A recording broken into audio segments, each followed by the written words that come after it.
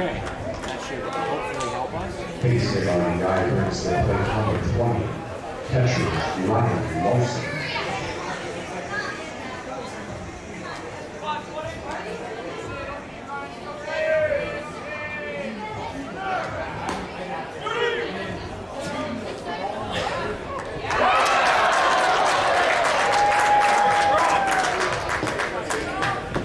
Okay, it appears I need to turn down a little bit of the crowd mic here, but people are getting excited to get play at that then. We are not in the booth, as I said. Another Cheyenne came in, but we are doing just fine.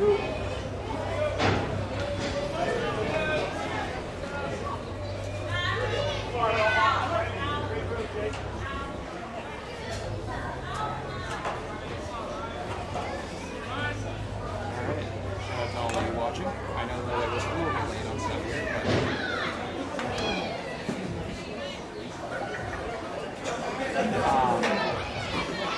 but once this game ends here, we'll have a little bit of a warm-up and they should get right into action. So it's not quite going to be a 5 o'clock first pitch. It's going to depend on the end of this Expos game. They're currently in the bottom of the 6th, though. So got another inning, so maybe 5:15, 5:20 kind of kickoff. We have another game at 1 p.m. tomorrow. And of course, it's a doubleheader, which is in itself kind of, time variable. So there's all that.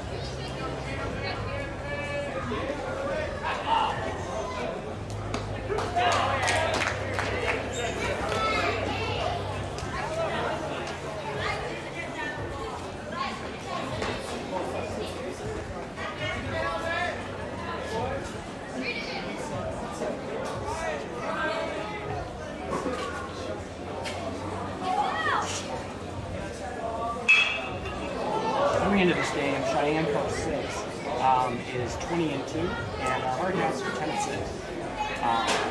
Though they have won 5 in a row. They had a really tough season, and they said they had their troubles on the road.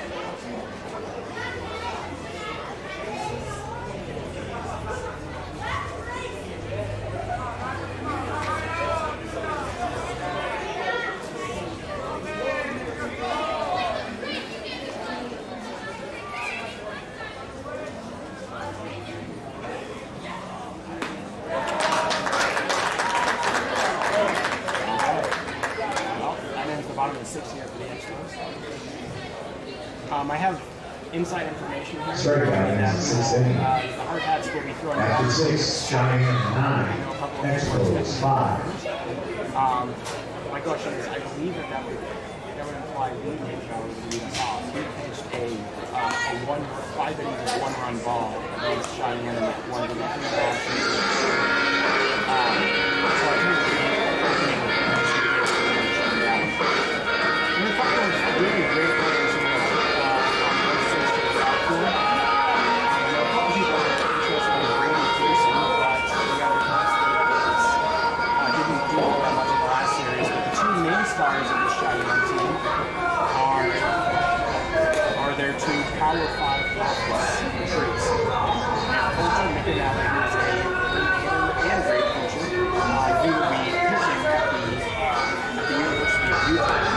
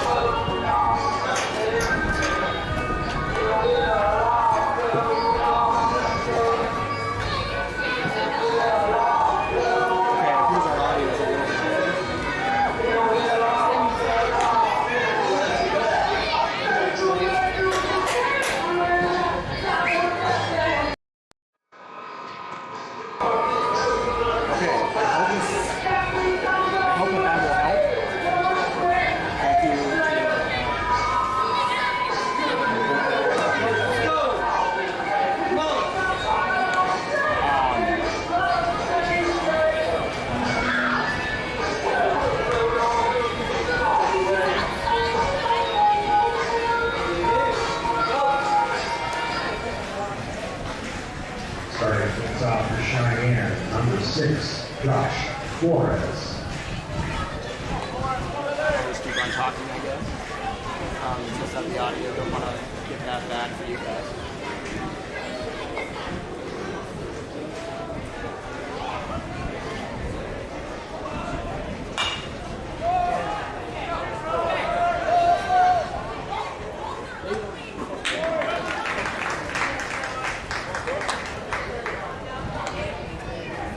The out brings up number 25, Brooke Robbins.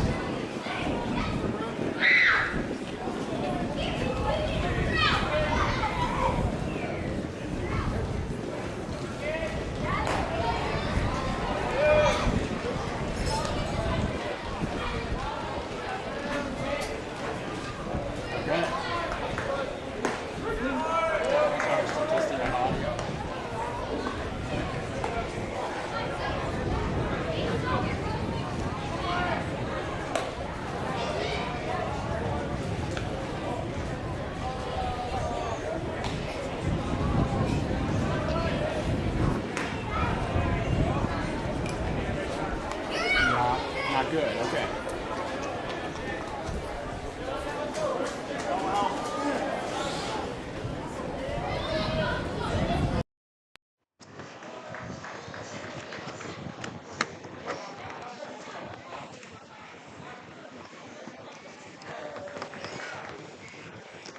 I don't see how this would change anything, but I'm going to switch around a few chords that are usually in their places.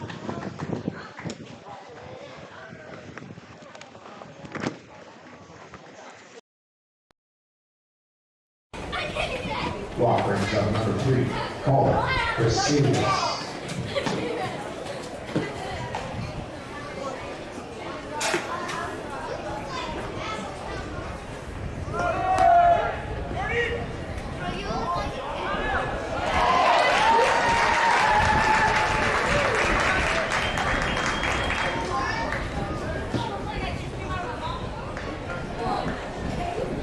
Okay.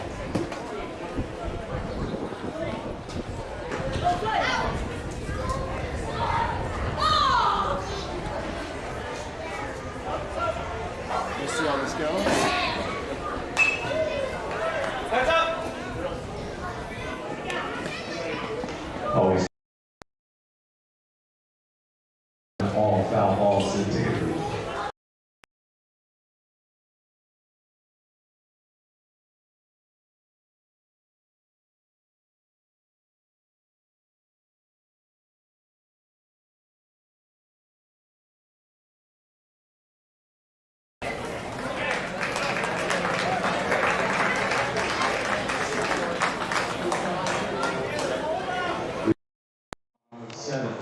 Cheyenne 9, Expos. Yeah, the video's going. Fantastic.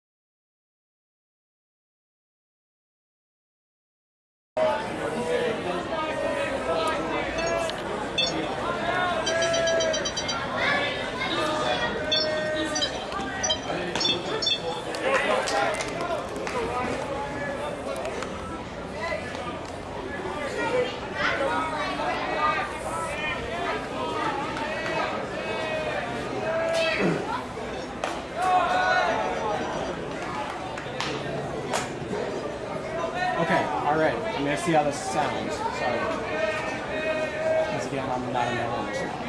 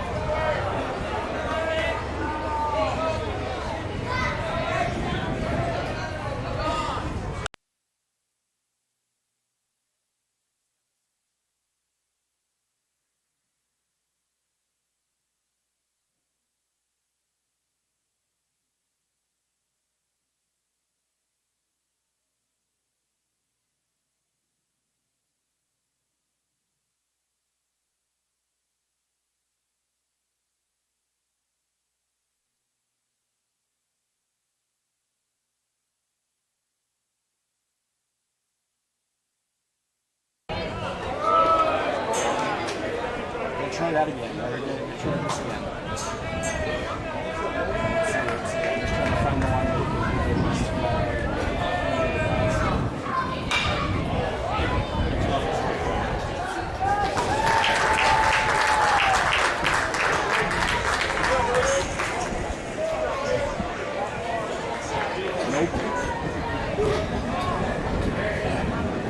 Now for the Expos, number 17, Hardhats.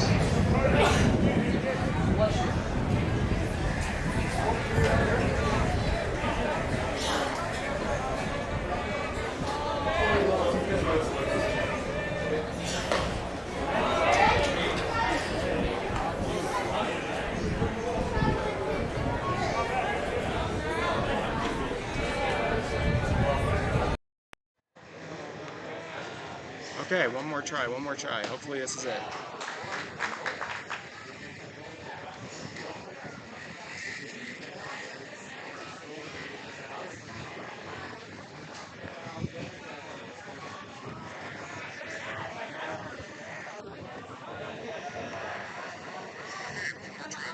There we go, that's the one. Alright, thank you for sticking in with me through a little bit of technical difficulties. We will be fine, I think, overall. Game still hasn't started. If you're wondering what this is Expos before the game. They are down in the bottom of the 7th and down to their last out. We'll start after that. I'm going to turn myself down a little and bring you in a little bit closer.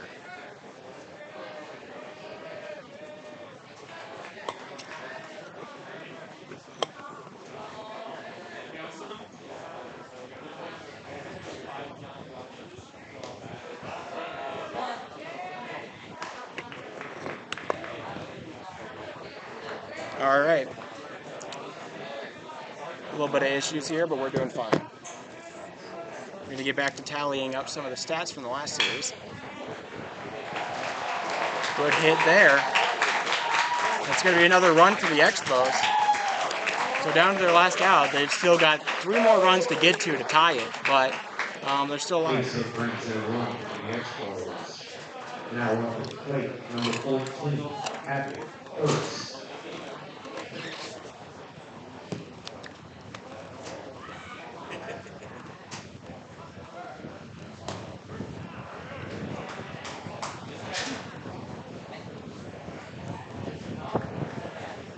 Thank you all for tuning in. Once again, if you couldn't make it today, we have another game tomorrow at 1 o'clock.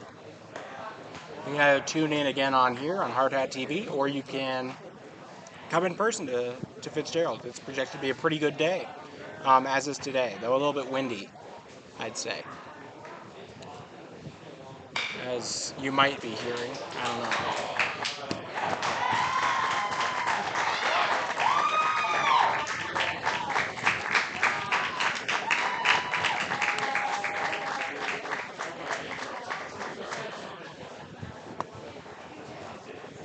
The green, Cheyenne 9. All right, hopefully that should help a little. 6. With the wind. I put a little hat on the microphone. It's very cool. Anyways, that's the end of the Expos game. So the Hardhats and Sixers will start warming up here for their premier doubleheader. These two programs very highly accomplished. Both carry the all-time state championship records in their respective states. Cheyenne has 34, and of course your Hardhats have 44. So that's a combination of 78 state titles. That is very impressive. There was a there was a really good bond with the two coaches that built these programs, and there's just a lot of high-level play here. So getting back to some of those players that you should look at.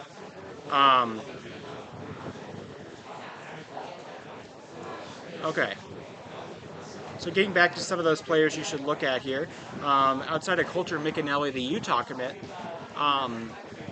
who has a 91st percentile fastball and 85th percentile power, and has pitched a no-hitter and a 17 strikeout game this year. Then there's also Bradley Feaser, who was a perfect game preseason All-American pitcher and is regarded as one of the best pitchers in the Great Plains region. He's committing to the University of Nebraska this next year. He pitched a shutout against the Hardhats last time around in the pitcher's duel against Lee Negebauer that ended 1-0 in Cheyenne's favor. He also, similarly to Lee, is 6'6" and plays quarterback and forward on the basketball and football teams at his high school. So, I mean, they all seem to... Lee seems to be a little bit of a spitting image of Feaser. 540. What? 540. 540. Okay, good. Thank you. All right, I just got news from a great friend of the program and Harrison Good's dad, Darren Good, that we're projecting a first pitch at 5:40 p.m. So be prepared for that. I got some good interviews with the players the other day. I'm still going to cut those up and turn them into something, but yeah, that should be all fun. So expect to see those on the social medias around. I might even get a way to fit them into these broadcasts in between games or something, but I'll see.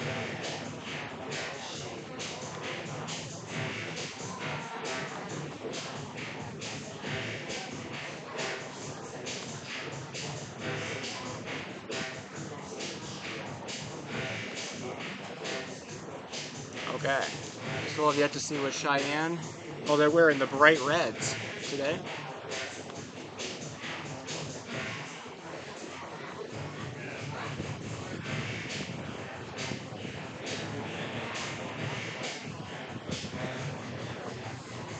Kind of like the old-timey Patriots in their color scheme there. Both teams wearing blue and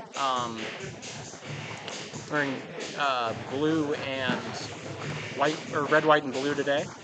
Very American in our colors. You'll love to see it.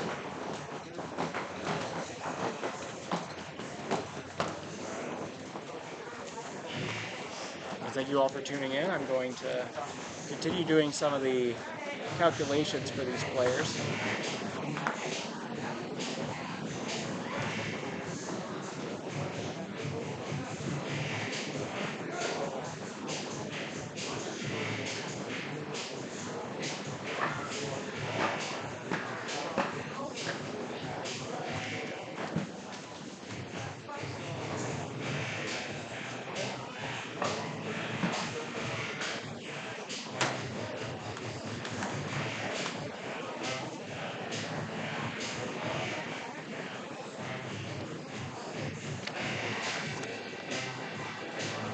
So yeah, 1-0, 9-6, and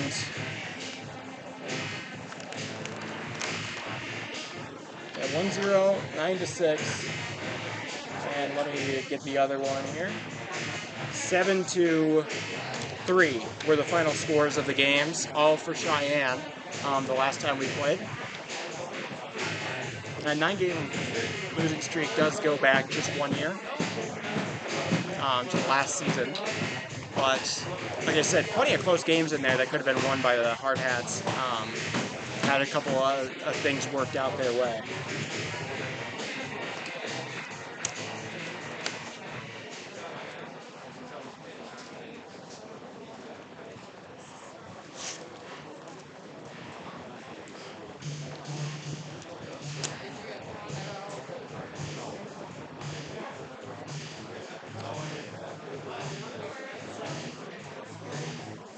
Okay. So going into some of the stuff here, I mean, I still have yet to receive either scorecard for the teams, but we should expect like I said, the Hardhats coming off of a very strong performance against Gillette post 42 on the road this Wednesday, where they put up 16 runs over 3 innings, and were able to mercy rule the Riders in 5, while not allowing a single run. I mean, that's as good as it gets. Really. Surprisingly, Lee Negebauer, in just his second time batting, or second time in the order, just as a hitter, hit his first and only hit of the season, which was a no-doubter to right field, a no-doubt 2-run homer. But we should expect Harrison Good. He got some rest on Wednesday. We should expect to see him out here today. He was able to tag the Sixers with a homer last time when they were in Cheyenne. So that should be pretty good, all in all. Yeah, so I would expect Negebauer to be the opening pitcher here if I heard Palmer as the second. And I would expect either Feezer or Micadelli to be one of the aces here for post 6, for post 6 to come out.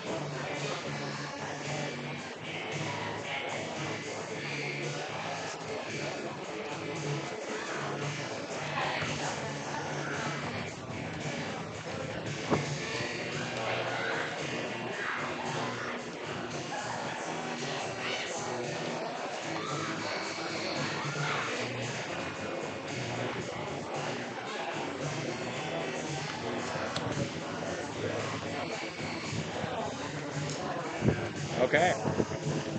So I'm still tallying up some stuff from the previous series. But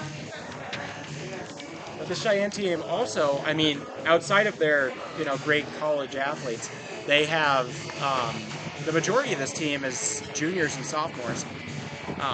So they should be pretty good for the future here. Although the Hardhats have probably a slight seniority advantage. That's not to say they don't have a lot of juniors and freshmen and sophomores as well, but by and large, some of the more heavy hitters on this team and pitchers are seniors or super seniors. In the case of Palmer Jacobs and Ridge Hinhofer.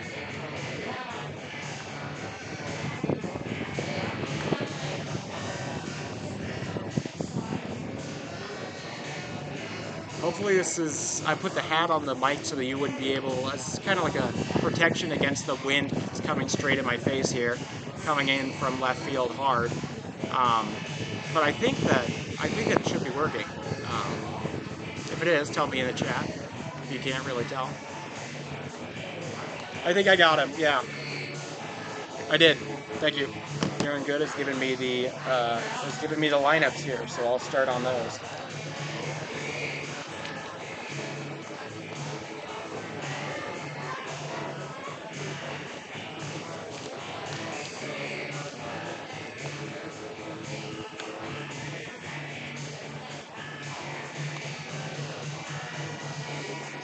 All right, I'm going to start out with the Sixers here. Their leadoff man is going to be the third baseman, Mason Tafoya.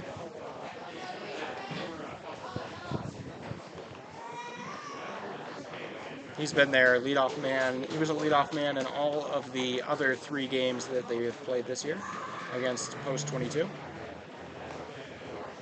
He's going to be followed by the Utah commit, Coulter Micanelli, who is going to be playing shortstop.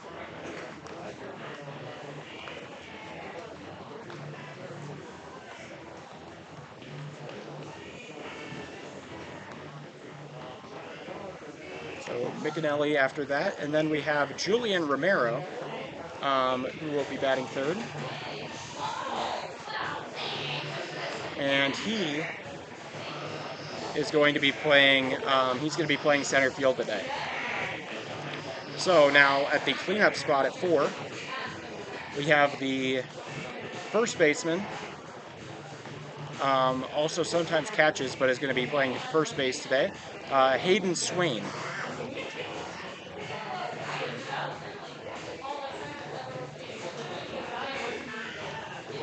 Hayden Swain is your 4-hole hitter. Then at 5, then 5th in the order, we have designated hitter Braden Pearson.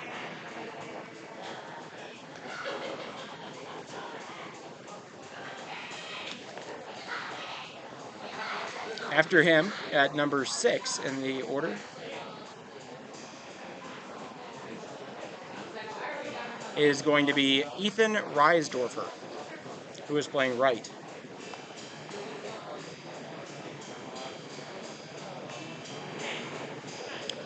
Reisdorfer had a pretty good time last time against the Hardhats, though he batted a little bit higher in the order back then. I don't know if people came home from college like they did for us after that series. But Nolan Horton will be batting 7th.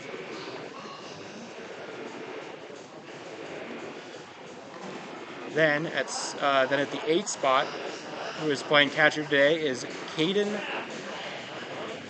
Westby.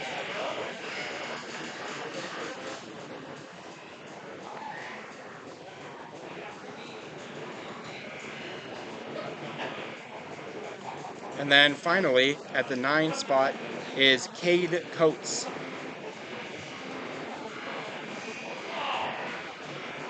Who I've heard is a pretty prolific hitter. He will also be playing second base today. And then finally, your pitcher, known for a pretty good pitch mix, though I believe he allowed the most runs out of the Cheyenne Post 6 pitchers in their series earlier this year, Corey Williams.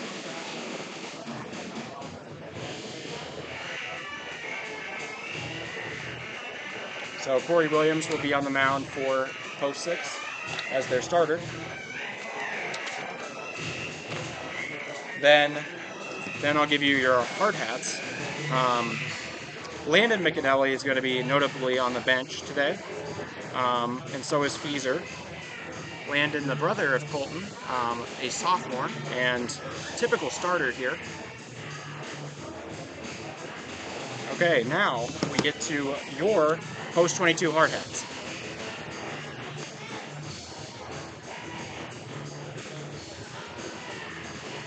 All right, leading off as normal, Zeke Farley, who will once again be playing his hallmark position in left.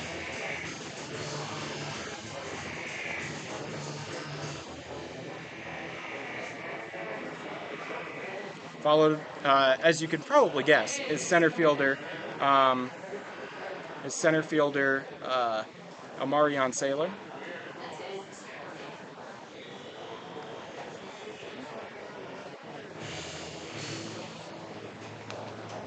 Then, in his normal spot at number 3 is the productive hitter Harrison Good, or as he prefers to be called, Harry. So I will be doing that from now on. If you're confused about that, Harry Good. I just realized that recently, and he's the last position in the outfield playing right. So the first 3 batters are left field, center field, and right field. Then batting cleanup, playing first base today is Alex Dietrich.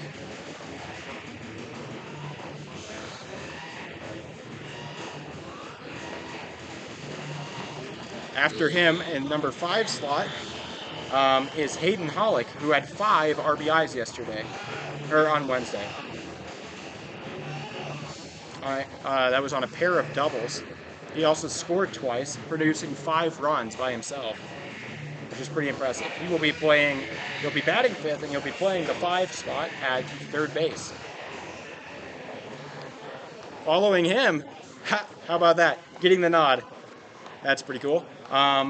After hitting that home run and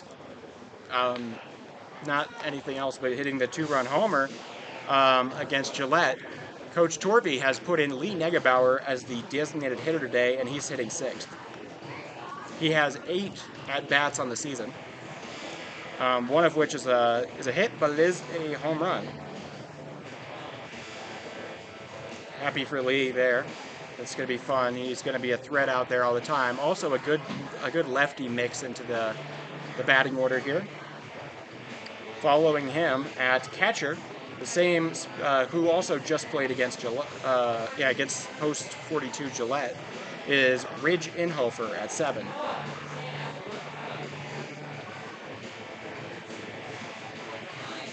So Inhofer will be hitting the 7th.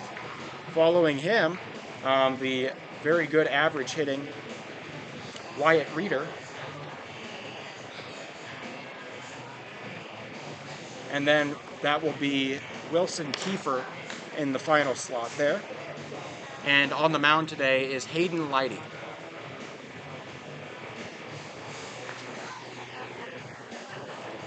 Leidy is somebody that the Cheyenne Post 6 team has not seen this year and also has not pitched in quite some time. Just kind of out of a necessity for other guys, we've been, Hayden Leidy has been kind of pushed to the back burner in terms of his usage as a starter, but he will be getting the nod in game 1 of this 3-game series today. I'm trying to set the hat back up.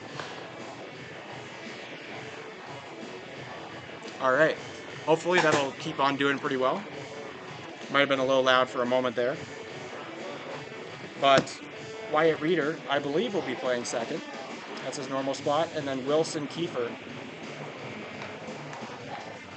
will be playing short. He's always great, both with the bat, getting singles and doubles, and with the glove, turning a team-high 6 double plays in this year, as well as making some fantastic grabs and throws.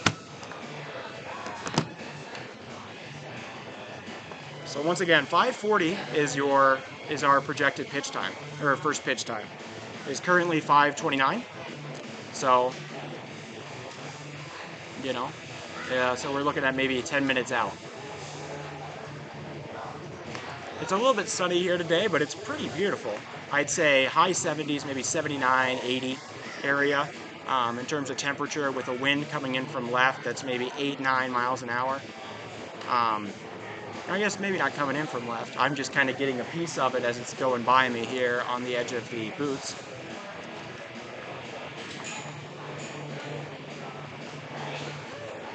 All right, I'm going to double check that I got those positions right.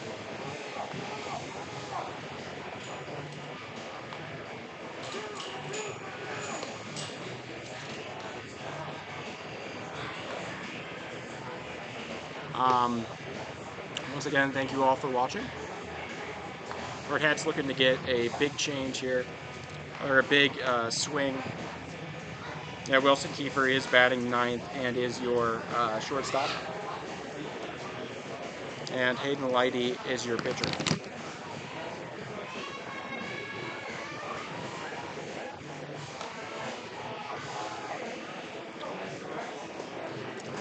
Leidy, like I said, has not pitched in a little bit here, but when he has pitched, he's been pretty solid. I'll get his stats up here.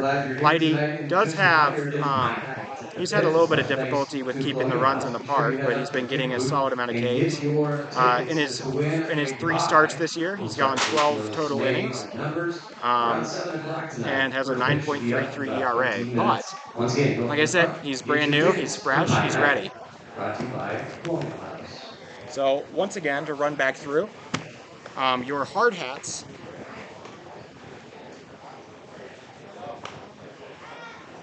Once again, to run back through your Hardhats lineup here, batting first at left field is Zeke Farley, followed by center fielder Amarion Saylor and right fielder Harry Good. Now, the next 3, we have first baseman Alex Dietrich, third baseman Hayden Hollick, and designated hitter Lee Negebauer. And the final 3, we have catcher Ridge Inhofer, second baseman Wyatt Reeder, and shortstop Wilson Kiefer. That's for post 22. They also have Hayden Leidy on the mound. Then for Cheyenne Post 6, their first three are third baseman Mason Tafoya, shortstop Coulter McAnally, center fielder Julian Romero, and then their next three are first baseman Hayden Swain, designated hitter Braden Pearson, and right fielder Ethan Reisdorfer. The final three in their lineup are left fielder Nolan Horton, catcher Caden Westby, and second baseman Cade Coates. So that is your starting lineups. They will be throwing Corey Williams.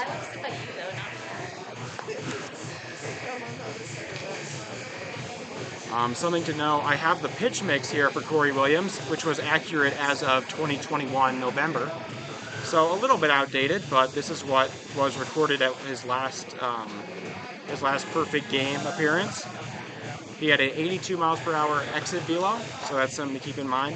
Oh, this is actually pretty recent, October 2022. So just last fall is when this was recorded. He has a pitch mix of a 73 to 76 mile per hour fastball, a 65 to 67 mile per hour changeup, a 60 to 65 mile per hour curveball, and a 65 to 66 mile per hour slider. He was first team All-State in Wyoming in 2021, though he didn't get any such accolades this last season in 2022. He's not a pushover by any means. He's also quite young, I believe. I believe he's a junior or a incoming senior.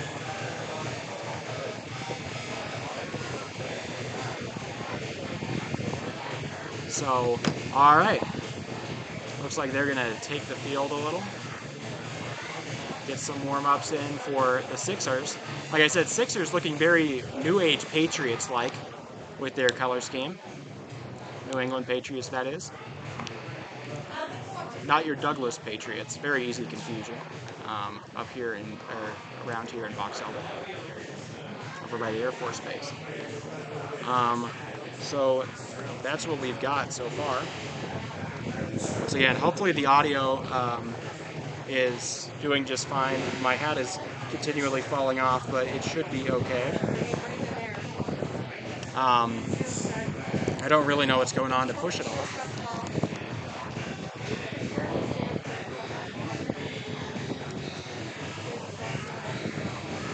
So that's that.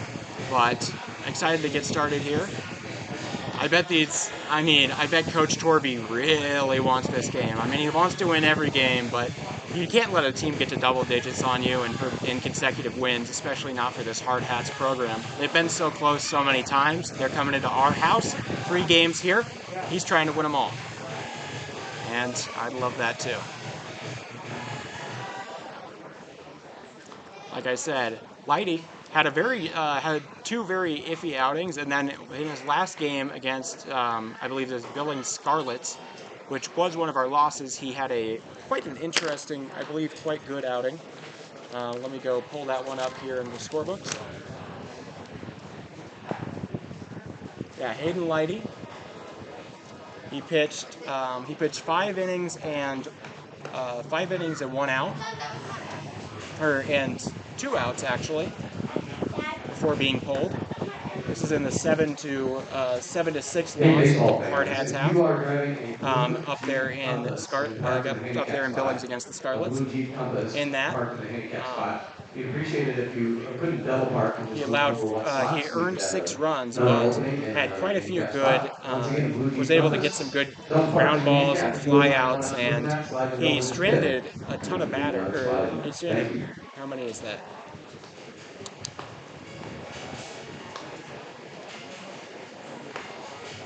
He stranded 9 batters out of the 15 that reached base, so he was pretty good in the clutch, and that was by far his best outing this year. But like I said, he has not pitched since then, but the momentum is still growing.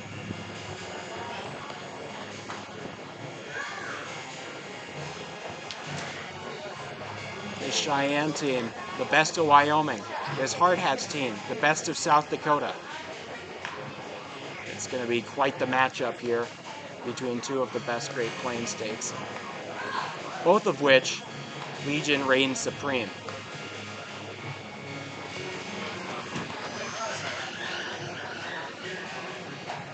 So we get to dodge either of the D1 commits at pitcher for the first game, but they get to dodge our two aces with Negabauer. I mean, they don't get to bat. We both get one pitcher hitting with Negabauer and Miccanelli both hitting in the order. But as far as pitching goes, Negabauer and Palmer are not going to be starting game one here. Good. Okay, audio's good. Happy to hear that. Thank you, Mom. Always appreciate it. Thanks to Siobhan Lean watching back in Denver, Colorado.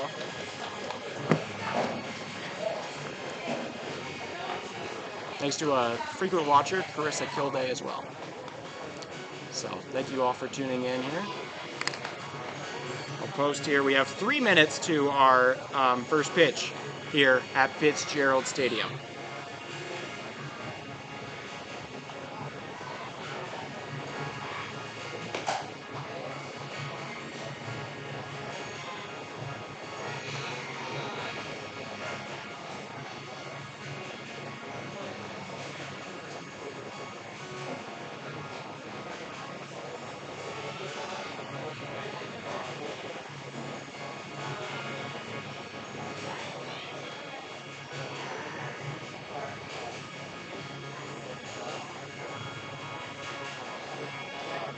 Glad that it sounds crisp and clear to all of you at home. Or out and about. I know that some of you like to listen to this in the car, on your drives, while making dinner, any of that kind of thing. Thank you all. If you wouldn't mind, I mean, I'm sure most of you are watching and are subscribed, but, you know, you clearly enjoy this if you're going to watch this for us. So it makes total sense for you to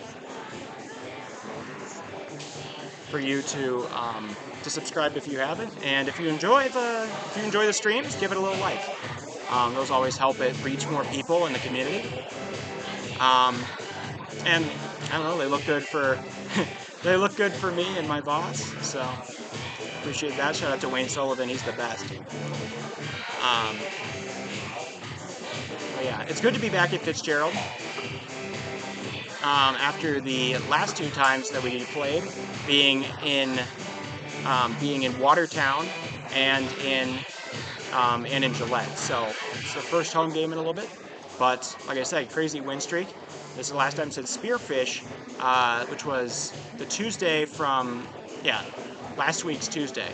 So about 11 days, I think, since the last time these guys have played here. The pitchers, or the coaches, out here getting ready, exchanging their lineups, talking things over. Boys look loose. They look eager to get out there and start playing.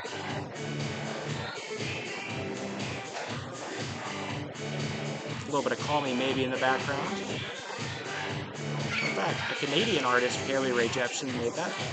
It became a rallying cry for Team USA in the 2012 Olympics, though.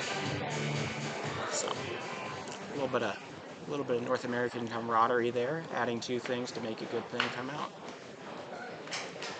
Okay, looks like we're getting ready. We're gonna get our starters announced officially, and we'll get our national anthem, and we'll be underway.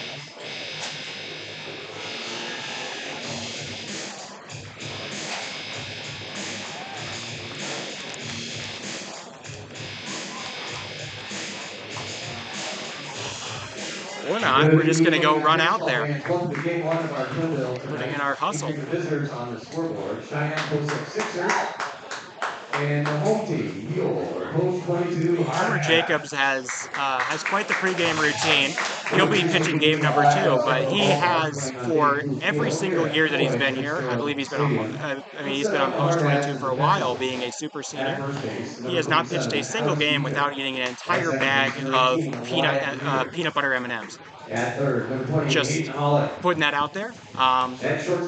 He's been pretty good for us. I don't know, it might be a little Skittles thing like Marshawn Lynch, but the peanut butter M&Ms have been his friend throughout this whole thing and have helped him pitch pretty well. So I don't know if the pros want to take that on as something to consider for their regimen for Jacob deGrom or somebody of that sort, but They've been a friend of Post 22 at least. Mr. Terry Levine, and in the field, Jason McGow. Here's Lighty. He's looking really good right now, locating some good strikes with good velocity. There's nothing that he's missing in terms of velocity. Lighty, one of the harder throwers on this team. Once again, fans, it is my night, special thanks to Colonial House. I always wonder what Wilson Kiefer could throw if he was on the mound. He throws a really fast ball from short. I wonder what it actually would be out there. Maybe I'll ask him sometime. If he's had a bullpen session or something like that. Because they had to have tried him out at some point with his arm. Anyways. Oh, I guess we already did our national anthem for the Expos game, so we don't need one here. So we're just going to get right into action, I suppose.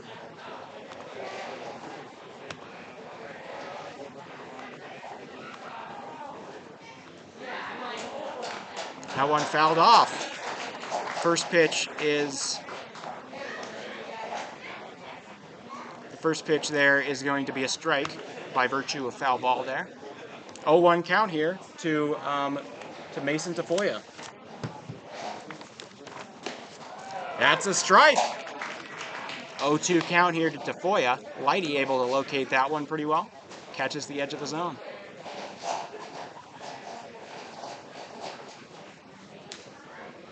The stretch, delivery. That one swung on, fouled back. He's going to stay alive, still 0-2. Returning the foul ball to the ticket booth, you get $1. Special thanks to Black Hills Pediatric Dentistry.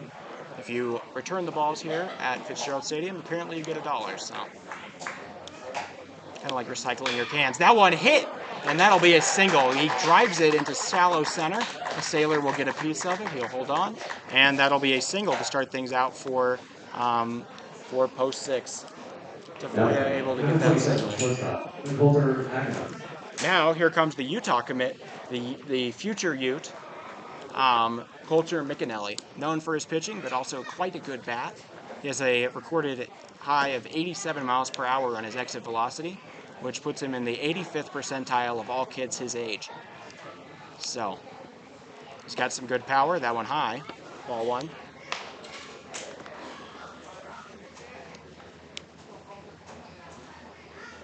Lighty. Done a pretty good job so far locating what he wanted. Tafoya got a piece of one back there, despite being so behind in the count. Tafoya getting a little bit antsy. Lighty will step off the mound and give him a good old stare.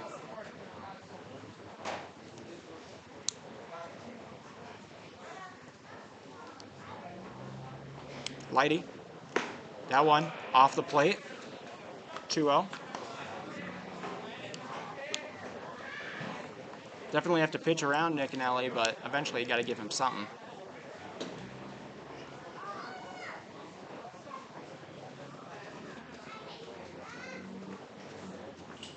Lighty's delivery.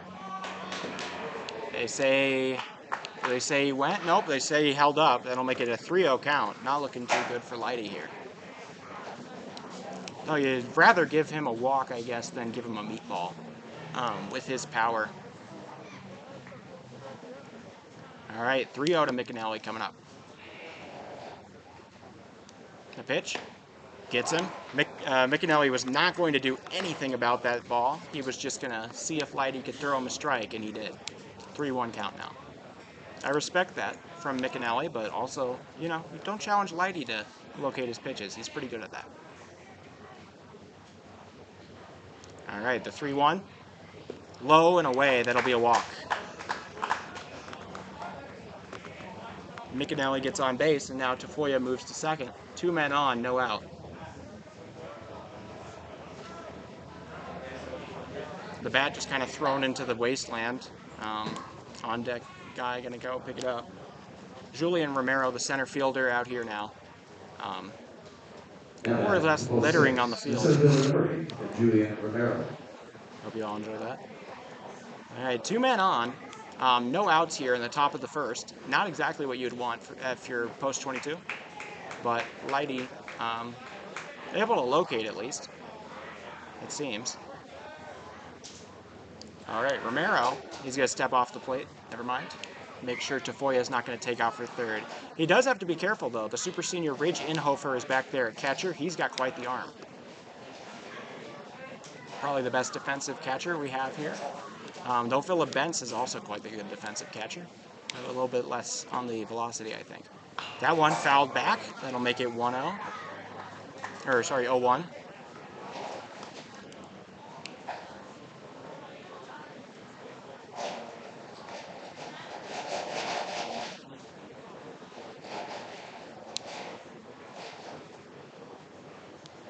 All right, Lighty. One of two Haydens on our team, right next to Hollick, who's playing third today. That one high and away. That'll make it 1-1.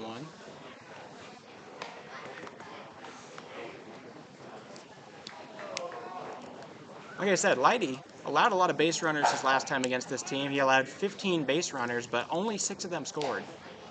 So he's been able to strand the majority of them against this team. So although it is a little bit to cause concern. That one inside, that'll make it 2-1. So although concerning to have these two runners on early, it does not mean that. I think we're in pretty good hands to get him out here with Hayden Lighty. Like I said, this is my first time watching him in person, as the last time he pitched was the game before I came on in Billings. That pitch is popped up to right. Reeder after it, and he makes the play. That'll be out number 1. Great job from Wyatt Reeder to go into foul territory and get that out. Number 14, Hayden Swain. All right, Hayden Swain now up. He's playing first today. He normally could play a little bit of catcher. I believe he had 2 hits in the first game of the last time against Cheyenne. I still need to, in between games, I'll probably do that. Add together all their stats from the previous series. But Swain, getting ready. He's got a weird way of spelling his name, S-W-A-E-N. But it's Hayden on Hayden here, spelled the same way. 1-0 count. Still 2 men on. Lighty checking in on Tafoya. He steps off. No pitch clock out here in South Dakota Legion ball, so you can take however many step-offs you want. As many pickoffs you want, anything like that. Lighty still looking back at Tafoya. He's going to throw that one in the dirt. Good job from Inhofer to keep that ball in front of him. But that'll make it 2-0.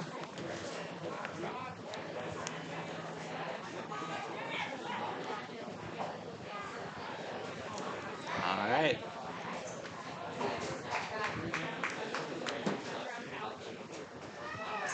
Lighty getting ready. The 2-0 to the cleanup hitter. That one also off 3-0. I think he wanted that one back. A little bit off the plate, but I think Lighty was trying to aim for over on that one.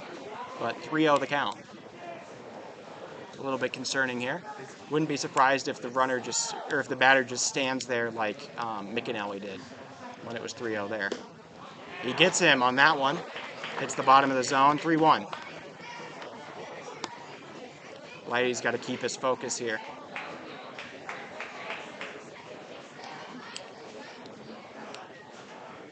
Lighty's got the long hair, reminds me of Zach Gallen. Tafoya going for third, Inhofer. That one a walk, so it does not matter. Base is now loaded with 1 out. Now that the designated hitter for Braden Pearson. Well, now 3 men on. Braden Pearson, the designated hitter, up. There was a little bit of hubbub about the coaches for Post 22 wanting to see a little bit of Pearson, getting a little excited about his potential, but he didn't really show out in the last series.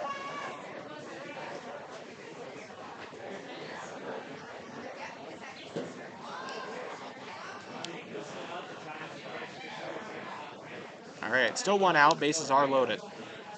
And Hofer, got to watch out for wild pitches here. It could score Tafoya. Lighty, outside ball 1.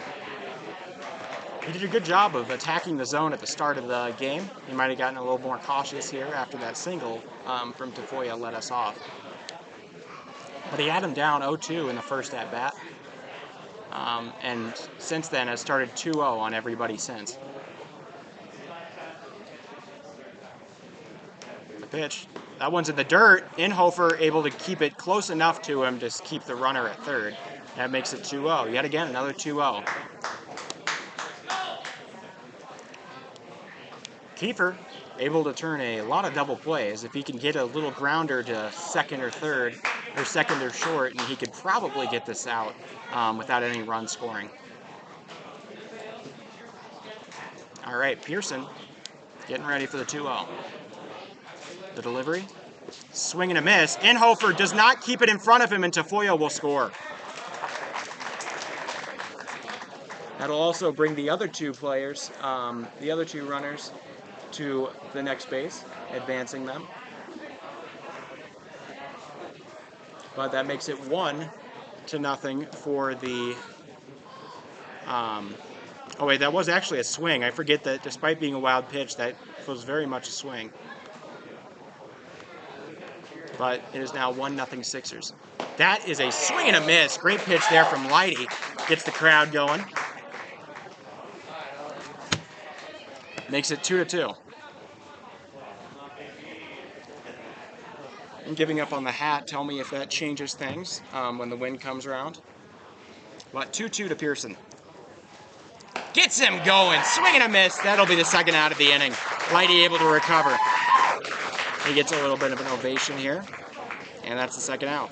Now batting for 2 outs. The right fielder. That's just Lighty's fourth strikeout of the season. Over 12.2 innings. Ethan Reisdorfer now coming up. He's the right fielder. Still, two men on in scoring position, but also 2 outs. Lighty has control here. It's just between the pitcher and the hitter here. He gets that one. That's a good pitch. Middle to high zone on that one. 1-0 or 0-1 the count. Sorry, I'm so used to the alternative. I wasn't expecting it. Lighty getting a little bit of poise in his eyes. The pitch, swing and a miss. He gets him going. 0-2 count. Lighty starting to get into his groove. That's 3 straight swing and a misses on his pitches. And that makes it an 0-2 count. Last time he was in 0-2, he pitched 1 ball, and then Tafoya got a single. But he did just strike out a batter as well.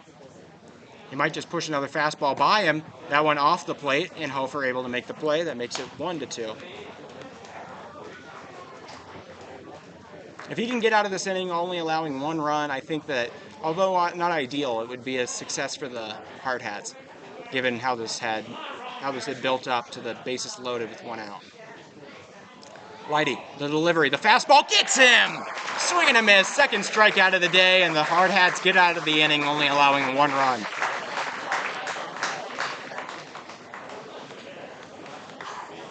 All right, well, it's going to be the Hardhats' turn to hit here. But that is his second strikeout of the game, almost averaging his season total, or matching a season total of 3. But that's how it is. He able to strand 2 men. All right, so after the first inning, we have 1 hit.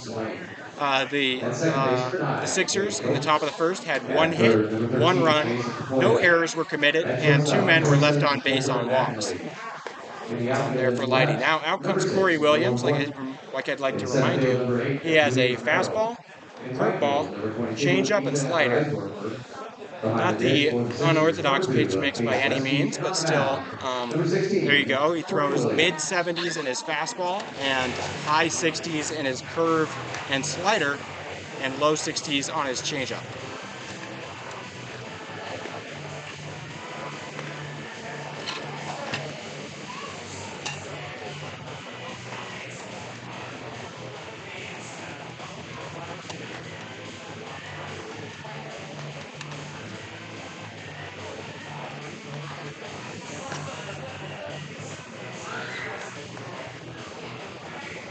When I was researching Corey Williams, I actually came across something that was, it was a children's book about a kitten in bed, I believe, was the name, or something in that sort. Also named by somebody named Corey Williams, so I don't think that fact's going to help you in any reasonable way today, but you're going to know it. As always, thanks for coming. Stick around. Got a second game after this. But the Hardhats are looking to lead off. Zeke Farley warming up. Farley, not always the hit guy, but very commonly the walk, a proficient walker out there. In his last game against Gillette, Zeke Farley was able to walk, get a single, and get another walk. He went 2 for 3 on the day with 2 runs.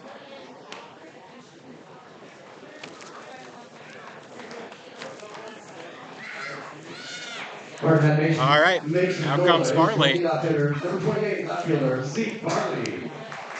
When I asked him if he had a nickname, he said his nickname was Ezekiel, which I said, oh, so it's maybe the nickname the other way around? No, it says Ezekiel is what they call him when they want to be endearing. That one, it pitched straight down the middle. Great pitch there for Williams to start us out. That sets quite the tone. Farley, not afraid to watch balls go by. He leads the team in walks this season. That one low, 1-1 on. Just a little below the zone. Didn't quite nick it.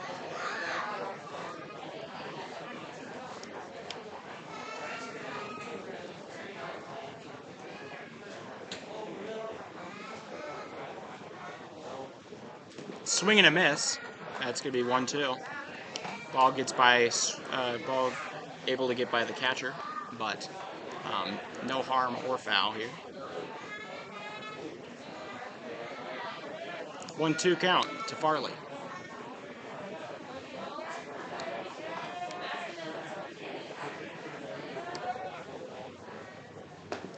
Did he go? He went. That's going to be a strikeout. So Corey Williams able to strike out Farley the first time on the first batter here. But up comes Marion Saylor. The center fielder, number 13, Marion Saylor. So 1 out in this inning. Saylor against Gillette struck out his first time up and then hit 2 singles and grounded into a force. That one driven to left. It's going to get down. Marion Saylor gets us started on the base pass with a single to left. First pitch he sees, he likes, and he takes it out to shallow left. Saylor, dangerous on the base paths. Out comes Harrison. He's fresh. He did not play in Gillette. He's batting .409 on the year, though, and it's one of just 5 players on this team to hit a home run, which he did against Cheyenne earlier this season. Williams, I'm sure he's been told all about Harrison. That one high, 1-0.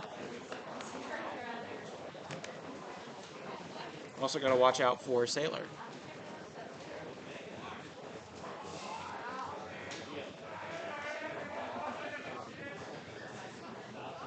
Saylor has 14 stolen bases, has been caught just once. They're going to check back on him at first.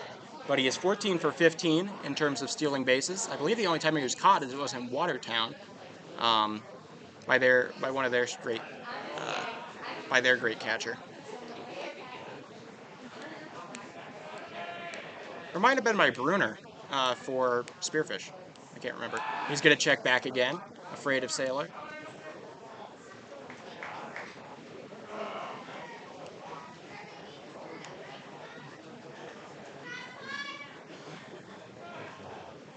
But yes, on the season, Harrison Good batting .409 with a .482 OBP and an OPS of 1.096.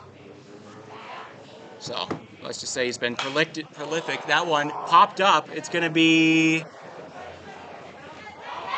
over the foul territory and onto the opposing dugout. That'll get away, and it'll make it 1-1. Very dangerous there for the Hardhats, as that one kind of just hung around and threatened to come inside the to come inside the netting here and be an out. But instead it's 1-1. 1-1 count. Sailor looking like he's getting primed for something. They might check back in on him. They are. Once again, safely back. He's not taking the largest lead. He just gets those legs tensed and he puts his weight on that front leg, and it starts to spook you out if you're the pitcher. He's not doing so much this time. Oh, now he is. That one, almost a bunt. Nope, he pulls back. 2-1 count to good. Harry, getting ready. It's always fun. You can see the dinosaur on the top of the mountain in left. A little Easter egg for everybody here. That's Dinosaur Park, recently reopened, I hear. Marion Sailor. That one, driven to right. It's going to be a little bit foul, and I believe it. Is that caught? Or is that another foul ball? I can't quite tell. It appears that it is simply a foul ball. 2-2 count here. Nobody able to catch that. I have a blind spot into right here with the booth in the way. So I'm seeing about as much as you are in terms of your field of view here. So we're equal in that way. 2-2 count to Harry Good. Checking back in on Sailor. Sailor taking off. That one is blooped into shallow left. It'll get down. The shortstop unable to make the play. Miccanelli, and that'll be another hit for the Hardhats. A long, hard fought at bat, but Harry Good able to get a single, and we have 1 out and 2 men on. It's the same situation that these guys had the first time around, but let's see if we can make a little bit better use of it.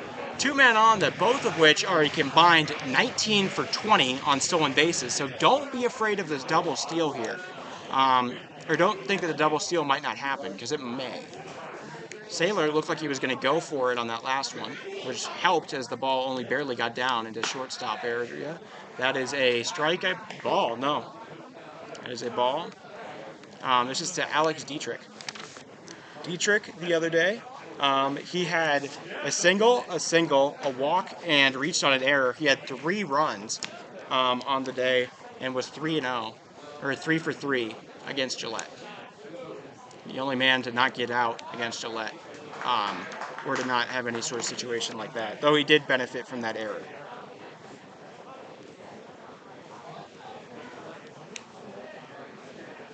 Dietrich, 2-0 count to him. 2 men on. Both pretty fast. If he hits a single that gets to the middle of the outfield, I bet Sailor could score. That one hit off his knee. Oh! It fouled off of his, I believe that was his knee. It could have been his ankle as well, but time is called. That's going to be a foul ball. Makes it 2-1. Dietrich, he's back up. He seems to be all right. That couldn't have felt good, though. He hit some solid power on that one. Almost went back to the pitcher's mound with its force. I believe this is a season high for viewership at home games. Thank you all for coming in. Really appreciate it. Williams steps off. He's got Sailor. He throws it to third. They got him. I think that a couple people here were arguing for the balk, but the step off was granted, and Sailor is caught in a pickoff. So that gets the main runner and puts us up to 2 outs here, but it's still a 2-1 count. Harry Good still on first. I think Sailor believed it was a balk of some sort. He didn't seem to want to get back to the bag. He might have thought that he was getting a free base there. That one is a strike. Despite Dietrich trying to get out the way, that one might be slid back in or something.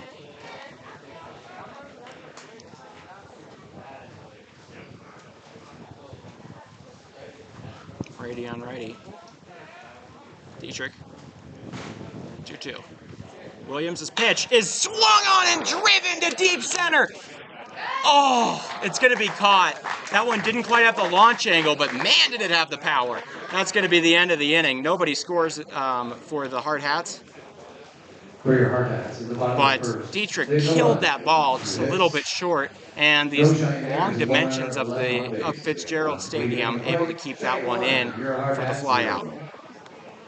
Once again, fans, just a reminder, head on up and get your tickets to Pie Night. It is Pie Night. Sponsored by Colonial House here at the Fitz. Going into the top of the second now. All Pie winners coming up momentarily. The Sixers now getting their turn again.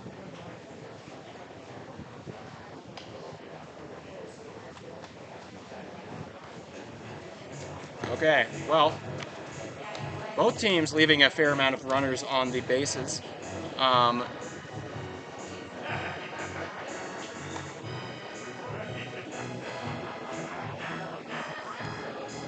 So on the inning here, 2 hits for the Hardhats in the bottom of the first. We have 2 hits, no runs, no errors, and 1 man left on base, and then 1 guy caught stealing, sort of. More of a pickoff play.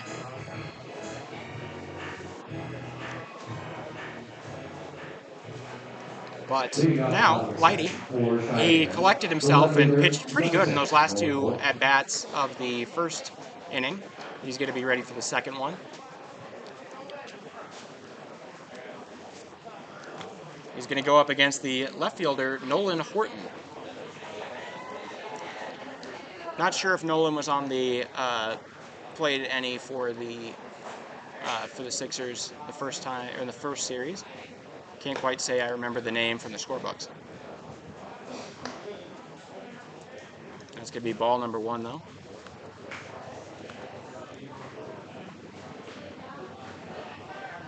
Swing and a miss. Lighty able to get him going. Lighty getting him a lot on that on his mix of changeup and fastball.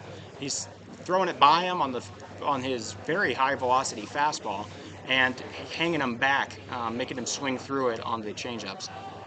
That one, a little bit low. 2-1. I think Lighty wanted that one, but he's gonna be fine. 2-1 here.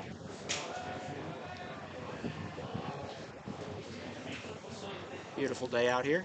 That one off the plate, 3-1.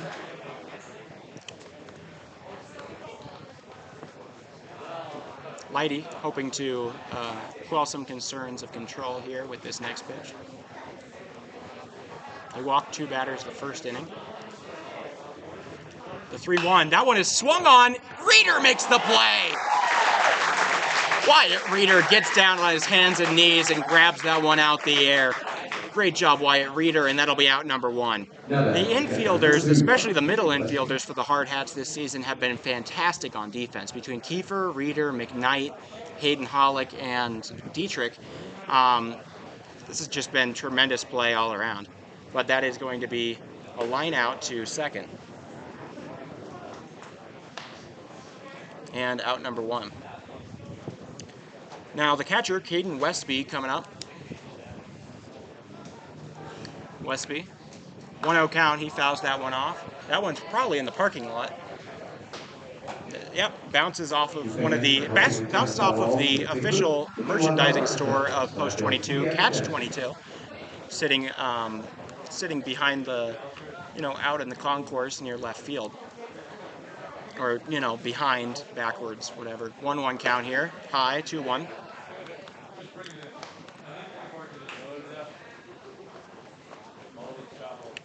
Lighty, we've seen this situation before, but he's done just fine. Westby, expecting that one a little bit high, would have landed on probably Mickelnelli or one of the taller hitters, but that goes down to ball. 3-1 count. Seen this one before. Here comes Westby. He fouls that one off near the lights. He does not hit him, and that'll stay within the park, but be a foul ball, making it a full count. 3-2-1 count, my favorite count, here for Westby.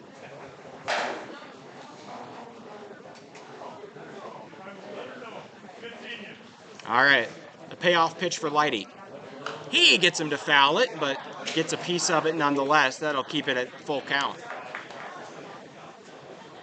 You don't have to worry about any dirt marks on this field or anything scuffing up the ball like that, as it's all turf, except for, I guess, the warning track. 3-2 count. Westby swings on one. That one drilled to left. Underneath it is going to be Farley. He drops it. The throw coming in is going to be just fine, but that is going to be a dropped ball on Zeke Farley. He was trying to get behind that. The sun might have gotten to him out there, but that is going to be an error on him and will lead to 2 bases for the Sixers.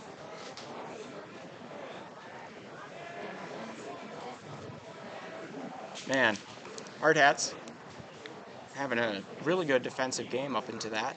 Like I said, there is a lot of harsh lighting coming in towards that side of the field, and Farley did have to back up. It got in his glove, but just kind of bounced out.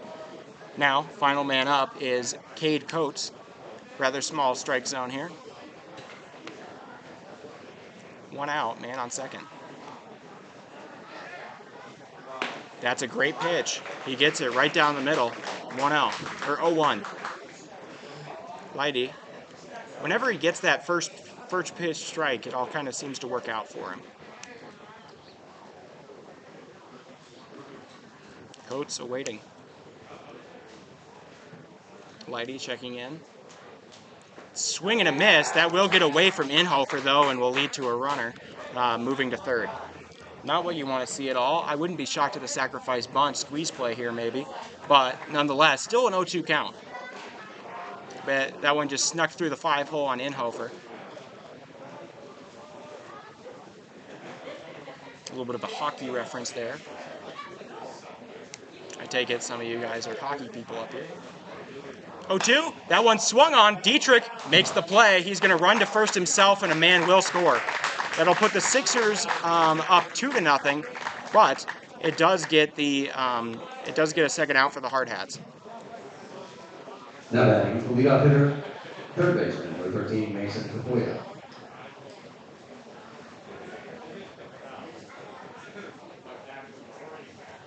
Okay, Mason Tafoya, the leadoff man, he got a single his first time around. That one a strike. Now, nobody on, but 2 outs.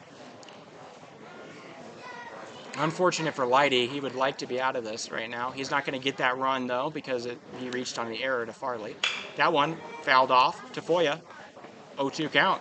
He had Tafoya 0-2 the first time around, then he allowed 1 ball, and Tafoya blooped 1 to left for a single. Or no, he hit 1 in between the short and second baseman. My apologies. 0-2 count. Fouled that one as well. The third base coach for the Sixers trying to go for the one-handed play there, wasn't able to do it. One of our Hardhats running out to left to retrieve that ball. Still 0-2. Now here's the part where I think Lighty throws his curveball outside. That looked like some sort of breaking ball. It was outside, but that'll make it 1-2. Didn't quite get Tafoya to bite. Lighty, by trade, more or less a ground ball pitcher, which is played to his advantage today, but that one high. 2-2 count, 2-2-2, with the Sixers having 2 runs. Here on May 20th, 2023. Lighty. The pitch. That one gets him top of the zone. Lighty able to get out of that, only allowing 1 run. That'll be his 3rd strikeout of the day, and that'll tie his season total in strikeouts. Able to get 3 today. He had 3 in 12 innings coming into this game. But after the top of the second, Hardhats, 0.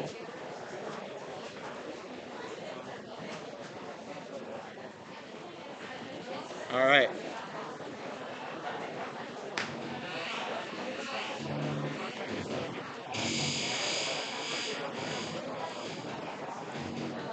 Well, after two for the Sixers, the top of the second. In the top of the second, there were 0 hits, 1 run, no earned runs, 1 error, and 0 men left on base.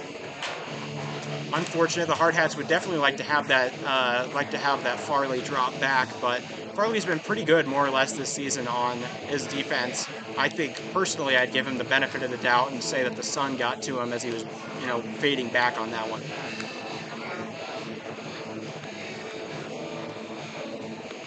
Now going into the bottom of the second here for the Hardhats. They had 2 hits the first time round, so pretty good on that front, and they were definitely able to get to Corey Williams, but they weren't able to capitalize after a pickoff and a ground out. Were able to or a strikeout. Were able to finish off the inning for the Hardhats. Or sorry, fly out. Hayden Hollick will lead us off. He had 5 RBIs last time up. Following him will be Lee Negebauer, who, like I said, only has 1 hit on the season on 8 at-bats, but that is a no-doubter 2-run homer to right against Gillette. Unfortunately, that one isn't caught on the books because there was a thunderstorm that knocked our service off. The second for your Hardhats, third baseman, number 20, Hayden Hollick. Not on the books. I mean, like, it's not online. Hollick did great last time. He got 2 doubles and a fly out and a ground out his last time, but those 2 doubles netted him 5 RBIs. 1-0 count here, bottom of the second here for Hayden Hollick.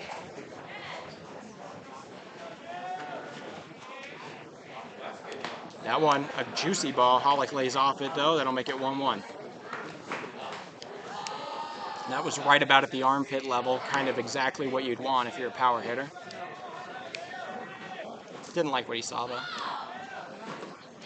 That one outside, 2-0 or 2-1.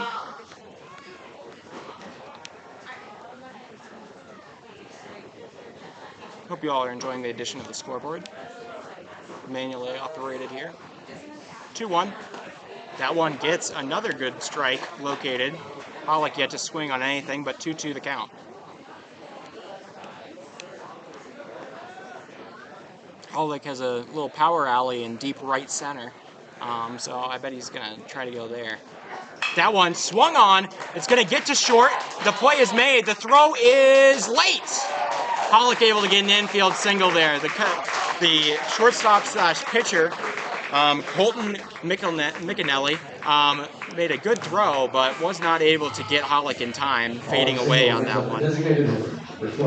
Infield single, the verdict on that one for Hayden Hollick. He gets on. Another leadoff single, or I guess it wasn't leadoff. Saylor was the second batter, but here comes Lee Negebauer. Lee, of course, an ace pitcher and quarterback of St. Thomas More Cavaliers in the fall. That went a little bit off. Lee coming in as a 6'6" lefty, about as genetic a freak as you could get for baseball. 1-0 count to Lee. Hollick, not the best base stealer. I think you're pretty safe leaving him be. He has tried 3 times though. He made one of them. They're really checking in on him. The pitch to Lee. Lee crushes that one to deep left center. The pitch gets away. The center fielder unable to make the play. Hollick running into third. Negebauer churning for 3. And in comes Hollick. That's a RBI triple for Lee Negebauer. His first non-home run of the year and his first hit here at Fitzgerald Stadium. The Hardhats are on the board 1-2 with a man on third. How about that from Lee Negebauer?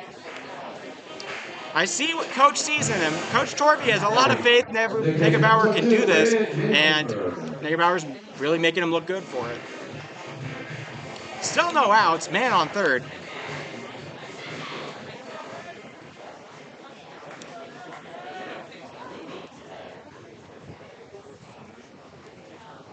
Bunt put down right along the line. Negebauer going to score. The underhand throw does get him. That'll be out number 1, but the sack bunt able to score Negebauer and tie up this game 2-2. Good bunt there from Ridge Inhofer. The second baseman, number 18, Wyatt Reeder.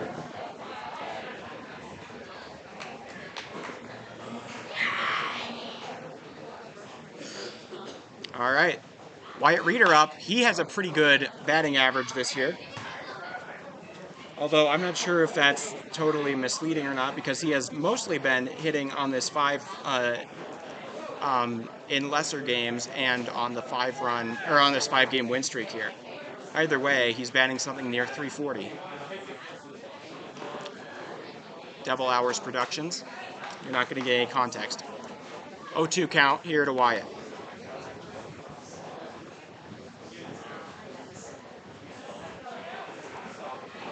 Pretty good inning so far, able to tie it up here. Negebauer and Hollick. 0-2 count. Reeder hits it right back up the middle. That'll be a single. And yet again, another single. That's the 4th single of the day here for the Hardhats. They've been tremendous. Reeder single brings up the shortstop. That's what Reeder does best. He is a little bit dangerous on the base pass, but up comes Kiefer. Kiefer, the only infielder any better at hitting he's not quite as good at hitting. He's batting 333 with a 400 OBP, though, as opposed to Reeder's 379 with 444 OBP. Kiefer, also great on defense, but, you know, a 333 batter is a pretty good one. He puts that bunt down foul. Reeder not going to even look at the bunt. He's just going to take off. I respect that, but that'll be strike number 1. Still 1 out. Reeder on first. Getting the signal from Torvey. Obviously, we have no clue what that signal means.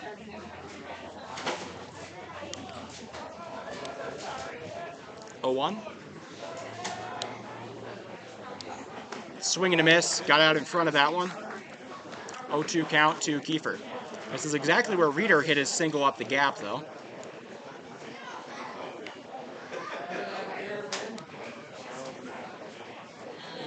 Neither of these players big double play candidates, if that were to happen. Both of them pretty fast. 0-2 count here to Kiefer. Corey Williams getting set. Continues checking in on Reeder. That one, Kiefer fouls off into playable, nope, not playable, foul territory. Still 0-2. Thanks to everyone helping out return those foul balls to the ticket booth. You can get $1. Special thanks to Black Hills Pediatric Dentistry. Kiefer gonna get ready, trying to bring in his fellow middle infielder. Kiefer had something like 7 RBIs in our opener on the season, including an RBI walk-off. Williams getting set for the delivery. The 0-2, that one high. Kiefer will look at it. 1-2, good eye there from Kiefer to keep away from that. You know, even knowing the risk of one more pitch being an out. All right, 1-2 count here.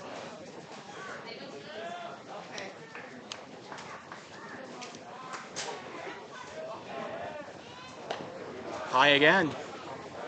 Good eye again from Kiefer, makes it 2-2. This is shaping up to be a very gritty, intense, hard-fought game here and series between post 6 and post 22. You should keep cherish the runs while you have them, because we'll have a whole bunch of pitchers duels between Jacobs and Mickinelli and Fieser and Negebauer. However, direction they go, that one is popped up into right field, calling for it, and the play is made. That is going to be out number 2. Reeder will stay put. Now batting with 2 outs, the leadoff hitter, left fielder, number 28, Zeke Farley. Now Zeke Farley coming back up. He had the error last inning, and a strikeout in the first, but he is, or at the top of the inning here, he had that error, but he is normally quite the good player on the base paths and hitting, so should be expecting here. Reeder almost looked like he's going to jump. That one called on him. I don't think Zeke thought that was, but while I was on the bus this week with the team going to Gillette, Palmer Jacobs came up to me and said, or was on the bus and said, he had to umpire a JV game once at Matt Marty, where he is playing college baseball. Oh, Reeder going off. That one hits the ground. Reeder able to go to second. He's going to stay at second, but that'll be a stolen base.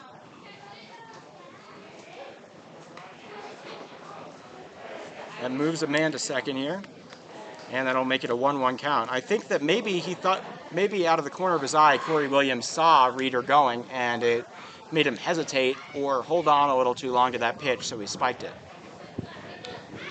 Just theorizing, though, 1-1 here to Farley. A single would likely bring in Reeder, depending on how far it is.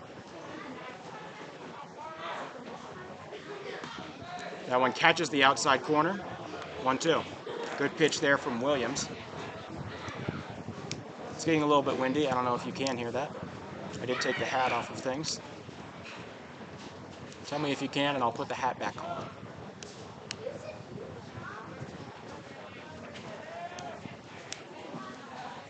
Reeder, lead off, or leading off a little of second. And time is called. Way to throw the pitcher off of what he wants to do. After finally deciding to pitch it, he sees that Farley already called time. Get inside the pitcher's head a little and buy yourself some more time to get ready for the pitch. 1-2 count here to Farley.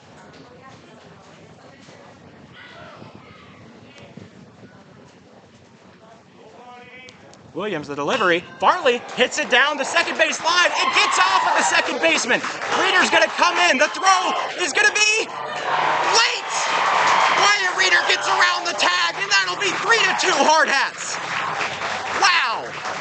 Great base running from Reeder, and that's a single as well for Zeke Farley. RBI single for Farley, and that'll give the Hardhats their first lead in, I believe, any of these games against Cheyenne Post 6 this season, and that is a great sign here. The second baseman, Cade Coates for the Sixers, reached all the way out for that, but it bounced off of his arm while it was laying on the ground, and was able to work out just fine. I don't know what's going on with my scoreboard right now.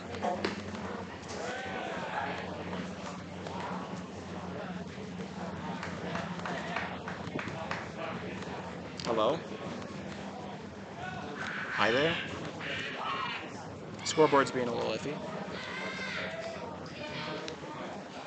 1-0 count here, though.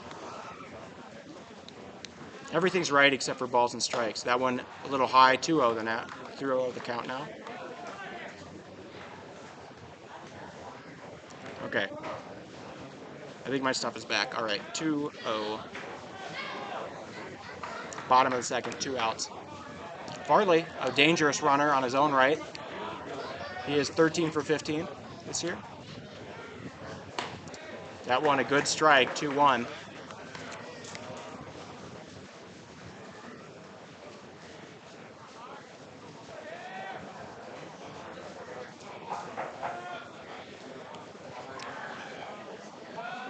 Two-one count.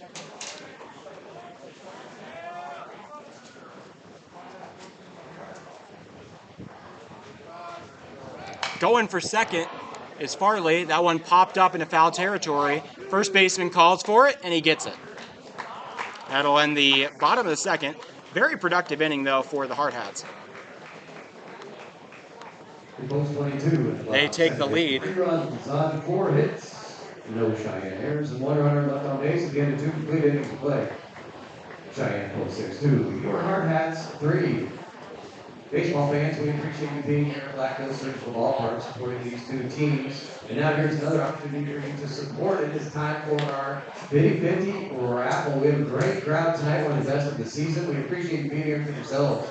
A round of applause for supporting everybody and spending the night out tonight. Here's the deal. If you have a 50-50 ticket, you get half of the pool prize. It'll be a good number. Well, to recap the bottom of the second for the Hardhats, that's 4 hits, 3 runs, no errors, all 3 runs earned. On pitcher Corey Williams, and 1 man left on base. Very productive, and now the Hardhats have their first lead, I believe, of any game in this series so far. Like I said, trying to break up a 9-game losing streak to the post 6 here, and they're doing a pretty good so far. Out comes Lighty. He's allowed 1 run in each of the last 2. He's only earned 1 of those runs, though, as Zeke Farley's error in left was allowed a player to get on base and eventually score for the Sixers in the top of the second. Out comes the Ute to be, Coulter McAnally. Last time up, he got a walk and got all the way to third base, but was stranded there after a pair of strikeouts from Lighty were able to keep 2 men on. Lighty. That's a good ball. That's a strike. Good one there. Lighty able to kind of get a swagger back. I think he's mostly just doing his changeup and fastball right now, but it seems to be a good routine that's getting guys swinging. 0-1. That one driven to Saylor out in center. Saylor underneath it. He makes the play. That'll be out number 1. Now batting for the Sixers, number 8 center fielder, Julian Romero. Out comes Julian Romero. He lined out to Wyatt Reeder, who made a very good play at second last time up.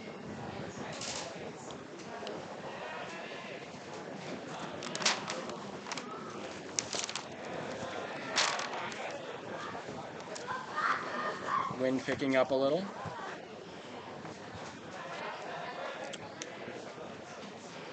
Oh, sorry. Somehow it's already... Yeah, no, it was not 3-0. The scoreboard guy was a little bit iffy. All right, 2-0 count. That's right. 2-0 count here to Julian Romero. Lighty trying to recollect himself. Deep breath. Pitch. A little bit low. It was a good call by the ump. It was definitely on the side. Inhofer did his best to frame it, but couldn't quite bring it up enough to get the call. 3-0 count here to Romero. That's off the plate. Makes it 4-pitch walk. That'll put a man on. Now batting number 14, the first baseman, Hayden Swain. Hayden Swain coming back up. He had a walk last time and got stranded at second in the first. Watch out for the double play. Kiefer able to get a lot of that.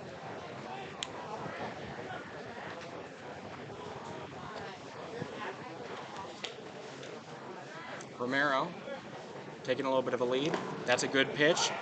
First pitch strike has led to I'd say a lower batting average by maybe, I don't know, 80 points or so, I'd say, against Lighty today. His first pitch strike is very integral to getting his outs.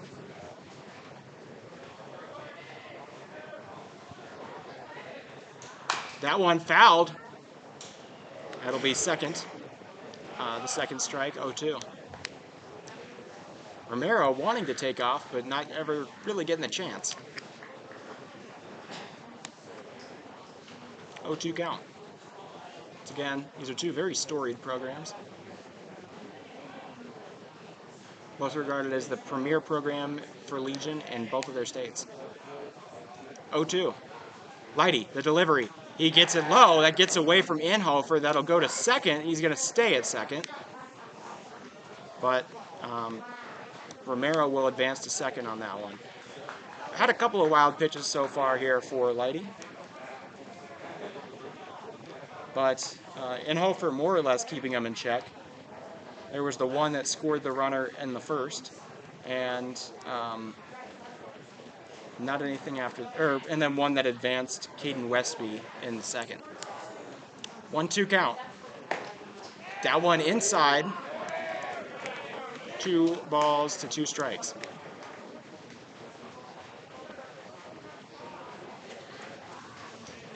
Two count. Here for Lighty. Excited to see what he pulls out now. Looking for that K.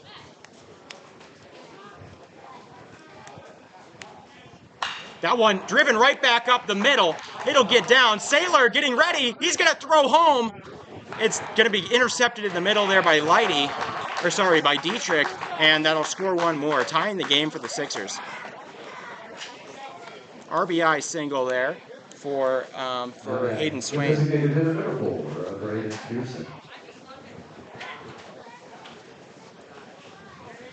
So, not the best. I mean, what's a Hayden Lighty inning without one guy allowed? As long as he gets out with just the one, I think it'll be fine. Braden Pearson got struck out in the first. High pitch. Ball 1. Sixers and Hardhats tied. Both got 3 runs, but in very different ways.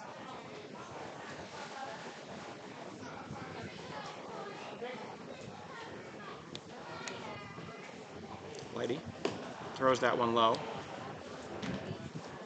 2-0.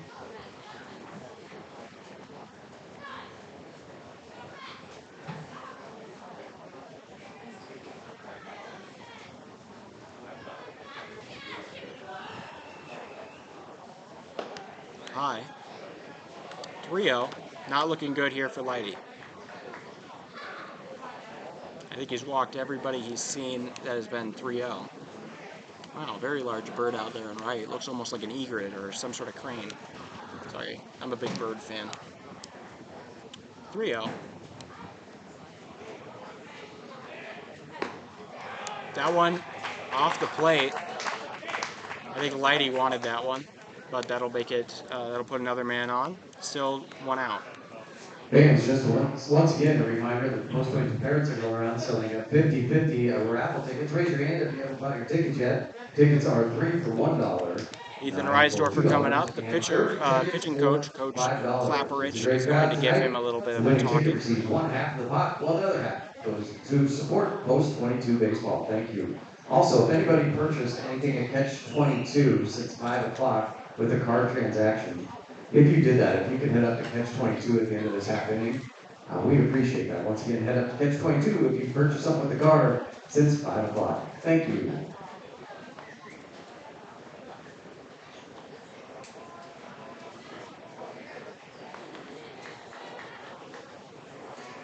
Okay, well,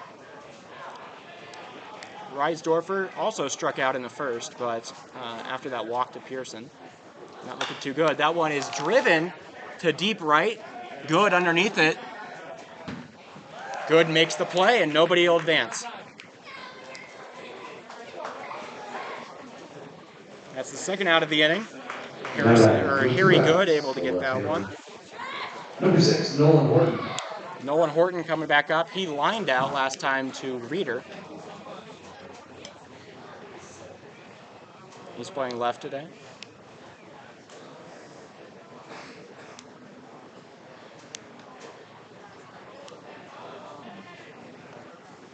That's a little bit inside, it looks like. Still runners on first and second, but 2 outs. Lighty, always able to get just the one and strand everybody else, so we'll see if he can do it again. That pitch way off. That one's going to get 2 guys going for a wild pitch. It looked like he kind of tried to throw a quick pitch after checking on the runner, maybe trying to catch the batter off guard. It didn't quite work out as that was spiked and eventually lost. If he can get the out here, though, none of it matters. 2-0 count.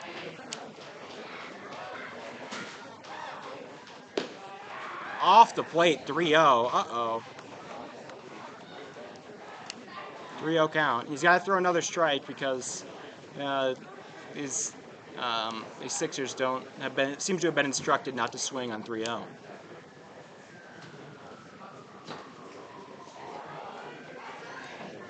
That one is a strike. He clutches up with that. A little bit of ice in the vein moment, but 3-1 count. Now it should get back to a swingable at bat. He's got to make sure he locates though. Ooh, that one gets down, but it'll be a walk. Inhofer able to control that though. Loads the bases now. Still 2 outs.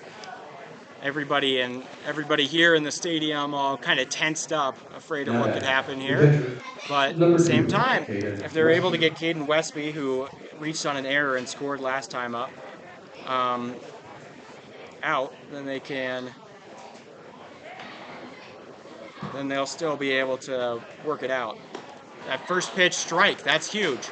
That's been a big sign of an out here so far for Hayden Lighty.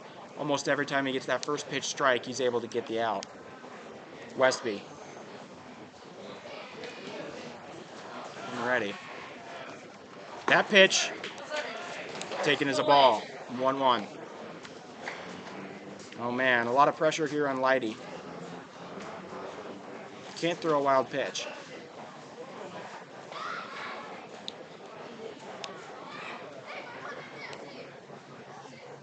That one driven high.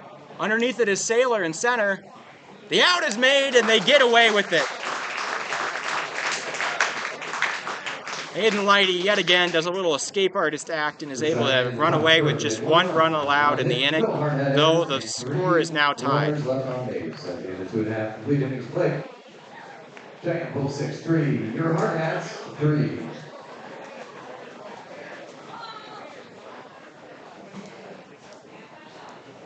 So after in the top of the third, the Sixers had 1 run, 1 hit, 1 earned run for Lighty, no errors, and 3 men left on base.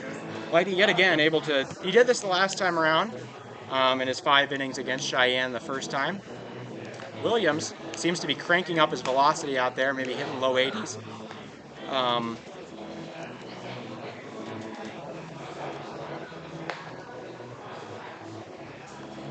All right. Once again, despite seven players batting in that inning, only 1 run scored.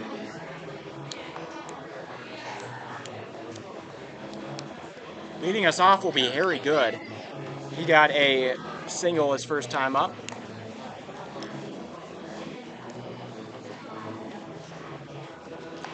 Post 22's best hitter outside of, well, best regular hitter. Aaron Roach is batting something, I think he's batting .539 right now, but he's been mostly coming in as either a pinch or in games where it's not anticipated to be as competitive. He's just a freshman, or no, he's a junior at St. Thomas More. Oh wow, Williams throwing quite the wild one there in his warm-up. Hardhats will get their turn. And to lead them off, Harry Good.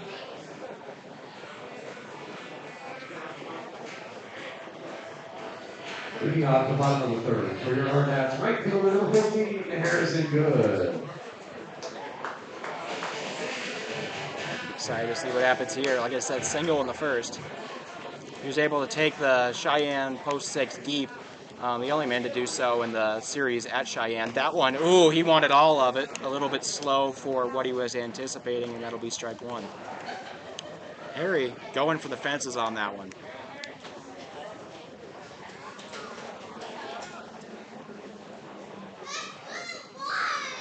Ooh, yet again, he's going for the fences.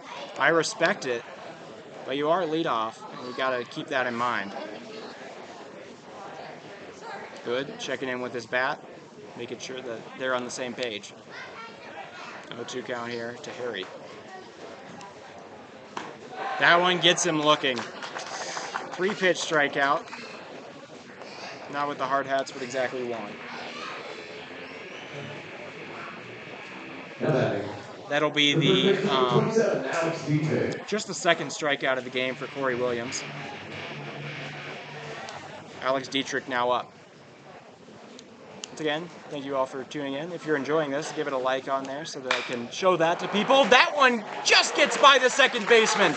That one blooped into center. Dietrich, single.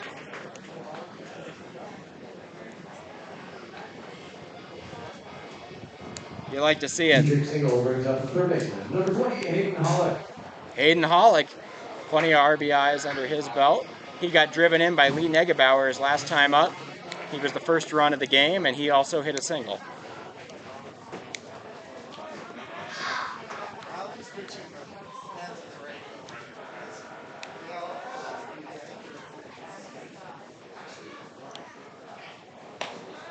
That one called a strike. Hollick, I don't think was expecting that. Maybe a little bit of punishment for his height. He does have quite the strike zone.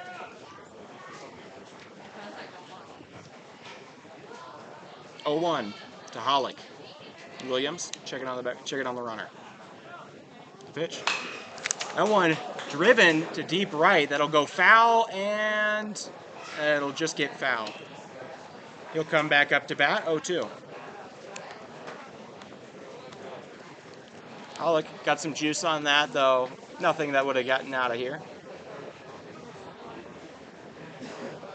I don't think Hollick has a homer this year, which is wild because he's a pretty good power hitter. At least in extra base hits and whatnot. 0-2 to Hollick. Low. Westby able to get beneath that one and keep it in front of him. 1-2 the count. Remember, Dietrich on first.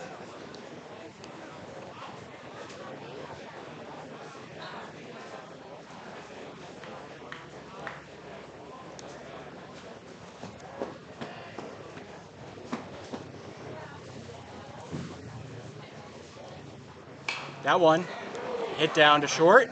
McAnally hits it to second. The throw is off. He'll stay at first, but the double play not quite turned.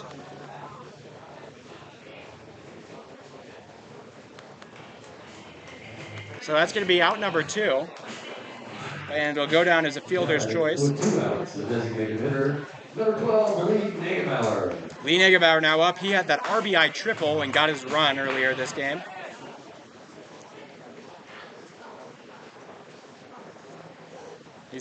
Here comes Lee. These last 2 games, he's gotten a homer and a triple and nothing less. Throws it back to first. Pollock easily in time.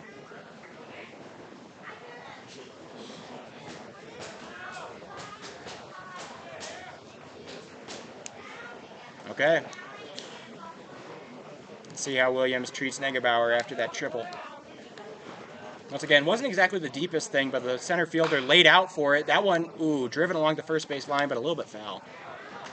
Sorry, forgot to reset that. 0-1.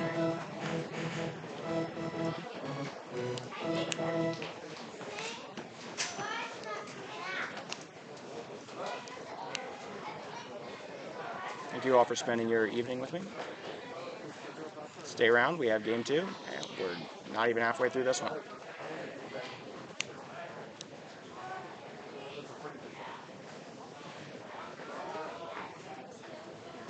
Low pitch, 2-2 the count. Or sorry, 1-1 the count.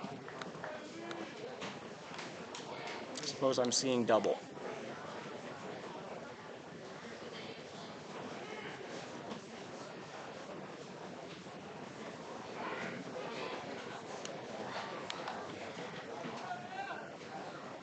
Williams, the 1-1. Swing and a miss for Negebauer. It seemed like he realized he wasn't going to quite get it and tried to hold up there, but swung all the way through with his power. 1-2 count. When I asked what he's known for on the team, during interviews this week, he said, practice bombs. So keep that in mind. That one, driven. It's going to get into the outfield. Pollock will stay at second. He's going to get back in time. But that is a single, and Lee Negebauer has his second hit. Doubling his hits on the year just today alone, but that's another single. Hey, man. Absolutely take it. 2 men on with 2 outs. Ridge Inhofer, he had a sac bunt to bring in Negebauer the last time up. Though on the road trip to Gillette this week, he had a single, a walk, and 2 strikeouts. He scored 1 run and drove in 2. He drove in 2 on a single, so keep that in mind. That one called strike. 0-1. Ridge Inhofer. The super senior. New to the team this year. Moved in from Sturgis.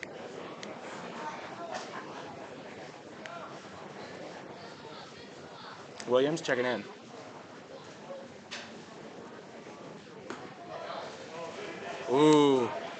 That was definitely close to the plate. Good eye there from Inhofer to not bite on that one. Though I bet he can get a little bit of a different perspective being a catcher himself on the ball. He sees all those pitches come in and where they land every time he has to catch for somebody, so I bet it gives him a little bit of an advantage here. Men on first and second, 1-1 count. The stretch for Williams, high, 2-1. You'll absolutely take it. You'll absolutely take a walk here. Would load the bases for Wyatt Reeder, who is batting at 389 coming in, or 379 coming into the game, and he got a single earlier, so probably closer to 389 now. 2-1 count. to Inhofer. He's going to drive that one into right. Playable. And out is made. That'll end the third inning. It'll remain 3-0. Or sorry, not 3-0. 3-3 here. No Cheyennes and 2 runners left on base at the end of 3 complete innings played. We're tied Or up through 3 innings. 3-3 between the Sixers and the Hardhats. Whitey's going to stay in.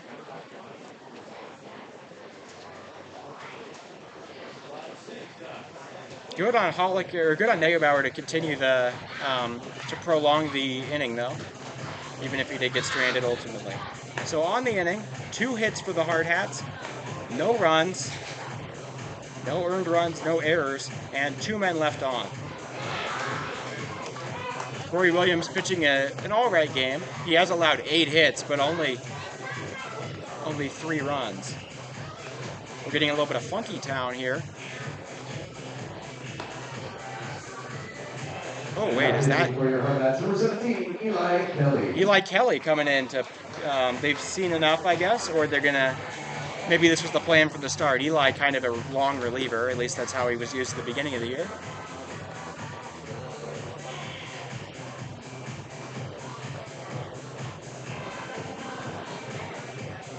He will face the 4th.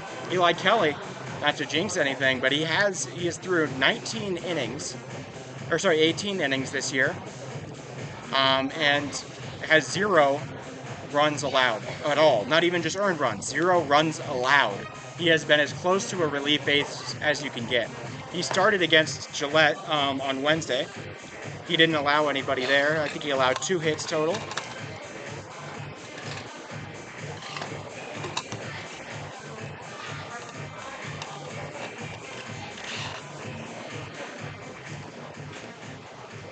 Leading off for post 6 here in the top of the board is Cade Coates.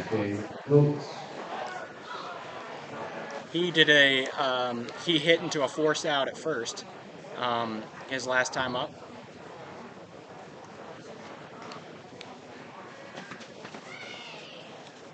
Second baseman getting ready. Eli, that one down for the bunt. Kelly gonna bare hand catch it. The throw is not in time.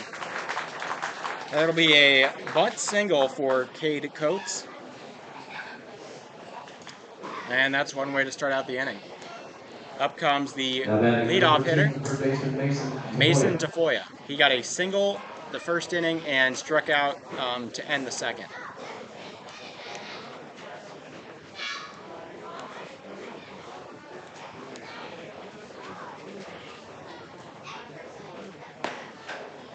That one off the plate, apparently. 1-0.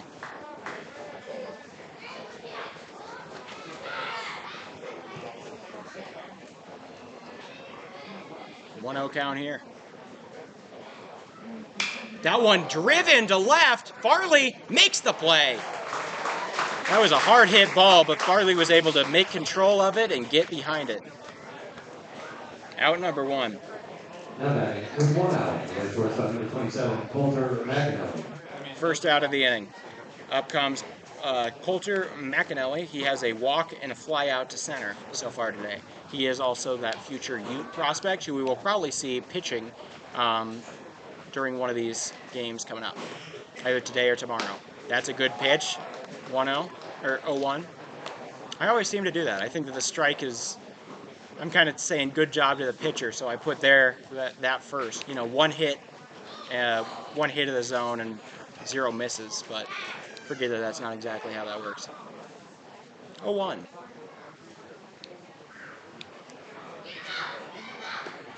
The curveball looks pretty good. Maybe curved a little too far, though. Makes it 1-1. Like I said, last time on the bus ride, Palmer Jacobs said that he had to umpire a Little League game or a JV game, something like that, at Mount Marty University, and he said I'm never gonna complain about an ump again. That was so hard. He claims he missed nearly everything. The sluggish changeup gets him. Dear Lord, that thing barely got across the plate, but it was able to get a good swing. McAnally, going to see plenty of that in his future in the Pac-12. assuming Utah stays there. I believe they will, but some people are thinking that they might hop out for something else with the UCLA and USC move. Kelly checks back in at first. Dietrich just about able to make control of that ball. shaking some little rubber bits from the turf out of his glove. 1-2 here to McAnally. Kelly. The stretch. The throw. That one is hard hit to foul territory. Farley getting underneath it. Oh, just a little behind him. It kind of curved back around in the wind there and got over the top of his head. Barely playable, but Farley was out there. That'll be harmlessly falling 1-2 now. Still the count for the Sixers. That was a hard play to make. I don't blame Farley at all. Would have been bonus.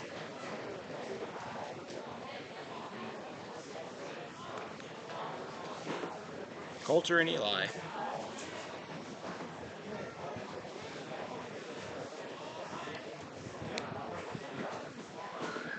Going for second, the runner, that one hit foul. He'll have to come back. Coates nearly went to second.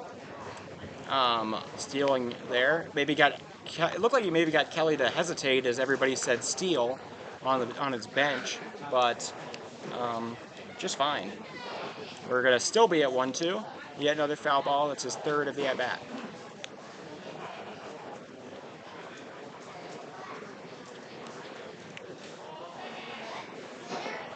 Kelly trying to finally put this at-bat to rest. A little bit low, and Hofer able to field that. 2-2 count.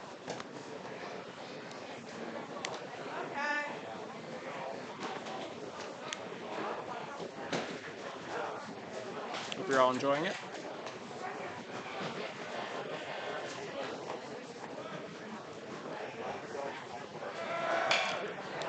That one drilled to left. Farley gets it. The man running for third. Farley's throw is going to be, a little bit late. And Coates gets to round to third on the single from McAnally. After all of that, it was a single. That's gotta hurt a little if you're Kelly. After nearly getting him to ground out and fly out on a pair of foul balls. Well, runners on the corners. One out. Julian Romero coming up. He walked and flown out so far today. Kelly, that's a first pitch strike. Good one there. McAnally has a little bit of speed, 75th percentile on his age group for speed. He's a class of 23. Kelly gonna step off the mound.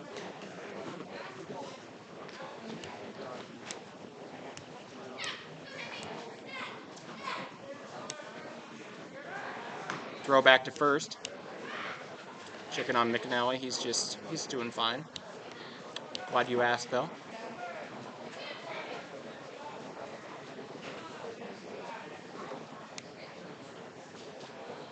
Great night out here.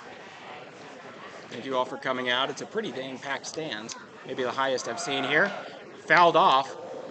McAnally thought he was stealing the base. He's yet again going to be disappointed as what he just did with the foul ball to Coates. He gets done to himself there.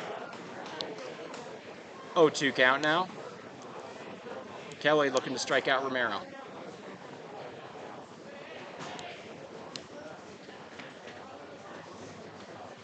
McAnally. That one driven hard, but down the line a little foul. Another time, that is another foul ball. Kelly can't quite get that final strike. He just keeps getting foul balls. No swing and miss or looks. If you're Kelly here, you also don't want to throw anything, any of your real breaking stuff, because if that gets away, then in comes Coates from third. That one, driven to right, also foul again. Well, I don't have to touch the count because for the second time in 2 at-bats, there have been 3 consecutive foul balls to keep it on 2 strikes.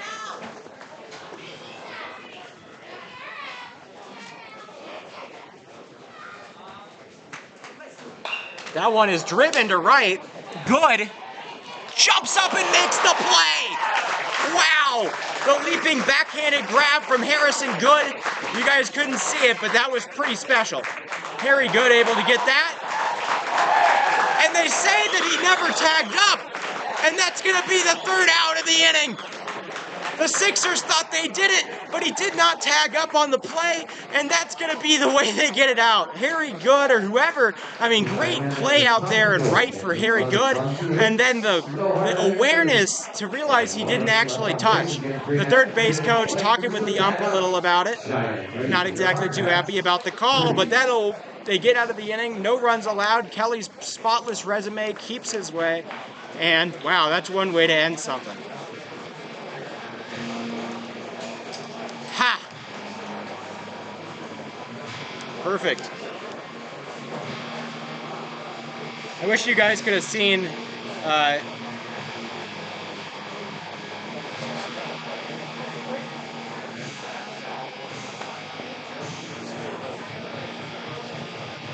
wish you guys could have seen that. I could only barely see it as I leaned over the table. But it was a backhanded jump, like he jumped in the air. I'll describe it as best I can. Good jumped in the air with his back turned, almost for like an over the shoulder, and stuck out his left hand with the glove and caught it backhand with his hand extended and landed, threw it in, and they were able to get him. They were able to get Coates not quite tagging up. So what looked like it could have been a 2 RBI double or extra bases suddenly turns into no runs at all.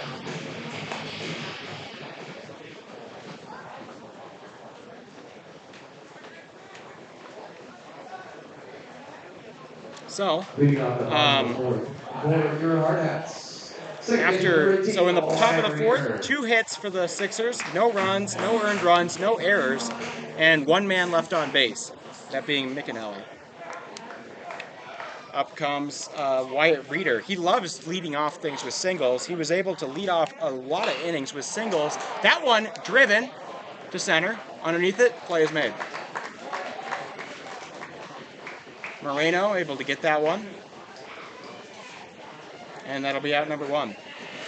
Up comes Kiefer. Kiefer been pretty good. Like I said, 333 average. Has a strikeout on the day though.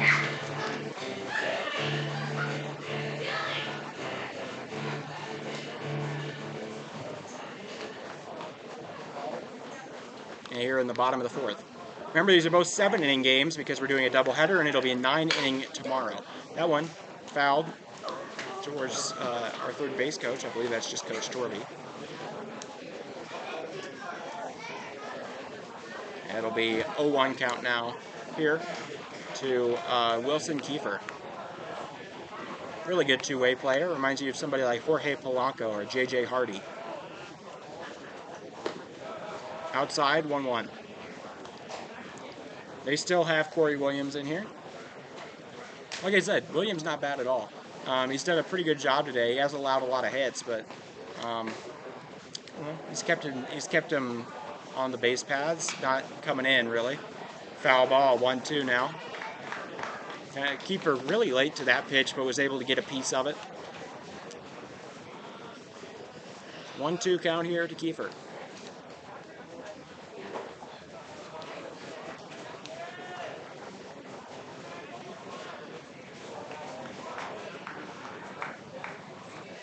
Kiefer drills it to third. The play made, and the throw is good. That'll be the 2nd out of the inning. A little 5-3 put out. The play there made by Mason Tapoya. Up comes Zeke. He got an RBI single his last time up, and he struck out. At the first. So, 500 for the day, including an RBI single.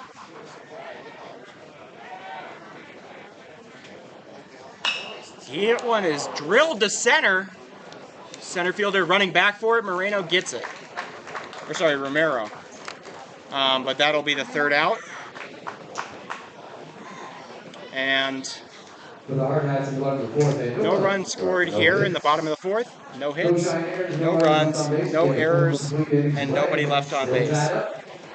Cheyenne 3, your Hardhats 3. So a little 1-2-3 inning there for Williams. Bet they're glad that he got back on track. We're still tied here going into the fifth.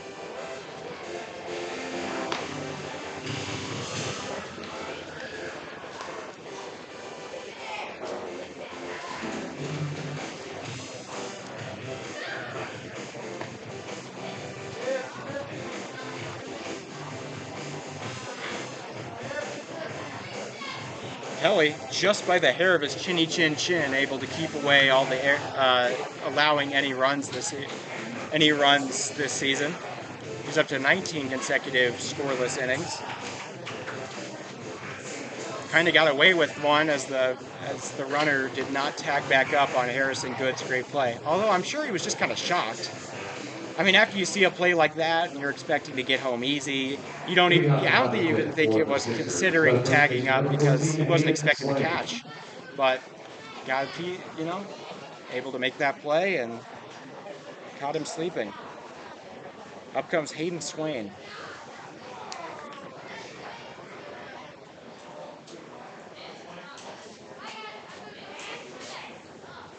Swain with a single and a walk so far today.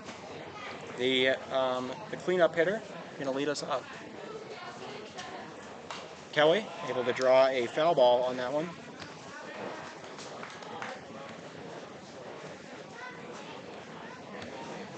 Sixers still tied.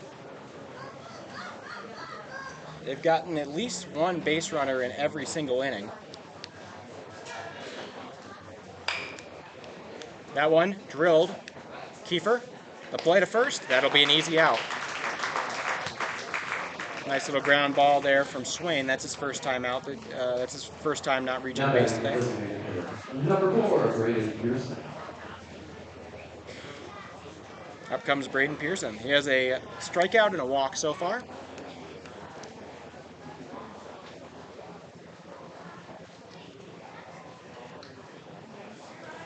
Kelly delivers that one. That one is hit way high into the sky, and Saylor underneath it makes the play. Through the sun, good for Saylor. And that'll be the second out. That one, a lot of power. Went maybe, I'd give it about 160 feet up in the air. So, you got some good juice on that, but not too much in the horizontal department. Ethan Reisdorfer, fly out in a K today. That is a strike to start off his at-bat.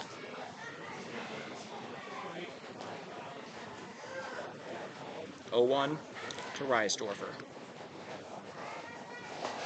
That one is good. A little looping either I would say curveball, but maybe also a 6-9 change. I'm not quite sure. I can't really diagnose pitches, but a good little breaking ball gets that one in and makes it a 0-2 count. And he gets him swinging. The tag applied, and that'll be the end of the inning. 1-2-3 here for Kelly. That's his first strikeout of the day. No hits, no runs, no earned runs, no errors, and nobody left on base. The first 1-2-3 inning recorded today for the Hardhats, and nobody's gotten on base in the last six hitters.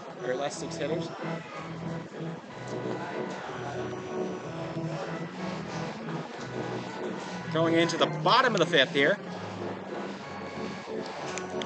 Hardhats going to do a little bit of a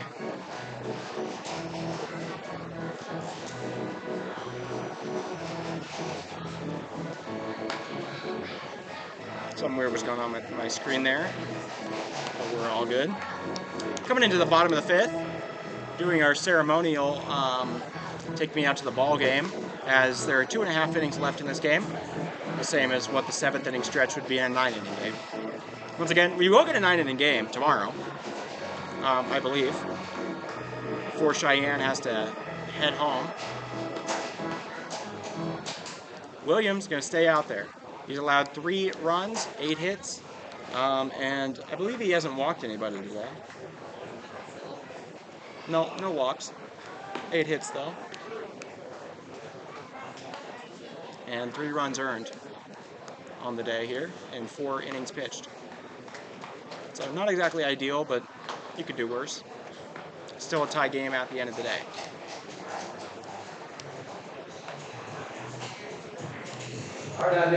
Leading off here, we've got a Marion Saylor. He had a single in the first and popped out to the first baseman in foul territory in the second. All right, Saylor. He's getting warm. Mars, as they call him, is getting warmed up. That one drilled to left. It's going to get down. He's going to stay at 1. Leadoff single there for Marion Saylor. Also a very dangerous player on the base paths. 14 for 15 on the year in terms of stolen base attempts. And here comes Harry. Probably batting a little, he's probably still batting over 400 right now after getting a single and a strikeout today.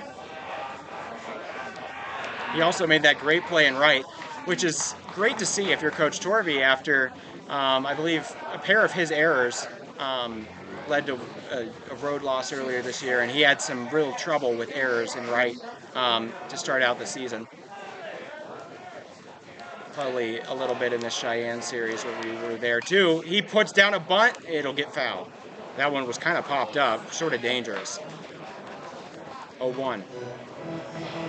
Good, got sneaky speed. You'd think he's a little bit more of a power guy, but he can run.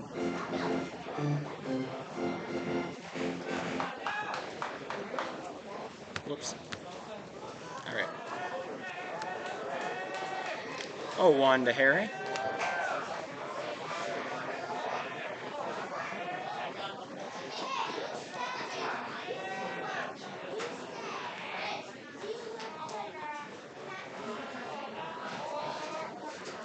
The pitch from Williams, Harry gets out in front of that. It's going to get out into right, and it's in the gap. It bounces, and it's going to allow, it's allowing one guy to score, or not quite. He's safely to second. Harry Good with a double, and now 2 runners on second and third. 2 in scoring position, still no out. Harrison Good gets it into the gap on a relatively pedestrian hit there, but located just right. Now we got 2 men on, still no out. Saylor and Good on second and third. How about that? They're going to check in on Williams. This might be the end of his day. I'd really hate to lose the lead here. Last time something like this happened, the players in scoring position were able to score with Negebauer and Hollick, and then later Wyatt Reeder in the second inning.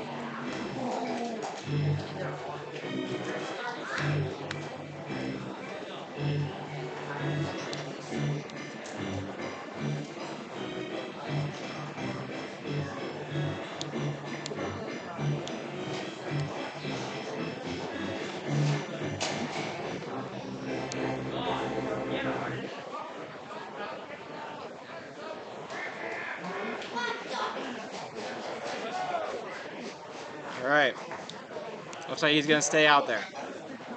Just having a little talk there with Williams. That becomes the 10th hit for the Hardhats today. And up comes Alex Dietrich. He had a single in the third and flew out, and they're going to intentionally walk Dietrich with no outs. Man, that's something you'd only see with Barry Bonds. A no out Intentional walk of Alex Dietrich. Man, they're scared of him. I don't know why you'd want Hollick. Hollick has a single and a fielder's choice today.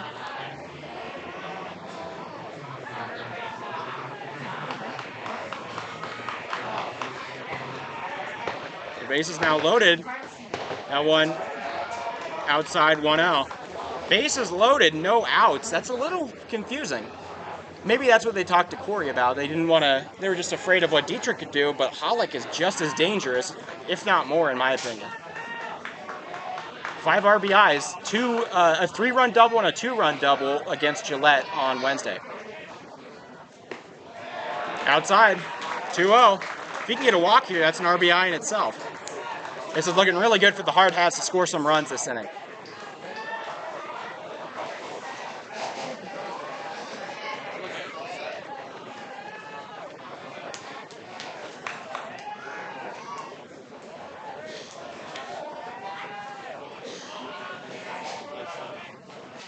Fouled off. 2-1. All I'm saying is that center fielder is not playing right enough into the field. Hollick has a real big power alley right there in right center that he loves to hit to. That's where he got both of his RBI doubles last time. He's not a pull guy. He kind of pushes it over there. But I'd be afraid of that if I were the Sixers right now. 2-1 to Hollick. That one hit into right. In comes Saylor. Good's going to stay at third. The bases stay loaded, and the Hardhats have a lead again.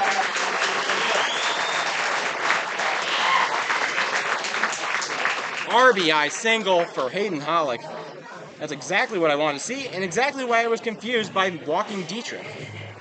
If you thought Hollick was coming up, and now it's Lee! He has a single and a triple on the day. And he hit a homer last night, or on Wednesday. What? Oh, I thought they just walked him. Pitching change. I thought they just walked him with the bases loaded. Yeah, now that's truly something that only happens with Bonds. Negebauer just gonna keep warm over there. Coming over talking to Torby. Out comes Williams. He pitched a pretty good day. 4 earned runs.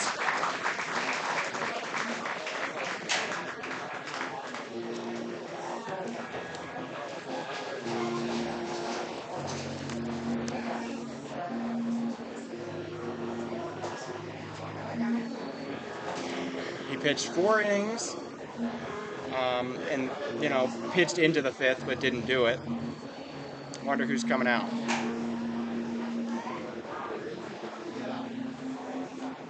Looks like a number 4.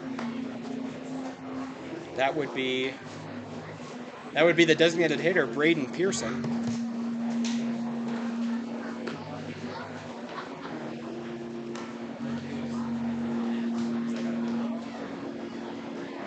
Now entering the game was the designated hitter.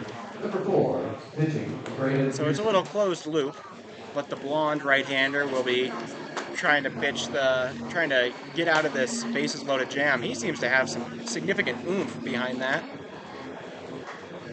Braden Pearson. So I guess if you're just joining us, we're looking at a little bit of a pitching change. Bases are still loaded here, no outs in the bottom of the 5th. Hardhats up 4-3, and looking like they could get 2, 3, maybe even more in the bottom here. That is a hard pitch. That looks high 80s to me.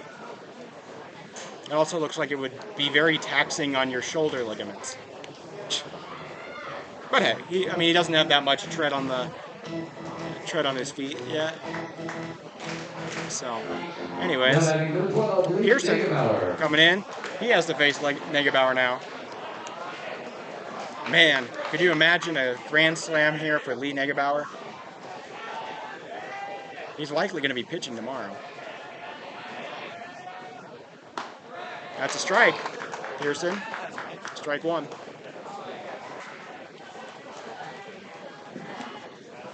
Lee, getting ready. He's got that stance there and that 6'6" frame. That's low. It gets away. Good's gonna stay. He thought about it, but he's not gonna go. 1-1 count now. He really did think about it. If he had chosen sooner, he would have been able to score. But he realized that he was a little bit late on his decision and it wasn't gonna quite happen. Negebauer, 1-1.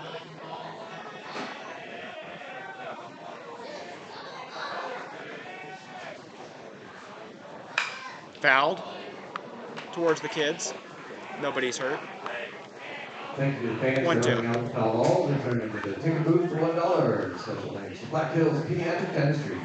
1-2 to Lee. Shadow's starting to engulf a little bit of the field here. 7:22 at night here. That's a strike. He gets him looking. Pearson gets the first out of the inning. Bases are still loaded. Now batting the catcher number 22, Ridge Inhofer. In comes Inhofer. Bases still loaded. Inhofer, fly out in a sac bunt so far today. That one, a little bit wild. Westby able to get behind it though. Inhofer getting told something by Coach Torby.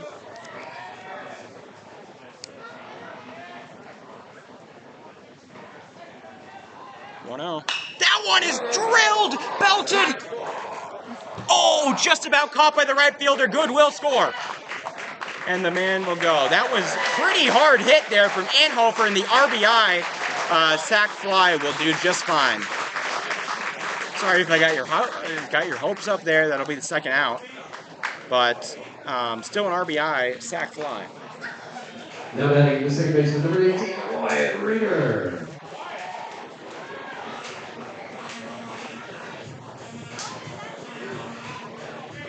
That's Inhofer's second sacrifice RBI. Good comes in to score. And now Dietrich gets over to third. Hayden Hollick still sitting on first. That's a strike one here to Wyatt Reeder. Reeder, like I said, plenty of singles in his books. If he can do that, he can get the Hardhats one more run in this inning. Pearson done pretty well so far. That's a little bit inside, it looks like, 1-1.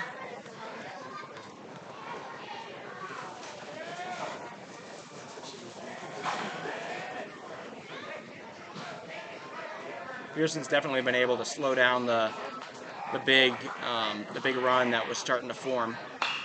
Reeder hits it to center. They're underneath it. Romero able to make the play, and only 2 runs come out of that for the Hardhats. 2 men stranded. So yeah, Pearson seemed to be the right move as a relief pitcher. They had 2 runs on 3 hits. No Cheyenneers and 2 runners left on base. And 5 complete innings. All right, so 3 in the bottom of the 5th. 3 hits, 2 runs, no errors. Both runs earned.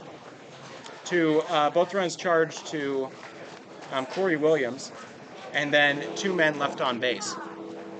Kelly's going to stay out here. He is now the pitcher of record.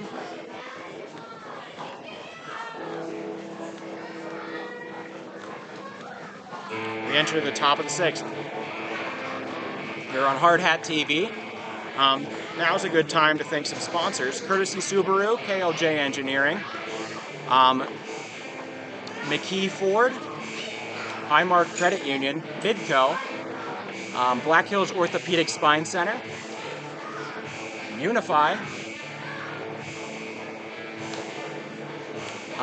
Culver's, locally owned Culver's, Mac Construction Company, Liberty Superstores, Michael's Menswear, and Shields, who actually we're using Shields scorebooks today, so that's fun. So, leading off the top of your 6th, for the 6th, there you go. left fielder number 6, Nolan Gordon.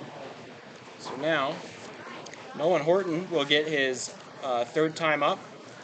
He reached on an error, or sorry, no, he didn't. He got a walk and he lined out to Wyatt Reeder so far today. Yet to get a hit. Kelly delivers the pitch right to Kiefer. The throw beats him. That'll be out number 1. He does the simple well. We like to see that. 1 pitch, 1 out here for Eli Kelly in the inning. The catcher number 2, Caden Westby. Now in comes Caden Westby. He has flown out and reached on an error in left so far today. He does have 1 run. He's going to take that pitch. He's not going to make the same mistake as his predecessor, but it will be a strike. Kelly really shutting down these Sixers so far today. That one hit. Reeder gets it. The throw to first is made. That is out number 2. Able to keep it on the ground and really soft contact so far for Kelly. You'll love to see it. Once again, the Hardhats are trying to break a 9-game losing streak to post 6. This would be huge for everybody.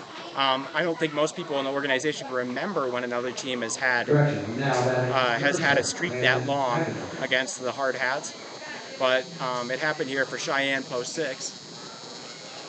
2 outs, and now we're going up against. Is this a pinch hitter? That was Coulter McAnally up. It should be Cade Coates. Maybe they switched second base and shortstop. Maybe there was a double switch.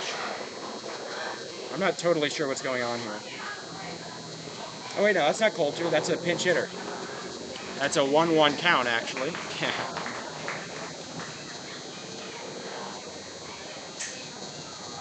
It is Landon McAnally. Sorry, that's the resemblance. You can't get too mad at me. That's another good pitch there. Eli Kelly makes it 1-2.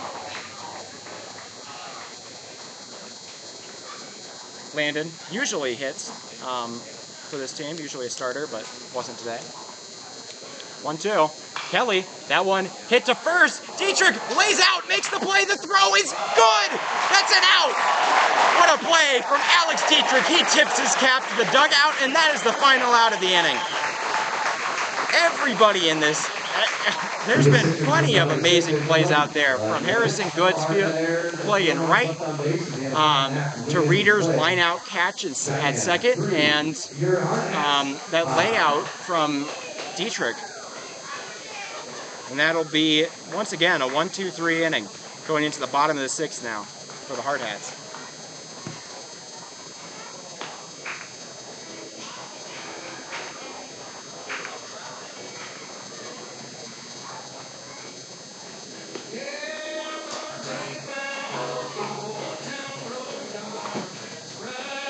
All right.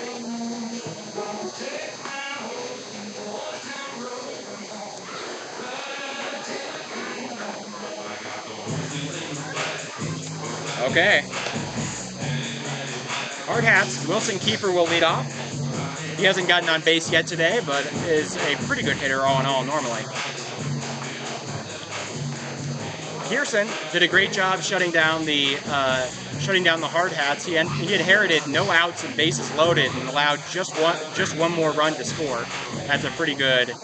That's pretty good if you're a pitcher here. So Pearson coming back out here for the 6th. Hardhats trying to boost their lead so that they can close it out here in the top of the 7th. Here comes Kiefer.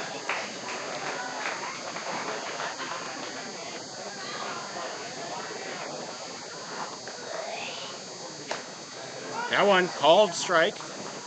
Hit the top of the zone there for Pearson. Bottom of the 6th.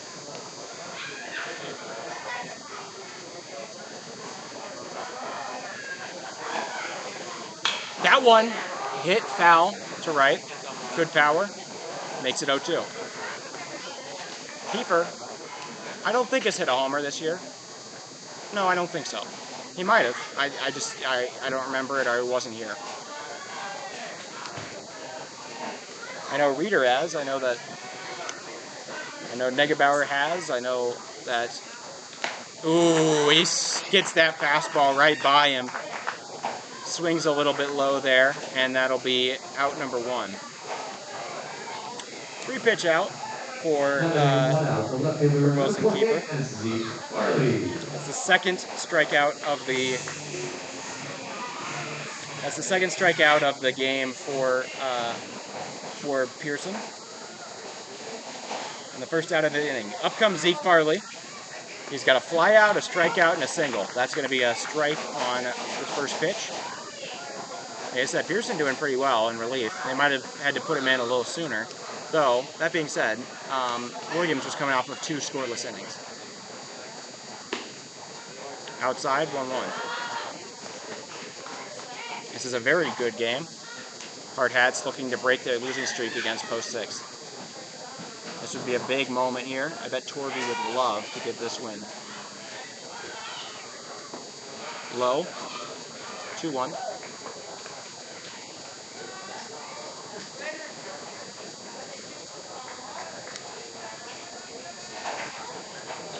The 2-1 to Farley upcoming. Pearson, the stretch. Low. Now, I think that could have been a strike if it wasn't dropped by the catcher. I think that might have hit the bottom of the zone, but Westby dropped it, so it's kind of hard as an umpire to think that it was in the place it should have been. 3-1 count to Farley. He hits one to right. It gets fair. Farley turning for 2. He's going for 3. Farley's going to keep on going. The throw is made. He gets a little stand-up triple. He's hyping up the crowd. Zeke Farley with the triple. And wow. That's how you spark something. He gets to third, still 1 out. That's our second triple of the game. Weirdly enough, Lee Negebauer got 1 in the second. But now up comes Saylor. Saylor with a pair of singles today. He's going to try to bring in Farley.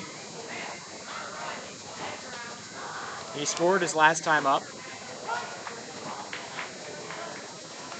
0-1 count here.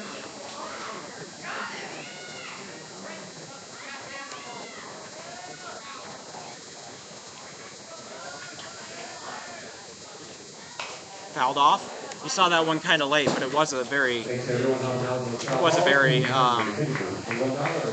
slow pitch. 0-2 count to Saylor.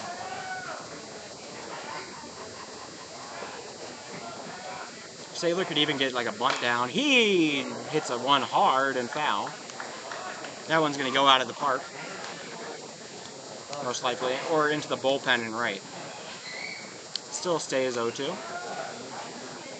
Like I said, even a deep hit would get Farley home and make it 6-3.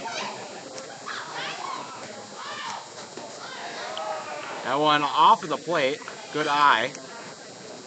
1-2.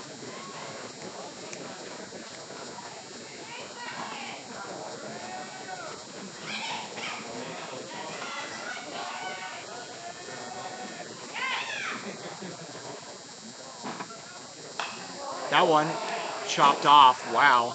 He just about got that. It looked like it hit maybe the handle of the bat. But it'll stay 1-2. He stays alive. Very late to that swing, but able to fight it off.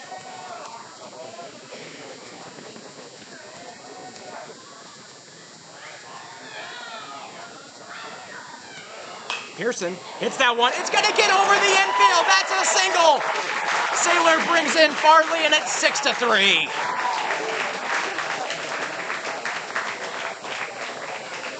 After staying alive in that at-bat, Saylor then able to get his third single of the day.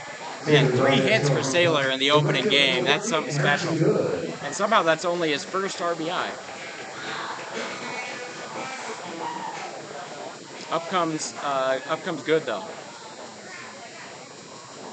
Good has a double and a single and a strikeout.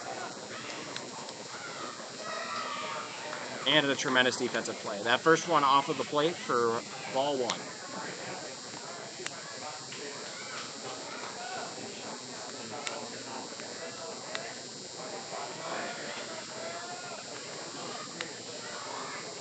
1-0. Off the plate again, 2-0. Minder, Sailor, quite a speedster on first, though I don't think he has any reason to run. There's 1 out. Harry's right here. That one right underneath the feet of the pitcher, and it's going to get into the outfield as it caroms off of the new second baseman, Landon McAnally. That's another single. Yeah, the first baseman number 27, Alex Dietrich. Pearson did a little frog hop over that one. Jumped up into the air, kept his feet out of the way, and it pretty much almost hit the bag there. Harrison gets a single. Dietrich, they're not going to intentionally walk him this time, I don't think. You can't be sure. That one spiked! And both runners will advance on the wild pitch.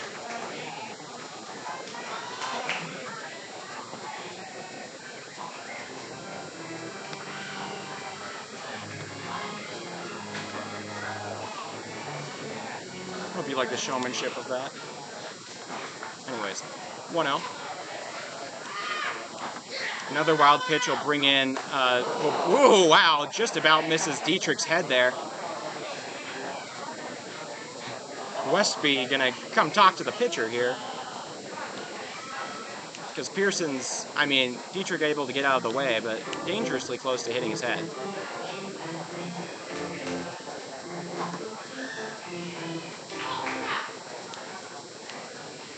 On this gorgeous night here in Rapid City, South Dakota. 2-0 count. Still 1 out, 2 men on, both in scoring position for Alex Dietrich.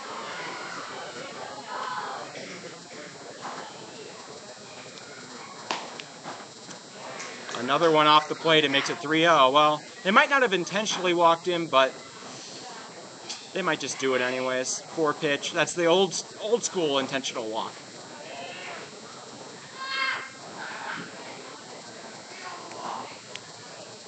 That one gets away from the catcher and it walks him.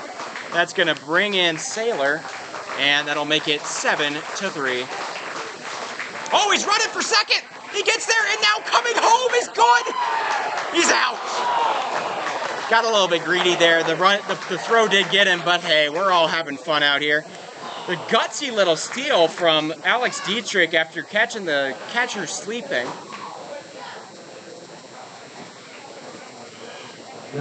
With 2 outs, the third baseman, number 20, Hayden Holland. That is out number 2 of the inning. But Sailor comes in on a wild pitch.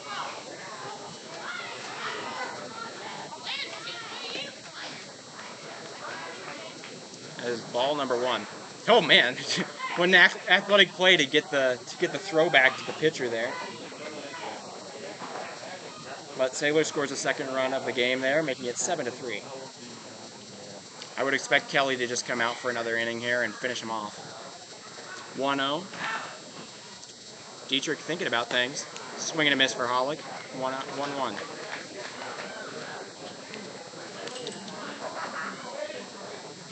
Like I said, that good thing. I really respect the base running. That's some good aggressive base running, and he almost got there. If the throw was a little bit off, things would have been different. 1-1.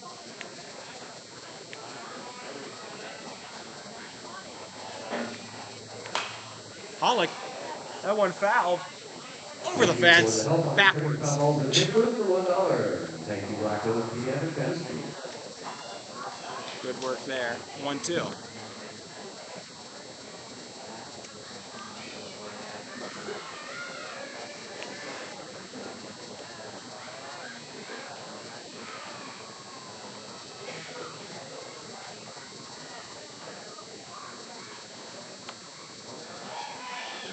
Dietrich really thinking about it.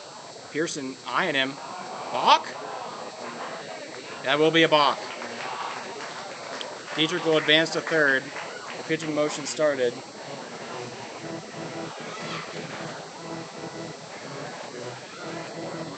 Man on third, 2 outs, 1-2 count here to Hayden Hollick. Alec has a single, and a ground out to fielder's choice.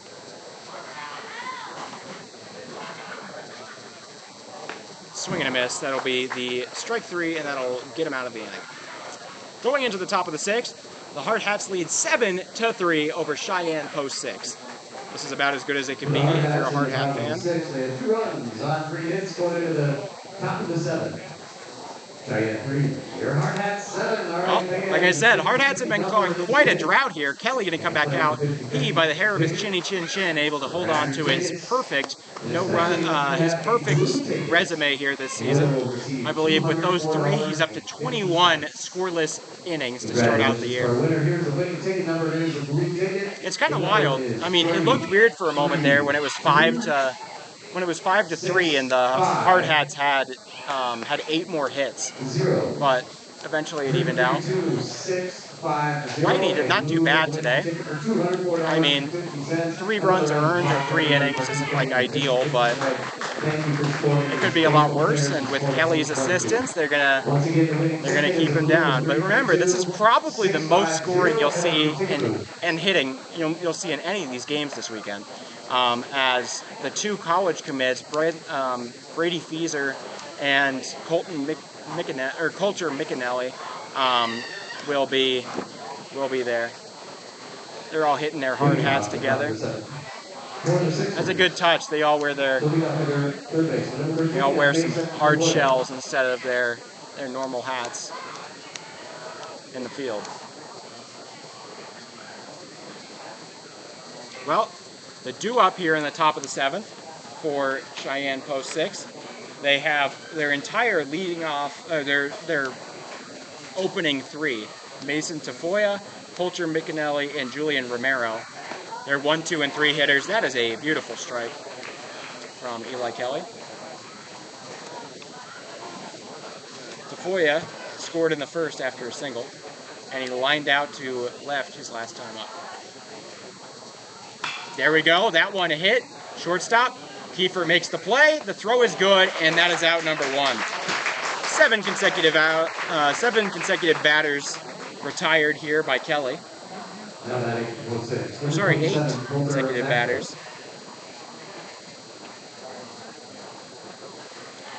That's interesting. The 5th, the 6th, and the 7th all started with 6-3 putouts from Wilson Kiefer to Alex Dietrich.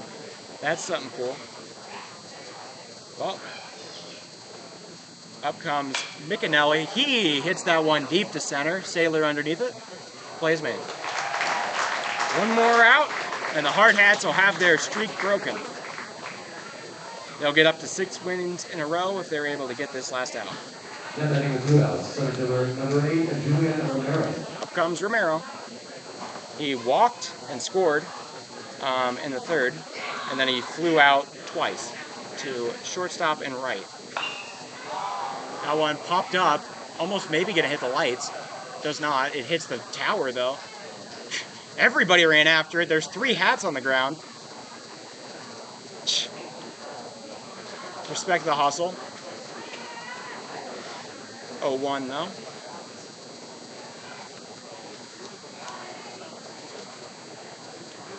A 1 to Romero. Kelly. He's going to close us out. That one popped up or flown to center. Saylor underneath it. Final out is recorded and the Hardhats win it.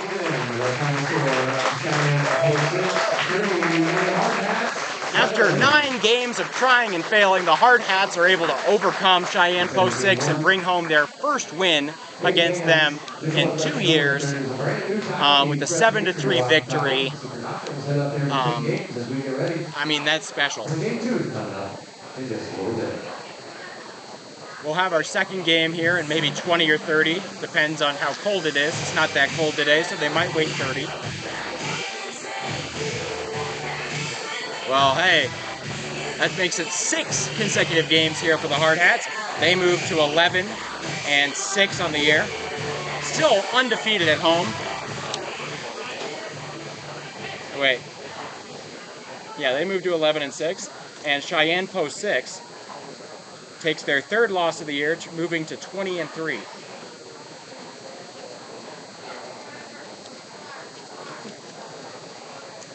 They beat a demon today. They'll absolutely. I mean, they fought off their demons today.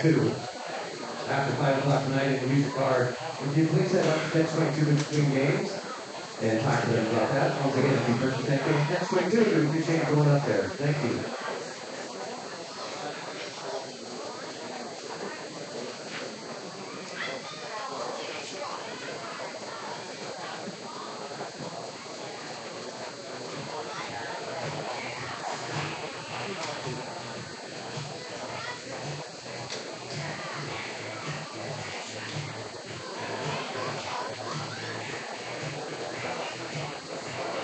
Okay, 14 hits today for the Hardhats.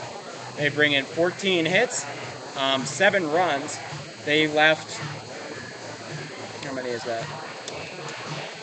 5 men on base. And all 7 runs were earned by the pitchers. Then their pitchers today, Hayden Lighty pitched 3 innings of 3-run ball. He only earned 2 of them due to the error in left from Zeke Farley. He had 3 Ks. Then Eli Kelly came in, pitched 4 scoreless because he's just amazing, and got 1 strikeout in that time.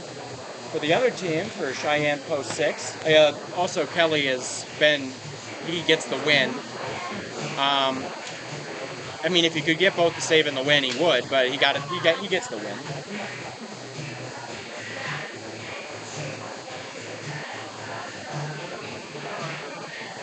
Four hits for Cheyenne Post 6.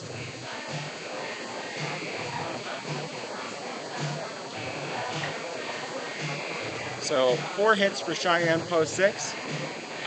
They score 3 runs. 6 Sixers are left on base. And 2 of those runs are attributed to Hayden Lighty, and 1 was an error and was not earned. And then Kelly, once again, untouchable. Despite scaring everybody with a potential sac fly opportunity, they were able to get out of that.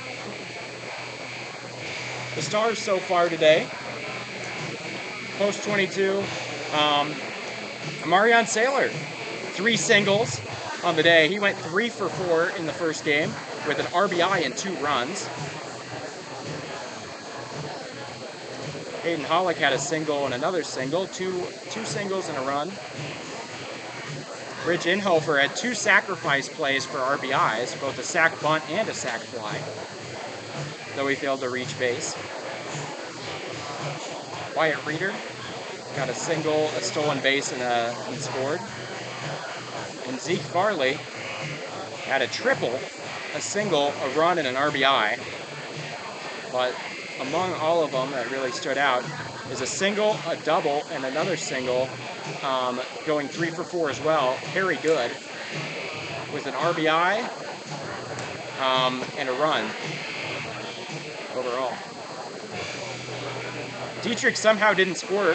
He got on base 3 times. He got to first, he got to third, and he got to third. And all 3 times he got stranded, all 3 times he got stranded out there. Or he got taken out on a fielder's choice in one of them.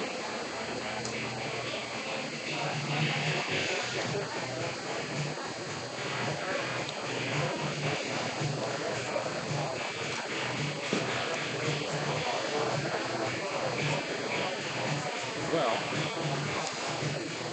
so that's that. End of the first game. Stick around. 20-30 minutes, we'll have everything set for game number 2, where Palmer Jacobs will take the mound for the Hardhats.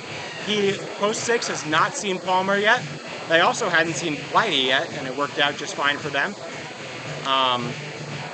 But Palmer was still at Mount Marty, waiting to come back for the season, and so yeah, he's been back. He's been doing well.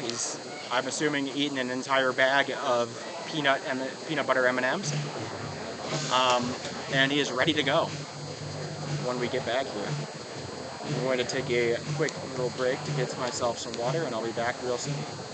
Thank you all for tuning in.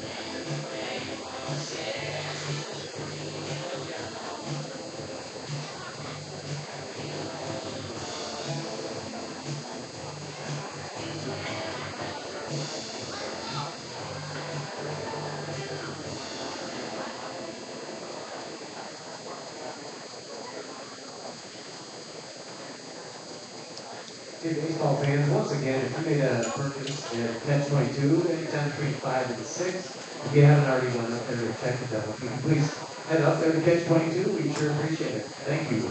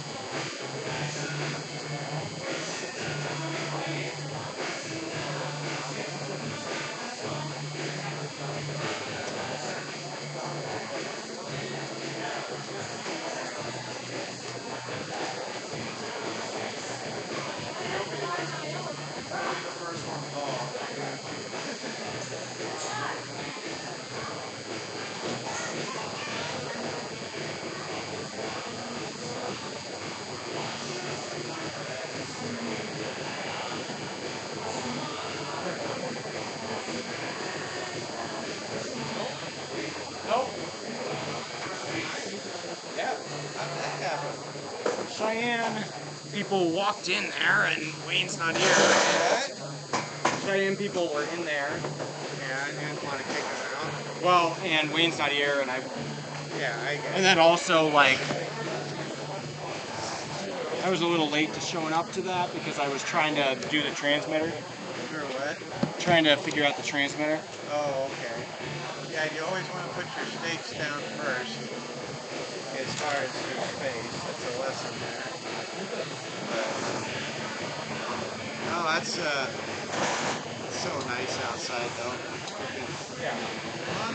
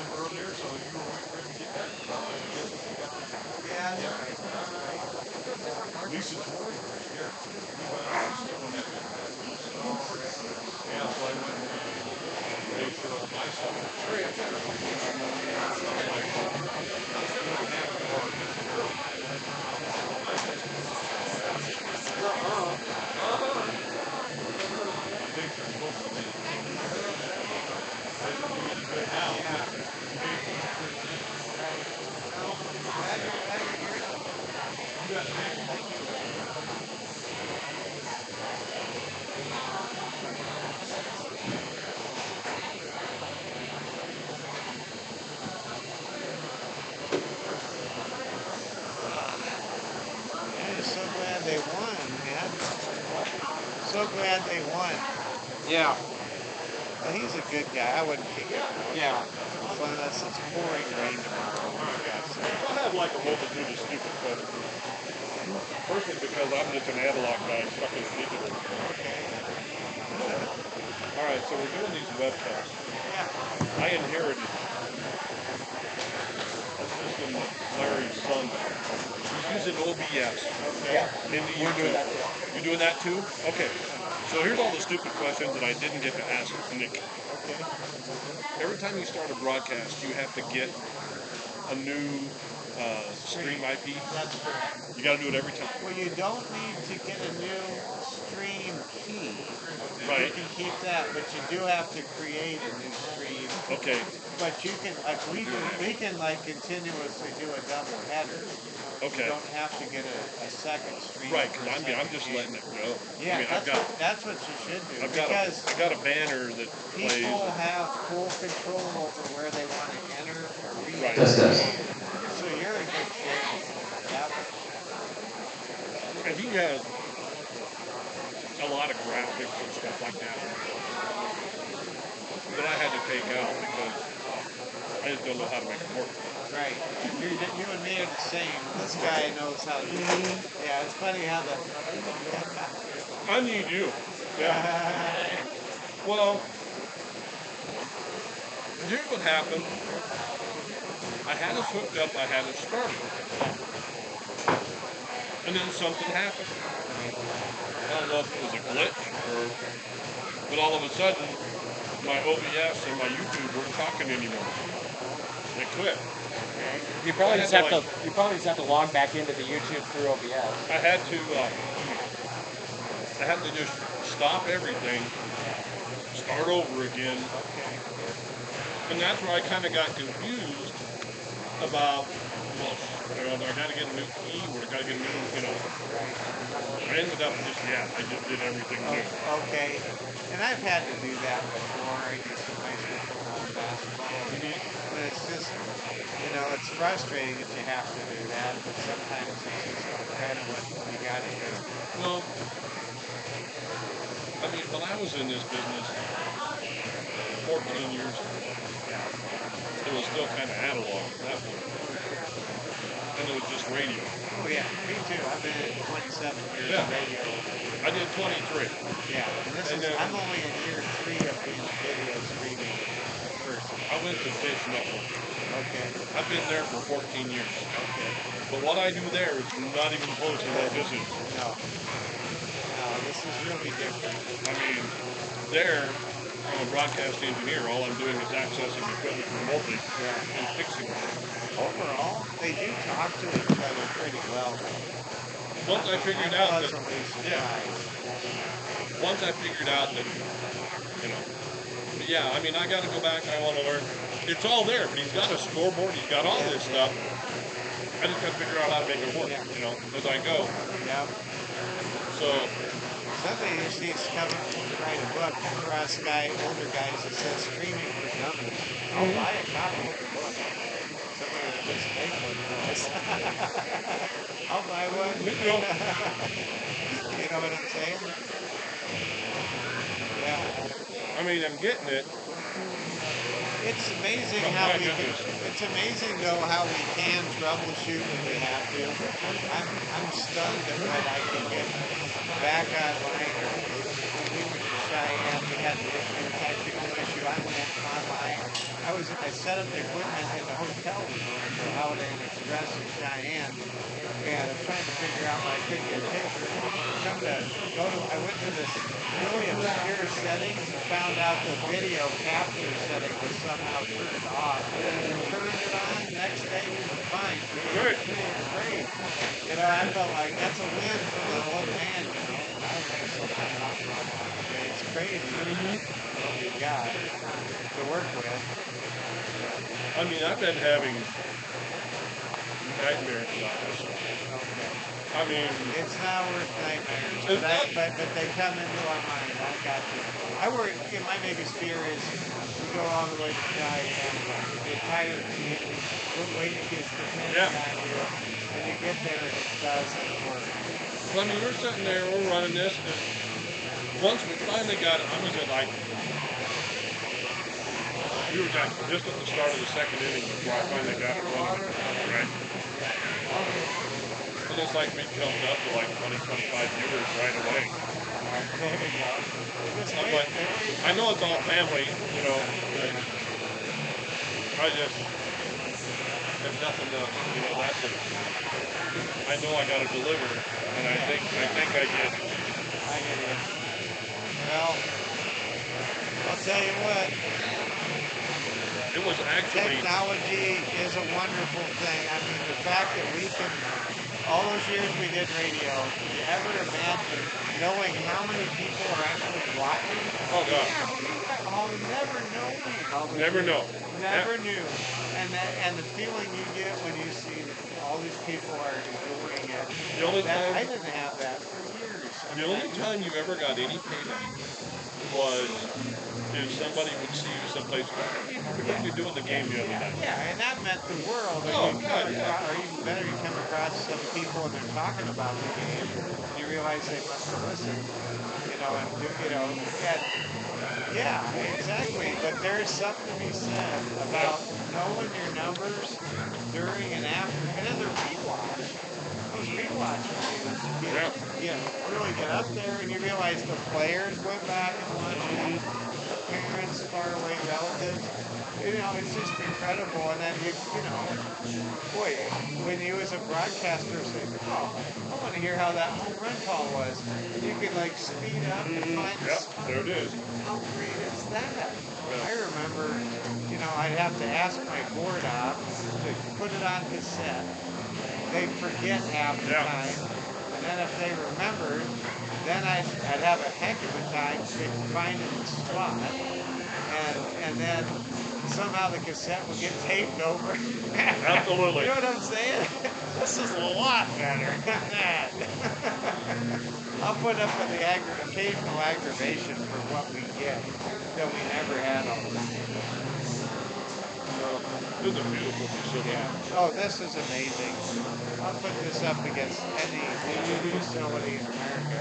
Oh, yeah. It's so special for communities like Cheyenne, Capital City, as our Legion teams are our minor league teams.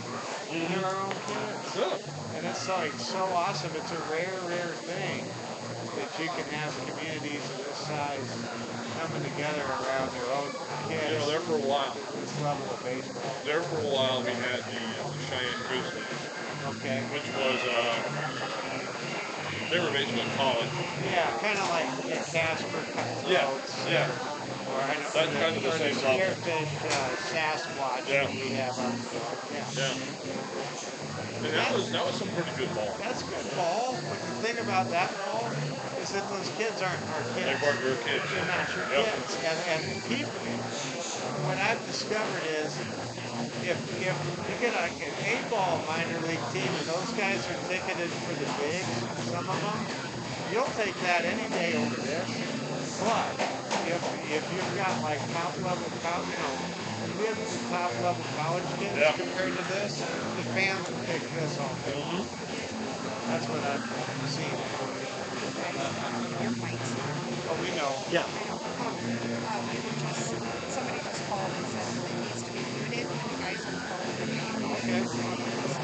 So That's fine. We didn't say nothing dirty, did we? No, we didn't. No, you just sounded out of date. Oh, God, yeah. Well, That's all. People are always afraid you're going to say one thing. yeah. I mean, I've helped Larry once in a while, here and there. But I haven't really been involved. I mean, I built his station, but I went to work for him. Everything was on a folding table like this. I literally built it. I mean, I built the racks. I put the equipment in the racks, That's great. But when I come back after 14 years, All right. Well, Welcome you guys back here for we're a little bit out of here of the opening start of game number 2 between the Hardhats and the Sixers. Here are our lineups. So for the Hardhats, once again leading off, Zeke Farley playing left, center fielder Amarion Saylor batting second, then Harry Good in right batting third. Then batting fourth at cleanup is once again Alex Dietrich, followed by yet again third baseman Hayden Hollick. And once again at the sixth slot, designated hitter Lee Negebauer. Then we have our first little switch up here. We have, instead of Ridge Inhofer at the 7 playing catcher, we have catcher Philip Bentz, who I'm guessing is a little bit better as a battery mate for Palmer Jacobs, who, as previously mentioned, is going to be starting our game number 2. And then Wyatt Reeder will be batting 8th and playing second base. And then shortstop Wilson Kiefer is going to bat 9th. So once again, the first 3 are Farley in left, Sailor in center, and in good and right. Then the next three we have first base Alex Dietrich, Hayden Hollick at third, and designated hitter Lee Negebauer. And then the final three we have catcher Philip Bentz, second baseman Wyatt Reeder, and shortstop Wilson Keeper, with Palmer Jacobs pitching tonight. Then for Cheyenne post 6, here's their lineup. Once again, leading off is third baseman Mason Tafoya. Then batting second instead of third now is Julian Romero, the center fielder. Then shortstop Colter McAnally, the Utah commit, is batting third. Cleanup is going to be a designated hitter and last game's pitcher, Corey Williams. Then we have now playing catcher instead of first base, Hayden Swain at 5. Then right field we have Braden Pearson, who pitched the latter half of the other game as coming out of DH in right. Then 7th we have first baseman Ethan Reisdorfer. Left fielder, now I got that right. Left fielder Nolan Horton, and second baseman Cade Coates. So once again, the first three are Tafoya at third, Romero at center, and McAnally at short, followed by Corey Williams at DH, catcher Hayden Swan, and right fielder Braden Pearson. And the final three are first baseman Ethan Reisdorfer, center fielder left fielder Nolan Horton, and second baseman Cade Coates, with the Nebraska commit and preseason All-American pitcher Bradley Feaser on the mound.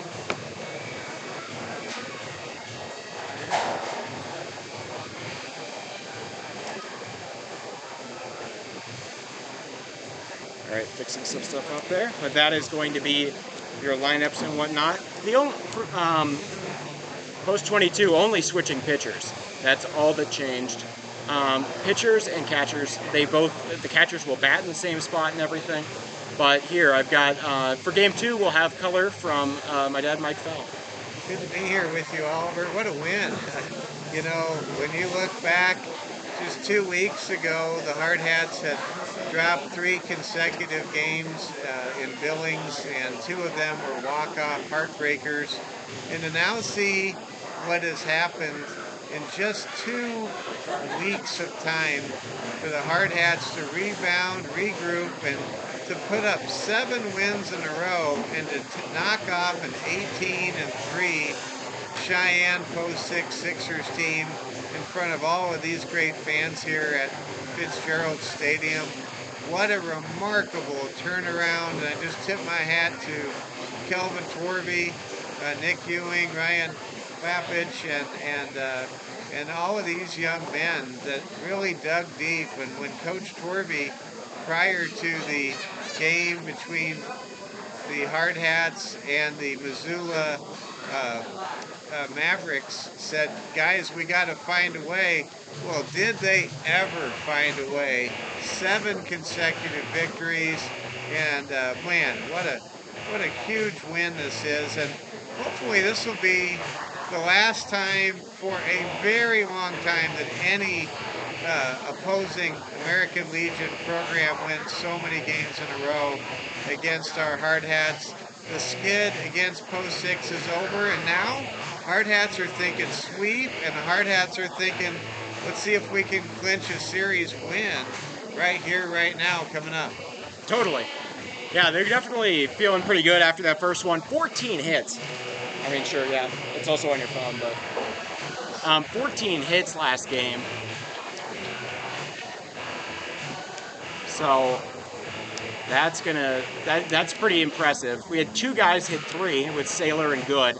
And although it only turned into 7 runs, I'd say that was a pretty good offensive outing. Now, this is going to be a lot harder. They're not going up against Corey Williams. They're going up against Nebraska commit and thrower of 2 no-hitters this year. I believe this. I mean, he's done the one this year. I believe the other one also happened at the beginning of the season. I could be mistaken. Bradley Feaser. He was on Perfect Game's preseason All-American list. and is considered the best pitcher in Wyoming and several surrounding states. So it's going to be a treat to even see that level of, pitching happen. But these Hardhats, 14 hits. Hey man, it doesn't matter how highly rated you are. It doesn't matter what school you're going to. If the guys can hit your balls, you're not safe for anything. So I had the opportunity to broadcast the game 3 weeks ago when Lee Negebauer locked in with Bradley Feeser, and it was a 1-0 pitcher's duel. And the Hardhats did get 2 men on in the 4th inning. They were unable to cash in those runners on base. I think the key against Bradley Feeser is to cash in the runs. You're only going to get so many opportunities against Feeser unless his command is a little bit off the mark.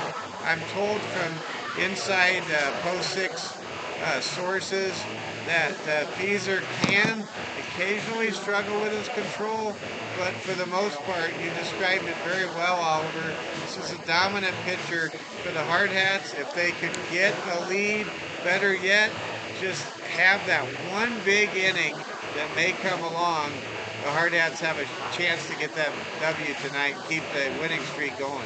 Now, I don't know if you were watching game 1, like, as tight in terms of, like, the 4th inning or something, but Eli Kelly is 22 innings deep into a scoreless opening. I mean, he hasn't allowed a run all year, 22 innings deep, and he got really close. I heard you say that. Eli Kelly is a remarkable player. We're going to now pause for our national anthem. Nope. I don't think so. At this time, we're going to meet the starters and the reserves of both teams. Okay, because they didn't do it for game 1. They said they would do it. Oh, okay. Well, then we might do it for game 2. Game 1, they just kind of said, well, we did it for the Expos, so I guess we could just go ahead and play. Leading off, playing third base, number 13, Mason Taboya. In center field, number 8, Julian Romero. But I'm really happy. Kelly got real close to losing it, but Harrison Good's amazing outfield play, which is a little bit of a change-up from the beginning of the year, after there were some defensive concerns for Good and Wright. Saved that run. Probably would have been 2-run and the inning extending if that had gotten down and hit the wall and right. But yeah. Gosh. The catcher over there, is that Westby? Westby's got quite the do going on. I just did it. I just turned it out. It wasn't working before, but as you were talking just now. This is an amazing setting for game 2 of this series. Hardhats trying to win 2 games in the same night against Cheyenne Post 6, that'd be a team something. that only lost 2 games all year. Oh, 3 now. Today. Yeah. So we're now going to get ready to watch the starting lineup introductions for the Hardhats. What a great ball club. These are reigning South Dakota Legion State Champion Hardhats. So much tradition, so much fun. Oliver, you had a chance to get a lot of social media content. You did interviews during the week. Yep. It was special just to get to know these guys. What a great group of young men. Any of you parents and grandparents, aunts and uncles, you got to be so proud of these boys. Absolutely. I'm really... And I know I'm beating a dead horse here, but I find it really interesting that through those interviews we were able to learn that Palmer Jacobs has to eat an entire bag of peanut butter M&Ms before every start. I'll tell you what, I think that, not mistaken, that was the deal for the ET and ET too. He had good pieces. He had Reese's Pieces. They weren't M&Ms. All right, they're pretty close though. Pretty close. Well, we're going to get ready now and stand and salute the United States of America with a performance of the Star Spangled Banner live from Fitzgerald Stadium. This is Hardhats TV. Now, fans, we appreciate you standing as we get ready to honor our great country with the singing of the national anthem. Tonight, the anthem will be sung by Nick Rodham. He's a singer for the band He Said, She Said. Ladies and gentlemen, our national anthem. Oh, say, can you see by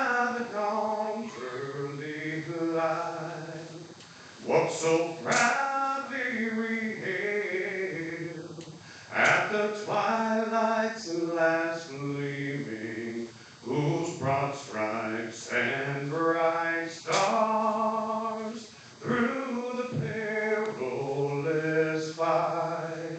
Oh, the ramparts we watched were so gallantly streaming, and the rocket's red glare, the bombs bursting in air, gave proof through the night that our flag was still there.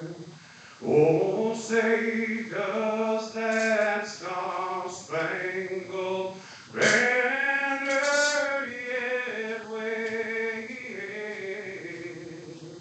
Oh, the land of the free and the home of the brave. Absolutely outstanding. Yeah. Lead singer for the band, He Said, She Said, and we are ready to play game 2. And doubleheader, Oliver, always special. And boy, you're seeing a tremendous collision of tradition as the Hardhats run on the field. The Hardhats and the Post 6 Sixers of Cheyenne, a combined 80 state championships. 78. They have 34. Oh, I heard 36 yesterday Nope. or last week. 34 is what they have on their social media 78. profile. We'll go with 78. Thank you, Oliver. That's a lot of titles. It is, 78, 80.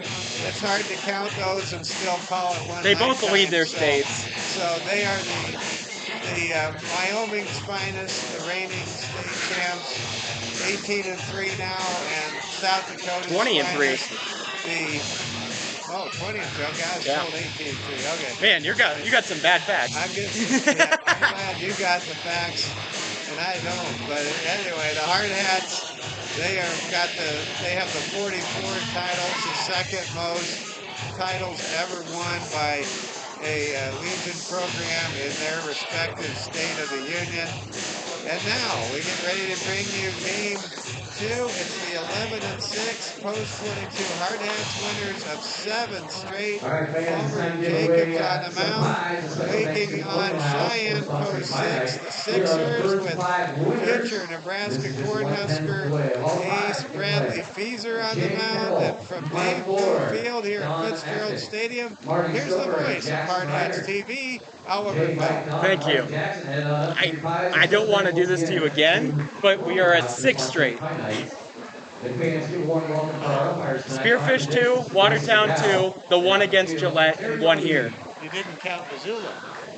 Oh, yeah, no, I got I'm you off. this Yeah! 7 in a row is where 7 in a row. it all goes back to game 2 of the Sunday doubleheader in Billings, and now We're getting ready. Home plate and play ball. All right, leading off here against Palmer Jacobs for post 6, they have Mason Tafoya. That one fouled off himself.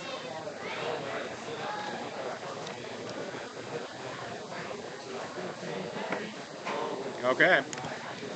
Yeah. All right, we're looking at an 0-1 here now. Jacobs playing college baseball at, I believe Mountain Marty is the Mountain Marty College. 1-1 count.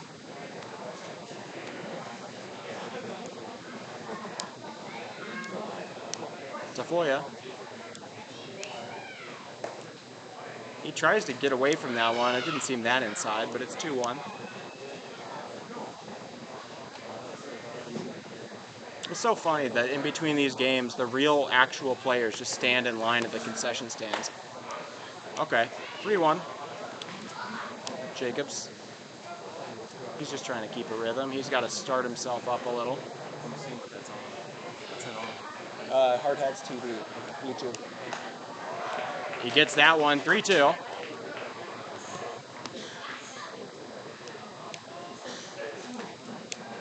Three-two count, full count here for Palmer Jacobs. The payoff pitch Oh, just a little bit high. Ball 4, and then it'll get Tafoya over to first. Man, that was really on the line.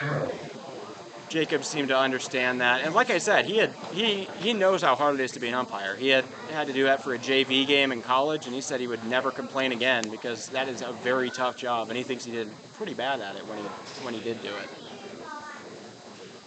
But man on first, strike. Bence had to get up there. As I didn't. Oh, is that a ball? It was a ball. My bad. This is Romero. He did pretty well the first time. I mean, he didn't hit all that great the first game. He's going for second. Bence's throw is going to be a little bit late. That is a stolen base there for Tafoya.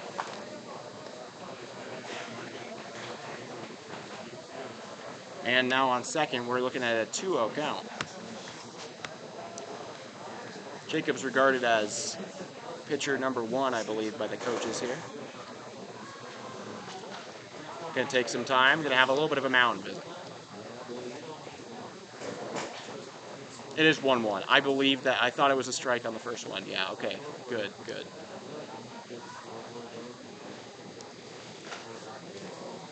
It'll be interesting to see how the Sixers respond. It's their first time going up against Palmer Jacobs this season. Yeah, Romero got a walk and 3 flyouts last time. He goes for the bunt. It's a good one. It's gonna go foul. He makes sure to escort it out, and Palmer Jacobs will take that. That's gonna be a 1-2 count. That was close to finding its way to a stationary position on the white line. Well, luckily they don't have to. It's not actually a different texture than the real dirt because it's all turf. That's right. It just looks like grass. Yeah. There isn't any irregularities or like pebbles in there or anything. Just old tire pellets. 1-2. 2-2 now. That one outside. You really don't not notice tire pellets on a synthetic turf field until the field is really worn out, and then you start to really notice. Yeah, as everything gets down, but this one's gorgeous.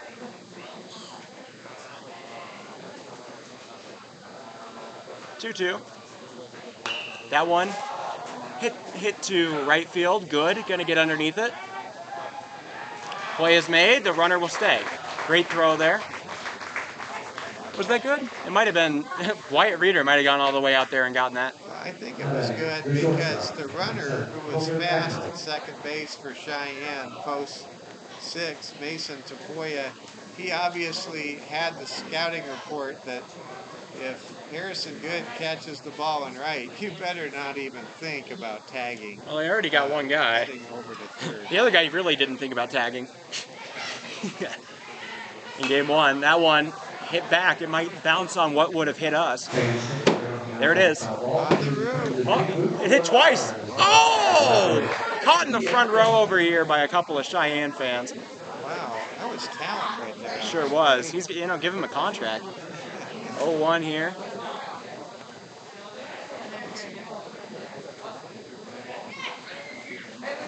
Jacobs checking on the runner. Good throw. Not quite in the zone. Makes it 1-1.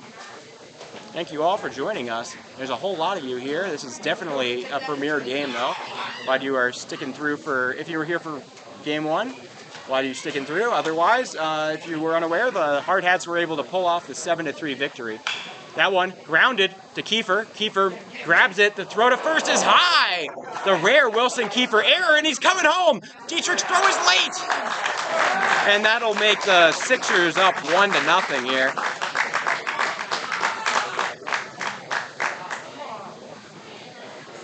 Wow, you rarely see a Wilson Kiefer error. I think that's the first one I've ever seen. You rarely see one of those errors. You always wonder in a situation like that if the fact it was Coulter McAnally, a young man headed for the Pac-12 next year, if it was in the back of the shortstop's head that he had to be quick and had to be perfect, and that just didn't go well. Maybe. That one is drilled to center. Saylor's going to get it. Running for third is McAnally.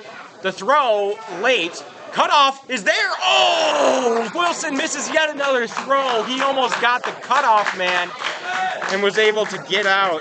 He was almost able to get out Corey Williams there, but that'll, as it stands, that is a double.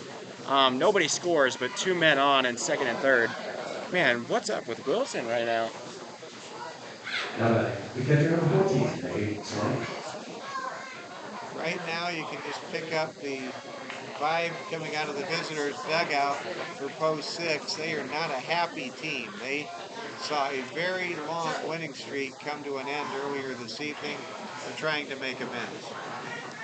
Absolutely. Here comes Hayden Swain. He's usually been a catcher, but last game he was a first baseman. Though he was pretty productive out there.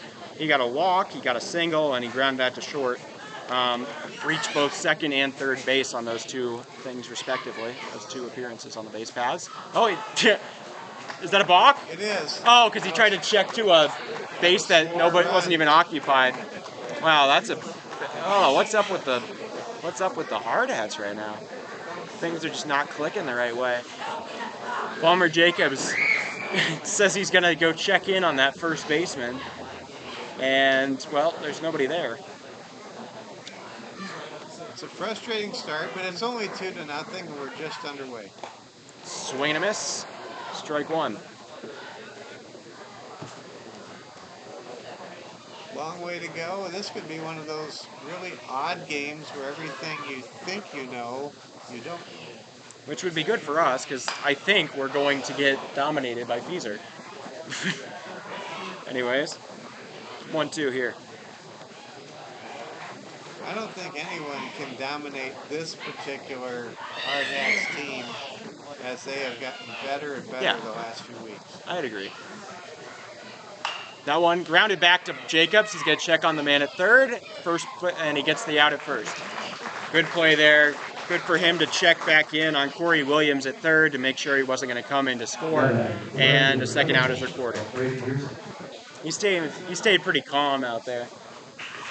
Yeah, I like to see that kind of poise, and that's what you expect from a super senior like Palmer Jacobs. Yeah, I mean, he's a college pitcher too.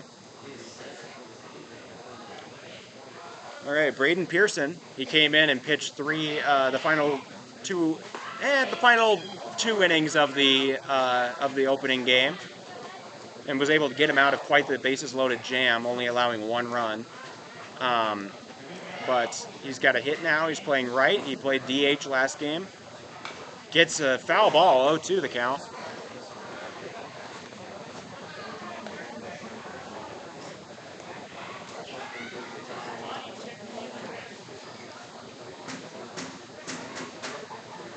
All right, the 0-2 for Jacobs. Pitch is low, but Bent's able to get in front of it. Good play from Bent's there to probably save a run. Philip Bent's just such an intelligent defensive catcher. Calls a great game, and he's very good at getting on those low pitches in the dirt. Okay, 1-2. Swing, it's gonna go over. Reeder able to pick it up out of the dirt. The throw is out! He goes head first. Pearson tries to go head first to get to first before anything else could happen, but the throw, which was a little bit kind of, soft, I'd say, from Reeder, is able to get to Dietrich in time, and the out is recorded. That'll keep it to just 2 runs in the first here for the Hardhats. Well, there's 2 ways to look at that, Oliver. One is, how about those Hardhats just overcoming some miscues, some uncharacteristic miscues, and finding a way to limit the damage as post 6 registers a pair of hits in the top of the first inning. I think it's worth pointing out on the other end of this with Bradley Feezer coming on the mound.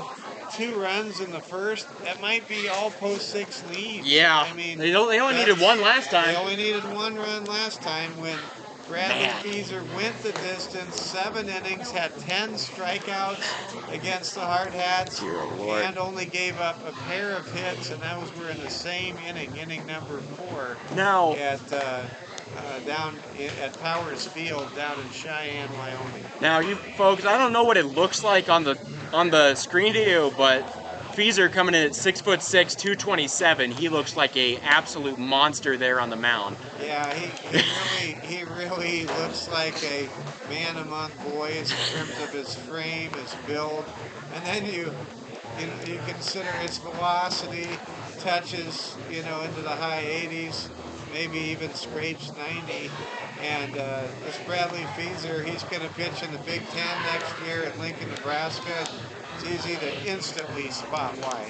Yeah, so so this was the last time he was, his pitch mix was recorded at a camp or any sort of showcase, was all the way back in November 2021. So we're looking at over a year and a half ago. So it's probably, risen since. But at that time, he had 3 pitches: a fastball in 84 to 88 territory, a changeup in 75 to 77 territory, and a curveball that went 71, 75. Well, I look at 2 things. I have the naked eye test.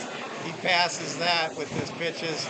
And then I have the glove pop test. The way the ball gets into that catcher's mitt, when you hear a certain kind of pop, you know that the pitcher's throwing around 90. And that glove just now had that kind of pop. Oh, yeah, totally. I mean, if he was averaging 88, if he had an 88 as his max 2 years ago, I bet he's even more now.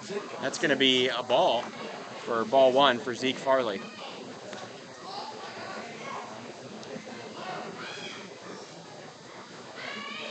Feezer. Oh, yeah. That's a strike. I kind of want the guys to come around with a radar gun. I'd like to genuinely see what it is. Seems like they only put the radar gun on Hardhats pitching. Oh, that one. Not the opposing. Hit way over the fence backwards. Remember, you can get a little side hustle out here. If you get 5 or 6 balls, maybe you can, afford like a Wendy's meal on your way home. If you turn them in for $1 at the oh, that one driven to right. We already have a hit. Zeke Farley takes the first at bat and he sees Feezer. He doesn't get too afraid and drives it to right for a single. Well, it's one thing to throw hard, but there are going to be nights where either a pitcher, no matter how great, struggles to locate their pitches, or sometimes a great pitcher like Bradley Feezer doesn't have a lot of movement at the end of their pitches. Here comes Farley. Farley's looking like he might take off. He does not. You just want to be so careful, especially with nobody out. Yeah. I mean, base runners is the name of the game here. As Bradley Feezer has to look over his shoulder and his attention is divided. Totally. A recorded pop time for Hayden Swain, who is only 16 years old, is a 2.00, which puts him 74th percentile of his class. So stealing on him is a maybe, only for our super fast guys.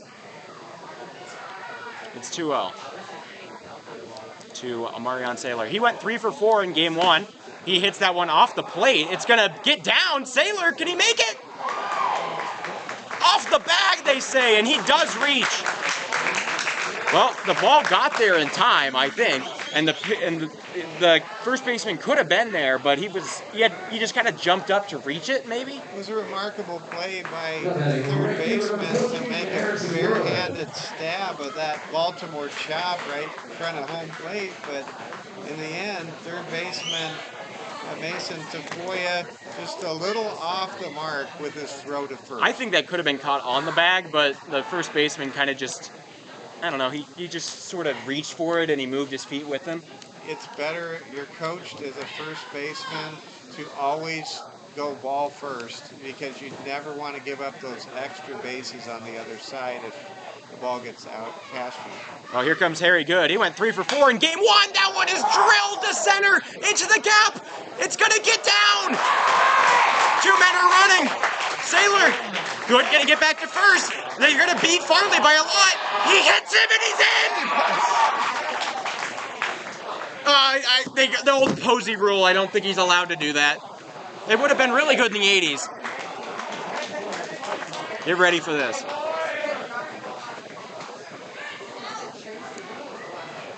What a play, what a moment. That throw well in front of the runner, Zeke Farley. And Zeke did it old school. He did it right. But Well, the I mean, rules, technically, I don't know. rules do not let you do it that way anymore. It's players, for an age of player safety. Which is reasonable. And you have to respect that's the age that we're in. But you're right, Oliver. A generation ago, that would have been a run. Oh, that one looped into right. It gets down fair, and that will be a run. Getting over to third is good. Saylor comes in to score, and it's 2-1. Still no outs in this inning. Feezer's getting teed off on. Oh yeah, 1 out. I don't know. They're just kind of missing it. Dietrich single brings up third baseman number 28, Hardhats. Well, this game already in just the first inning completely breaking the mold of what was expected as Homer Jacobs and Bradley Feezer, two top shelf aces, giving up runs instantly in inning number 1. You know what I think is kind of rough about that play with Zeke Farley is that that ball was hit deep enough that he could have scored. I think he was thinking that it was not going to get down.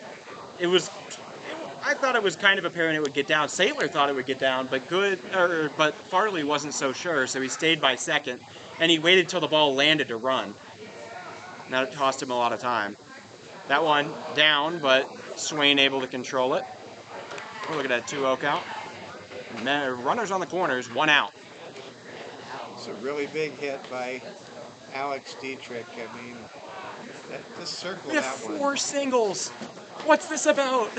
I mean, that's just a big hit because consider the spot. It's just a big hit by Pollock drills it. Second baseman makes the play. Goes to 2. He gets them both, and that'll end the inning. Hardhats do not cash in on more than 1 run, and the Sixers will stay up 2-1. Kind of rough if you're a Hardhats fan. That was a very close play at first. It seems as though, even though in baseball the tie goes to the runner, and watching the Legion games to this point, especially on double play throws to first, it always feels like the tie goes to the defense. But boy, I'll tell you what, we've got ourselves a game. Yeah, well, I mean, as much as it's like, oh, they're up 2-1, and we failed to cash in all those runs against Feezer. That is 4 singles to start out the game. This guy is not untouchable. This guy is not the absolute, as good as he is, and as good as, his accolades are, he seems human. Well, everybody's human, and it's not just the Hardhats team. It's just not the same Hardhats team that went to Cheyenne the final weekend of April. This is an improved Hardhats team that's won 7 in a row. And when you win 7 games in a row, even if that winning streak is spread out over a couple of weeks, you feel invincible. You feel like everything is possible. And let's get the second inning going here as post 6 brings to the plate Ethan Reisdorfer. Ethan, the infielder, comes up to bat for the first time in this ball game, and he watches the first pitch go outside. He's our first baseman. Ball 1. First baseman Ethan Reisdorfer, the hitter as we begin the top of the second. The Hardhats are trailing 2-1. If you're just joining us, post 22 knocked off post 6. 7-3 in game 1 of tonight's Saturday night doubleheader on a perfect night for baseball. There's the pitch. It's over for a strike, and the count now goes to 2-1. Boy, Oliver, you can really feel the energy from the Hardhats dugout. Oh yeah, totally. They feel optimistic. As much as they're down, it does not feel that way to them. Here's a pitch outside for ball 3. We've seen in different times Homer can struggle with his control. He hits batters sometimes more than most pitchers, as the next 3-1 pitch is fouled out of play. we saw at Watertown Stadium last Sunday, Oliver Palmer Jacobs in his last victory. I think he plunked about 4 of he the plunked 3, I think. 17 hitters for Watertown, and there's a foul ball. Will keeps the count at 3, or moves the count to 3 balls and 2 strikes. Here comes a big pitch, full count. Nobody out, nobody on, and the ball is batted away, foul. Almost caught for a tip there. Ethan Reisdorfer, a solid player. He is one of many post-6 Sixers. It's a younger player, but definitely has the skills of a veteran. Palmer Jacobs looks to Philip Benz for the sign. The right-hander squares, fires, and the ball is drifted to left and foul. That is deep. That ball will That would have gone. leave the ballpark, but thankfully for Hardhats fans, it left the ballpark on the left side of the foul pole in left field. I mean, that thing went like maybe 340, 350. It went a long ways. Hardhats here in the top of the 2nd inning. Mike Fell with you. Oliver Fell, the voice of Hardhats TV, bringing you the odd-numbered innings tonight. We'll have the even-numbered innings for you, and this is becoming a lengthy at-bat. Yeah, we're up to... Reisdorf fouls that ball away. We're up to 9 pitches now. This pitch right here will be pitch number 9 in this at-bat from Palmer Jacobs. Pitch by Jacobs is fouled away, and we're going to get to a double-digit at-bat. So I'll share this story with all of you. Legendary U.S. President Ronald Reagan, he was a baseball play-by-play announcer at WHO in Des Moines, Iowa when he was a young man. There's a pitch inside, it's ball 4, and Reisdorf able to take first base after a 10-pitch AB. So back in the 1920s and 30s, they had a teletype system where the tape would come out of the teletype machine. The announcer from his home studio would call the action. We'll get back to this at bat. Here comes Nolan Horton coming up to bat, the center fielder for post 6. It's a great story. I don't want to ruin it by cutting out details. Here we go. Palmer Jacobs with 1 on and nobody out faces Nolan Horton. Pitch to Horton is fouled away for a strike. So Ronald Reagan was broadcasting a ball game in Des Moines, and the teletype machine stopped working. It was no longer operating. So Ronald Reagan, with his infinite genius, decided that he would extend the action with foul ball after foul ball, waiting for the teletype machine to start working again. He actually described a 27-pitch at-bat on the air. Yeah, it's a true story. There's a throwback to first. It was not in time. Was he not like able to see the game? He said he could not see the game at all. This was the 20s and 30s. We didn't even have television sight yet. was still visible. I mean, if he was calling the game. No, he was at home, though, and the game was on the road. And he didn't travel? Right. Okay. And back in those days, if you didn't travel and you had a teletype machine, you actually had a wood block, and you would make a sound effect to signify whether or not the ball was hit a certain way. Goofy times. It was just the theater of the mind. An amazing time to be in the radio world. And that's a true story from the President Ronald Reagan. There's a ball hit the second. Chance for 2. Throw down to short is in time. Throw to first, not in time. But the Hardhats do retire Ethan Reisdorf.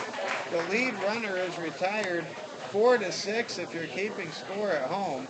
Reaching on a fielder's choice as a double play does not materialize is Nolan Horton.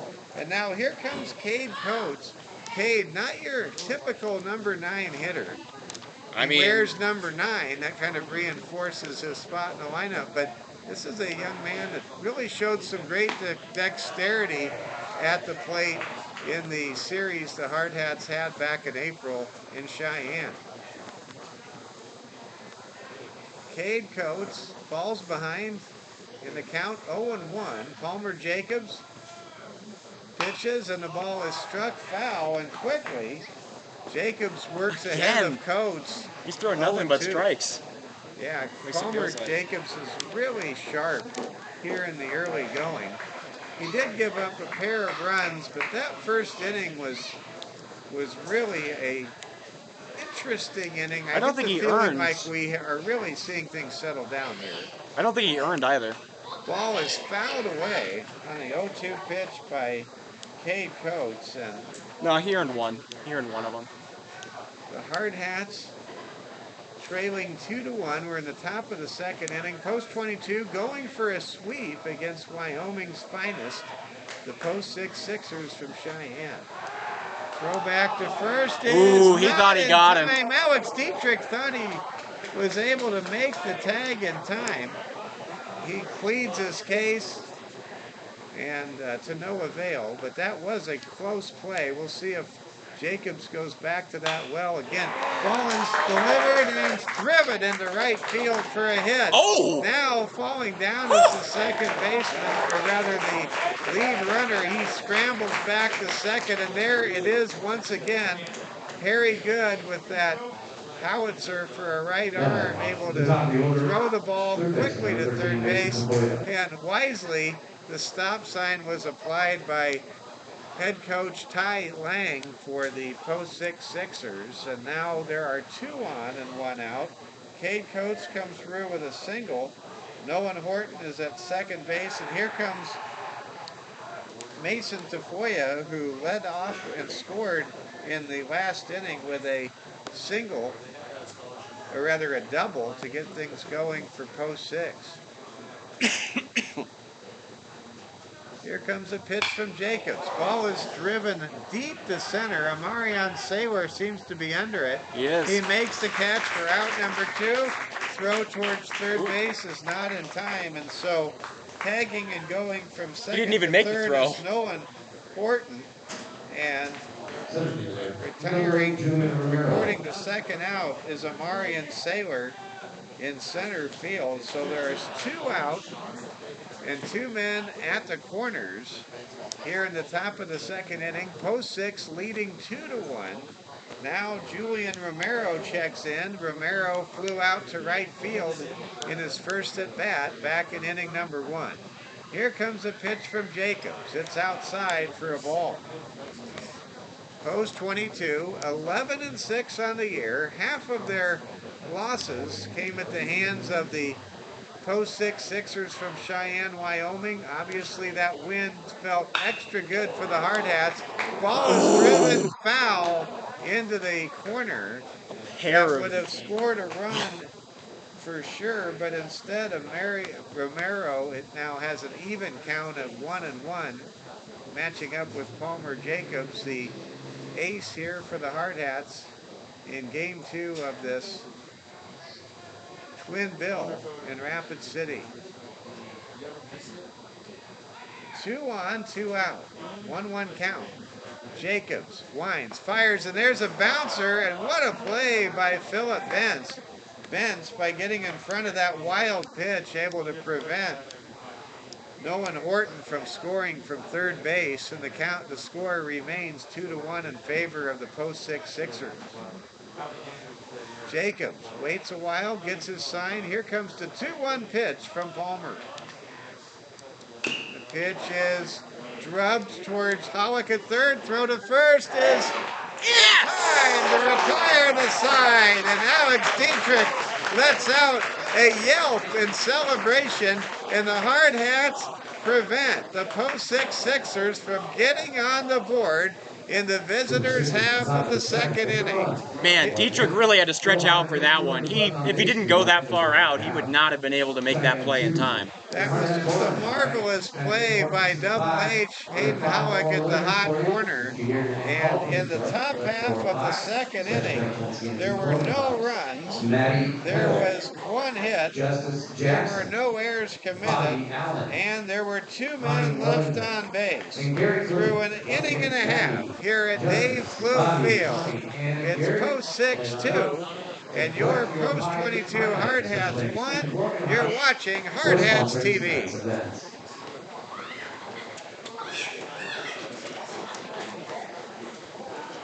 I want to give a big shout out to my good friend Steve Ammerman, the South Dakota Sportscaster of the Year. Had a chance to celebrate Jack Ammerman's open house graduation party earlier today, and congratulations to Jack. His big brother Logan was there, and it was good times. It was great to see St. Thomas More All-State football player Easton Ogle in attendance at Jack's open house party as well. And I'll tell you, it was a lot of fun. And Oliver, it was just a year ago we were celebrating your graduation from Grandview High School in Denver. Well, hey, I'll absolutely take it. Also, the son of a broadcaster. But yeah, there's a lot of parallels. There is. Everywhere we look, there's another parallel. You're right. Yeah. I'm excited to see what we are able to do off of Feezer today. We've got the guy who had to pitch against him last time in their series against at Cheyenne earlier this year, Lee Negebauer. What a pitcher's duel it was back on April the 29th, a 1-0 pitcher's duel. Feezer and the Sixers out-dueling the Post 22 Hardhats. The only run of that 1-0 pitcher's duel was scored in the bottom of the first inning on a 2-out rally by Post 6. First pitch is inside for a ball from Feezer. Second pitch is hacked out of play, and the count squares at 1-1. I think it's safe to say Negebauer is not intimidated by Feezer. Lee Negebauer, I don't think he's intimidated by anything. He is the starting quarterback for St. Thomas More High School. And there's a pitch outside for a ball. No, I think he gave that one. 2-1. Oh, no, you're right. Here comes the fourth pitch in this at-bat for Bradley Feezer. That pitch is low and into dirt. He wants to appeal and see if there was a check swing. No, there was not. Well, I always think it takes a lot of internal courage to ask for an appeal down the line when your pitch hits the dirt. Yeah, exactly. It's like just seems a little unreasonable. And there it is, a pitch that. No, I was right. They gave him the second pitch as a strike. Okay, that's so what I thought. The count is full. Oliver, good eye. You caught something that not even this broadcaster and the scoreboard operator did not catch earlier. On a full count, ball is fouled back to the screen by Lee Negebauer. How about the Hardhats, Lee's teammates, just cheering with every pitch? You have to love the intensity coming from the home team dugout here in Rapid City. Here comes the 3-2 pitch. Feezer's pitch is low and inside for ball 4. And the leadoff hitter is aboard with the Hardhats trying to scratch across the tying run here in the bottom of the second as Lee Negebauer draws a base on balls as the number 6 hitter in the lineup for Coach Kelvin Torvey. And now here comes Philip Benz. Philip had a 3-run homer on a Saturday night 2 weeks ago. Let's see what he can do here on a Saturday night. He comes up with some Clint Black music in the background. Inside pitch is over for a strike. Oliver, when you did the interviews earlier this week with the Hardhats, you found out there was a lot of country in this Hardhats team. I mean, I was just noticing off of their particular hobbies, which seem to be hanging by the lake with my friends, and that's the primary one. That, and for some reason, disc golf. And then their drawl kind of got me off guard. I wasn't expecting that here. I was expecting more of a Midwest. Well, there's a Midwestern voice. There's also kind of a drawl, and that just comes with the territory.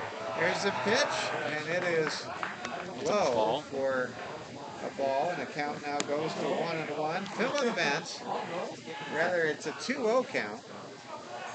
As the scoreboard operator quickly makes an adjustment. 1 on, nobody out. Negebauer at first base. Feezer nods, likes the sign he has. Ball is hit hard, and it will be fair all the way to center field in a deeper part of the park. And there are 2 on in scoring position with nobody out. And listen to this crowd as Philip Benz delivers a stand-up double. And Negebauer is now at third base. Benz, representing the go-ahead run, is at second for Wyatt Reeder with nobody out. That sure is something. I mean, definitely not me, but who would have expected the Hardhats to get 5 hits already against this mythical pitcher here in Bradley Fieser? Well, newsflash, as the first pitch is fouled away, there is no such thing as a mythical pitcher. Amen. Every, as they say, everybody puts their shoes on the same way. And I mean, this is, Yeah, some people go left, right. well, okay. Gosh. Oliver, I love you, son. That's awesome. Here comes the pitch. Ball is hit towards the shortstop. That'll score a tying run. Throw to first is in time. But an RBI is delivered by Wyatt Reeder as he is recorded as a 6-3 groundout victim, but not before Lee Negebauer ties the game. And it's a 2-2 ball game. Philip Benz advances significantly to third on the play. And now if Wilson Kiefer can deliver any kind of contact, the Hardhats look to get the lead against the post 6 Sixers right here, right now. Here comes the pitch with 1 out and 1 on to Wilson Kiefer. Kiefer trying to atone for an uncharacteristic high throw to first in the top of the first inning that opened the gates for the Sixers to take an early lead. That one's Ball good. is pitched outside or over just enough for a strike. That Kiefer curveball down got to the it. count 0-2. You said it there, Oliver. Wilson Kiefer facing a curveball that was able to enter the zone. Here comes the pitch from Fieser, and the ball is swung on and missed for out number 2, and that is the first time Why can I all go the to way through the order that Fieser records a strikeout, and I think that's noteworthy because Bradley Fieser had 10 Ks against the Hardhats a month ago. And he has a season high of 17 on a 2-hitter. And that's only 7 innings. Yeah, that's a super wow. That's Kerry Wood material there. That's 17 out of 21 outs. Here comes a pitch from Fieser outside for ball 1. Farley. Zeke Farley is at the plate. Zeke had a single and was thrown out at home plate. Even though, if we went by the old school rules, he would have scored on the collision that dislodged the ball from the catcher for post 6. Second pitch is outside the zone. The count is now 2-0. At third base, representing the go-ahead run, is catcher Philip Benz. Here comes the 2-0 pitch from Bradley Fieser to Zeke Farley. The pitch is outside, and the count now fills at 3-0. The Hardhats playing loose, playing like a confident ball club that has won 7 in a row. Oh, look at that. Here comes Fieser's pitch, and it is inside for ball 4. And now there are runners at the corners. And It almost looked like he what pimped are that you- walk. What are we looking at here? Oh, The center fielder number 13, Marion Saylor. You're watching Hardhats TV. Oh. 2-2 is our there we go. score. We're back. I don't even know how that happened. I must have pressed a button or something that changed things. I don't know. I'm just glad we got the picture back. Here comes the pitch. The ball is fouled. Out of play by Amarian Saylor. Amarian able to single and score back in the first inning. Amarian has just been so consistent this season.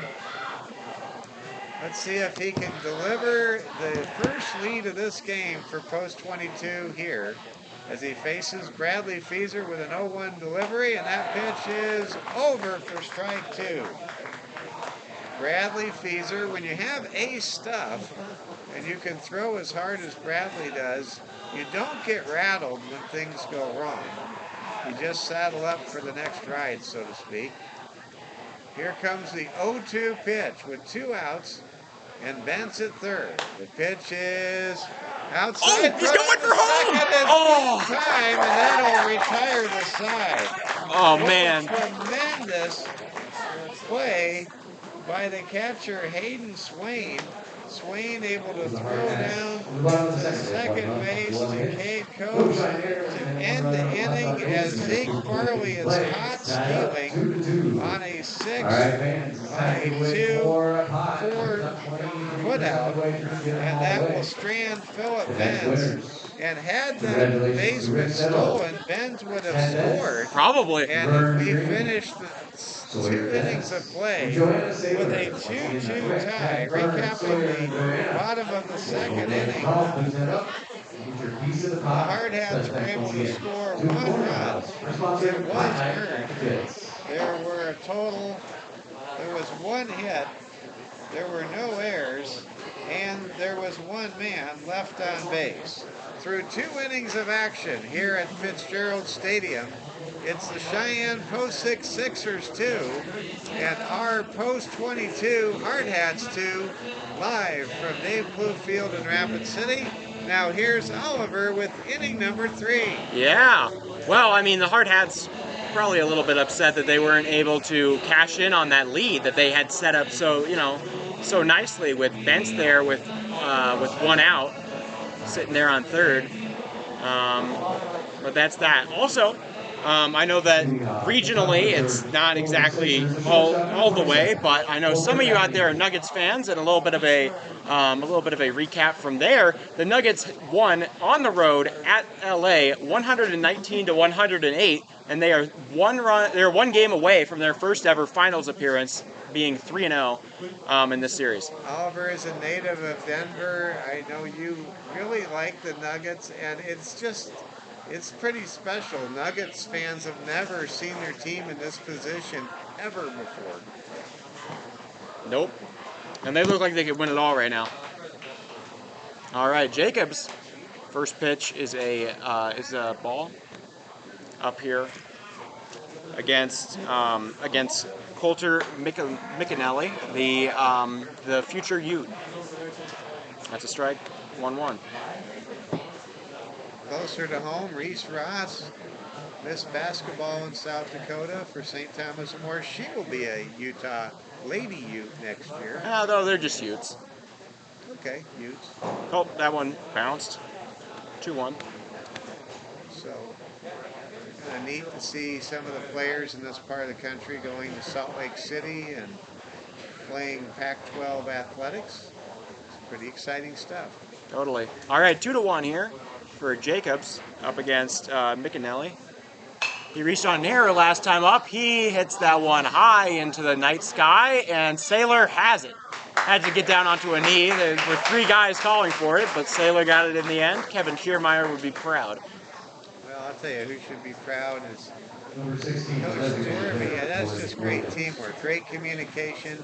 And Amarian Saylor really made a good break off the bat, and those plays right there are big. I saw last Saturday my San Diego Padres lose to the Los Angeles Dodgers because Adam Engel went the wrong direction on a ball hit the center, and those things add up, and you've got to make those plays, and you just saw Amarian Saylor make the play right there. And Jacobs able to get the strike on his first pitch. He nearly gets the second one, a little bit low. 1-1 the count. By the way, I hope Adam Engel is with the Chihuahuas in El Paso right now. I saw too much Adam Engel last He's a week. great runner. He's great at pinch running. That one, a little bit off, a little bit outside it seems. 2-1 the count. The This El is to Paso Corey Williams. Chihuahuas are the San Diego Padres AAA affiliate in the Texas League. Well, Corey Williams got an RBI double last time up. There we go. That's a strike for sure. 2-2 the count. Corey Williams, a very solid player and a difficult player to strike out. Yeah. I'd say so, but hey. Swing and a miss. There he goes. Eat your words. I'm happy to eat those words when Palmer Jacobs makes me eat them. Yeah. Palmer, that's his first K of the day. Maybe we should just use this reverse psychology Yeah. on Just every keep on 2-2 hating or on him. 3-2 pitch Yeah. tonight. Palmer would never make that. Yeah, no. Anyways, I know he watches these back, so he will hear me. Oh yeah. Love you, Palmer. Well, you know what, Palmer? That's good stuff. It's so much fun being at the ballpark, I tell you. 100%. It's a great night out here. Tons of people. It's a great temperature, clear skies, a little bit of smoke. But not too much smoke. No, that one fouled back. Oh! That could have been bad. It hit the concrete here. It just barely cleared the. And a little girl, a teenage girl, just flipped the ball to a little boy. Just very thoughtful. Man, he's gonna get that dollar Well, I love. if he turns it back in. I love when people do nice things to the people around them. That's just The great. pitch, a little bit off, almost a strikeout. 1-2. Here you go. Here's your turn. Okay. Hayden Well, Swain. you know what? I don't want to go to the well too many times, especially in the third inning. Okay, Back to okay, you, we'll keep Oliver. it. All right. 1-2 count here to Swain. Swain hit it back to Palmer the first time up. He reaches out, gets that one to Reeder. The play is made. That'll be the third out, and a scoreless top of the third recorded for the Hardhats. Wow, so great to see a 1-2-3 inning for the Hardhats, and now Palmer Jacobs really rolling. And you can sense, Oliver, that these two aces, Palmer Jacobs for post 22 and Bradley Feeser for Cheyenne post 6, are really settling down now. Yep. And starting to get full command of their repertoire of pitches. And what we have not seen tonight, we haven't seen in this ball game a single hit by pitch. And you know, these pitchers, you just read their body language. They are settling into a groove, and it's a darn good thing, I believe, for post 22.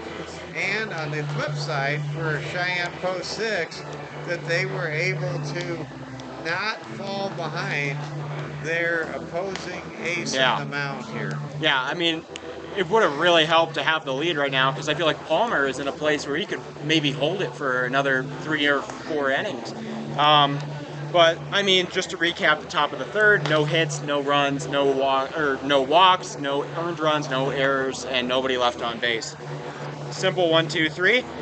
Now, Amarian Saylor, who has 3 runs on the day between the 2 games, and is 4 for 5, which is just crazy against this great post 6 team, is going to lead us off in the top of the third, followed by Harry Good and Alex Dietrich. I don't know if you brought it up earlier this evening with our doubleheader coverage here on Hardhats TV, Oliver, but yes, indeed, Brandon Nimmo of the New York Mets, he did come through the Cheyenne Post 6 program. Number 3 pick, right? I don't know what pick he was, but he has truly put baseball on the map In Wyoming. in just in Wyoming, general. and it's pretty special there. Brandon Nimmo. Well, here comes Saylor. Saylor, like I said, 4 for 5. I think he's excited to face Feeser here more than intimidated. Ooh, that curveball just a little bit, broke a little too far off to the edge. 1-0. Pumping the bat there for Saylor. That one's good. Maybe a change-up, something like that down the middle.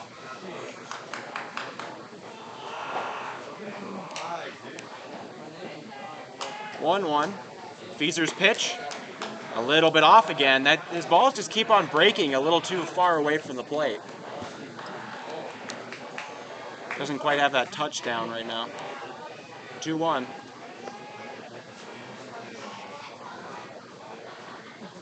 That one way outside. 3-1 the count.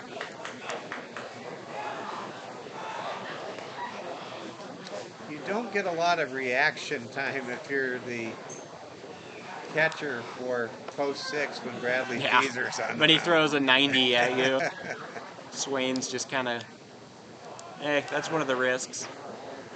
He hits one, belted to deep center. They're running back for it. It's out. Oh, no, it isn't.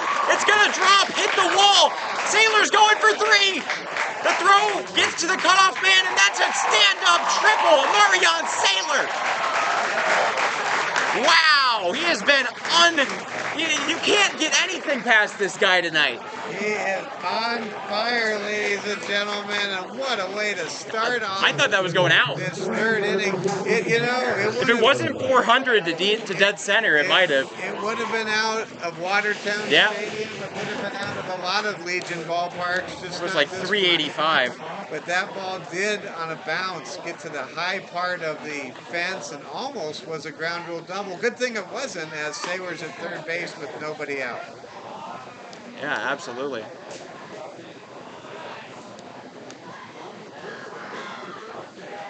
Um, 1-0 count here.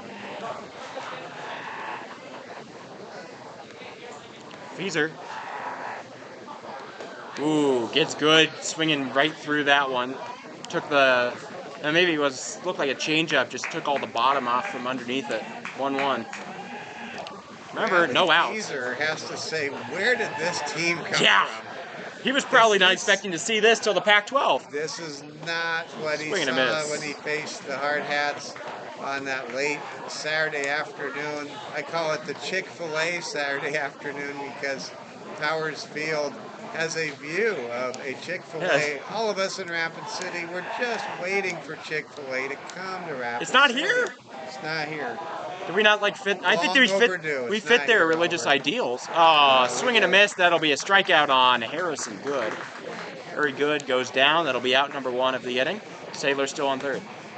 Rapid City still waiting for a Chick-fil-A someday, folks. Someday. Cheyenne's is about 540 to right center. So.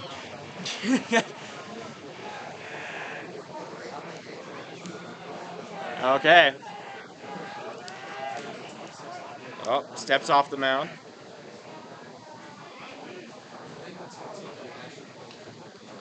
Dietrich now up. He got a single last time. He got an RBI single to bring in Sailor. Let's see if he can do the same thing again. That one called top of the zone. 0-1 the count.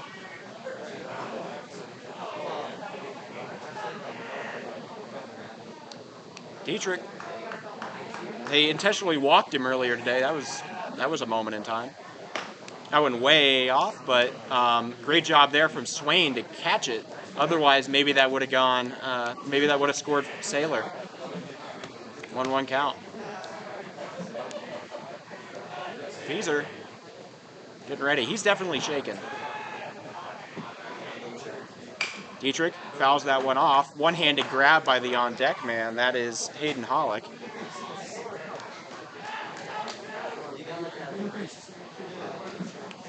One-two count. Shortstop coming in a little. Everybody's in. They seem to be playing him shallow in the infield here. Expecting a Dietrich ground out on 1-2.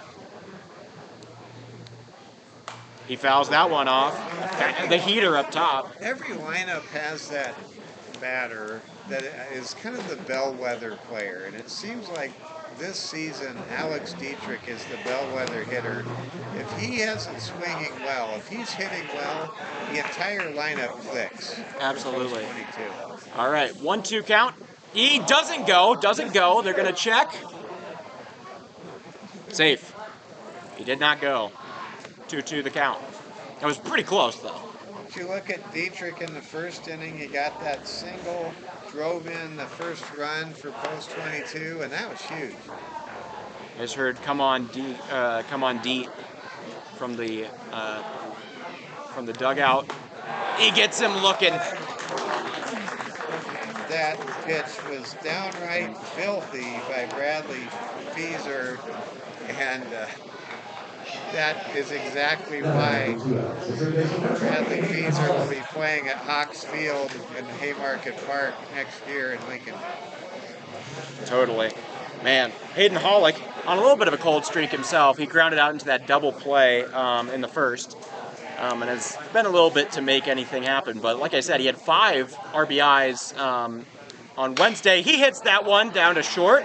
Play is made. The throw, good. That'll end the inning. And somehow, despite the leadoff triple from Saylor, he is unable to come in, and the game remains 2-2. That's what an ace does right there, Oliver. I mean, Bradley Feeser gives up a leadoff triple on the road against a red-hot Hardhats team, and he records back-to-back strikeouts with nobody out, and then gets the third out of the inning with a very routine ground out. Bradley Feeser, he's as good a pitcher as any that will come into Fitzgerald Stadium this year. We just saw it a moment ago.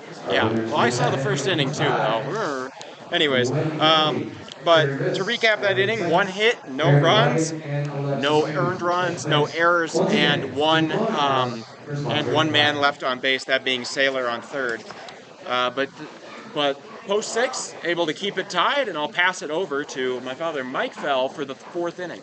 Thank you very much, Oliver. Want to give a shout out to our good friend Wayne Sullivan, general manager for the Post 22 Hardhats, and thanks for watching tonight, Coach Sullivan. The Hardhats in a 2-2 tie as we begin the top half of inning number 4.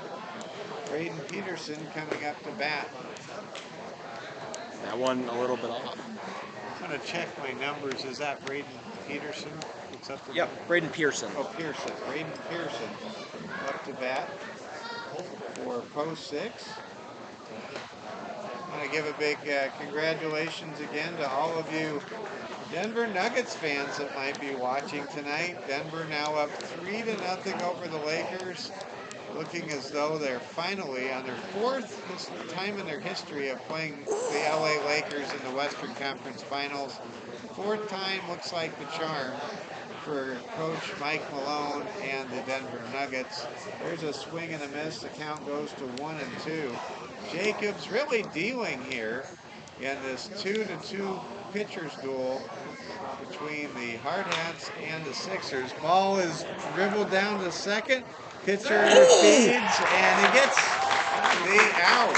Nope. A good play there. No, he did not get the out. No, they marked him out. They did? They did. So that I don't think so. Well, they showed. Nope, they gave him safe, I swear. The safe sign wasn't initially issued. I'm going to go to the replay right here. They're saying he's safe, so what Here, a play look at the there by replay. Braden. Oh, there you go. Braden Pearson able to get an infield single. Good effort by Alex Dietrich to throw the ball to Jacobs, but hey, it bounces off the umpire. Got there, and now there's a wild pitch in the dirt, and scrambling to second is Braden Pearson, and now Pearson's in scoring position with nobody out. And Pearson able to get a reach on an infield single a moment ago. Man, it was just a bang-bang play, and Pearson able to beat the throw to first. The throw didn't beat. The throw beat him.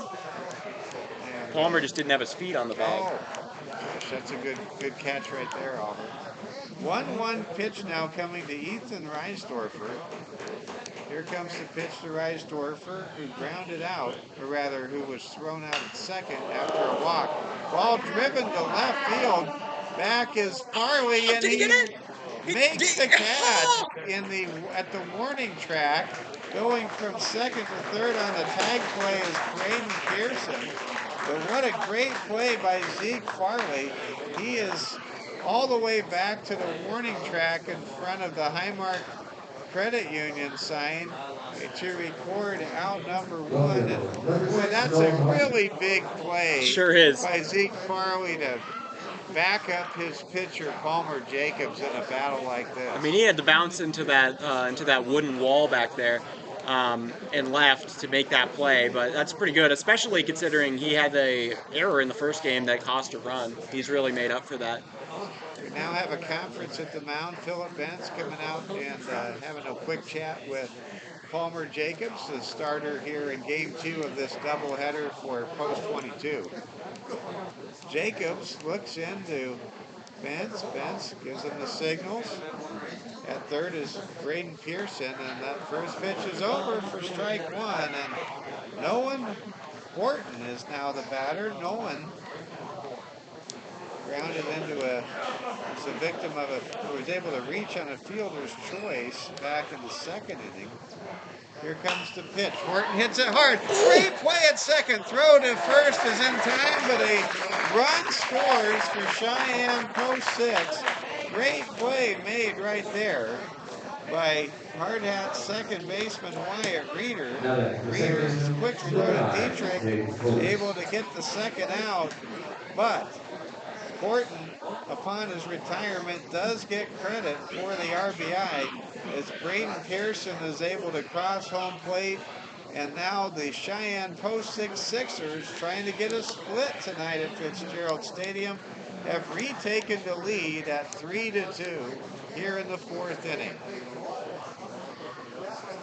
Here comes the pitch now to Cade Coates. Coates had a single back in inning number 2. The Hardhats facing no base runners at the moment, with 2 outs, but trailing 3-2 in this exciting game between South Dakota and Wyoming's finest ball clubs. There's a pitch outside for a ball. Count now moves to 2-0. On deck is Mason Tafoya. You know, Palmer Jacobs would love to limit the damage to 1 run here in the top of the 4th inning. Yeah, There's a pitch over for a strike, and the count goes to 2-1. Any of you Minnesota Twins fans out there, you might be interested to know the Twins are leading the Los Angeles Angels of Anaheim 4-0 in the 4th inning. There's a swing and a miss, strike 2. Man, he really got him going on that one. There's a lot of Twins fans around. Not that many on the team though. That's Only true. 2 that I saw. Here comes the 2-2 pitch with 2 outs, and the ball is hit hard and over Wyatt Reeder into right field, and that'll be a single, a long signal for Cade Coates, and that'll bring up Mason Tafoya. Mason 1 for 2 in tonight's ball game. He had a double to lead off this matchup tonight, and he was able to score back in the first. He flew out to Amarian Sailor back in the 2nd inning. Palmer Jacobs is ready to face Tafoya for a 3rd time tonight. Fires inside for a ball. Oh, you got. We have a very helter-skelter scoreboard situation. I don't know what's quite going on over there. First is not in time. The count remains at 0-1. Palmer Jacobs, 1 out away here from only having the Hardhats being down 3-2. There's a stolen base attempt, and it is successful. Cade Coates with that speed in the number 9 position in the lineup for Coach Ty Lang, able to get a stolen base. That is the first stolen base tonight against Palmer Jacobs in post 22. Now here comes the 1-1 pitch, and it's outside for a ball. You're wrong. To Mason Tafoya. Pearson stole second earlier this inning. Oh, thank you, Auburn. It might have been. I mean, the pitch was a little wild, but I didn't consider that a steal. Okay. I call that a wild pitch in my book. I just thinking that he There's a wild already pitch, went. and going from second to third now is Cade Coates, and the count is now at 3-1 to Mason Tafoya.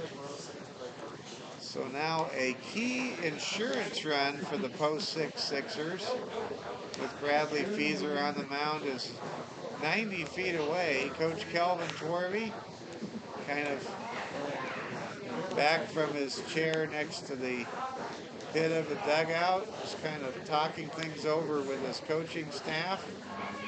This is a big moment, and this is where Palmer Jacobs' experience and poise under pressure is expected to shine through.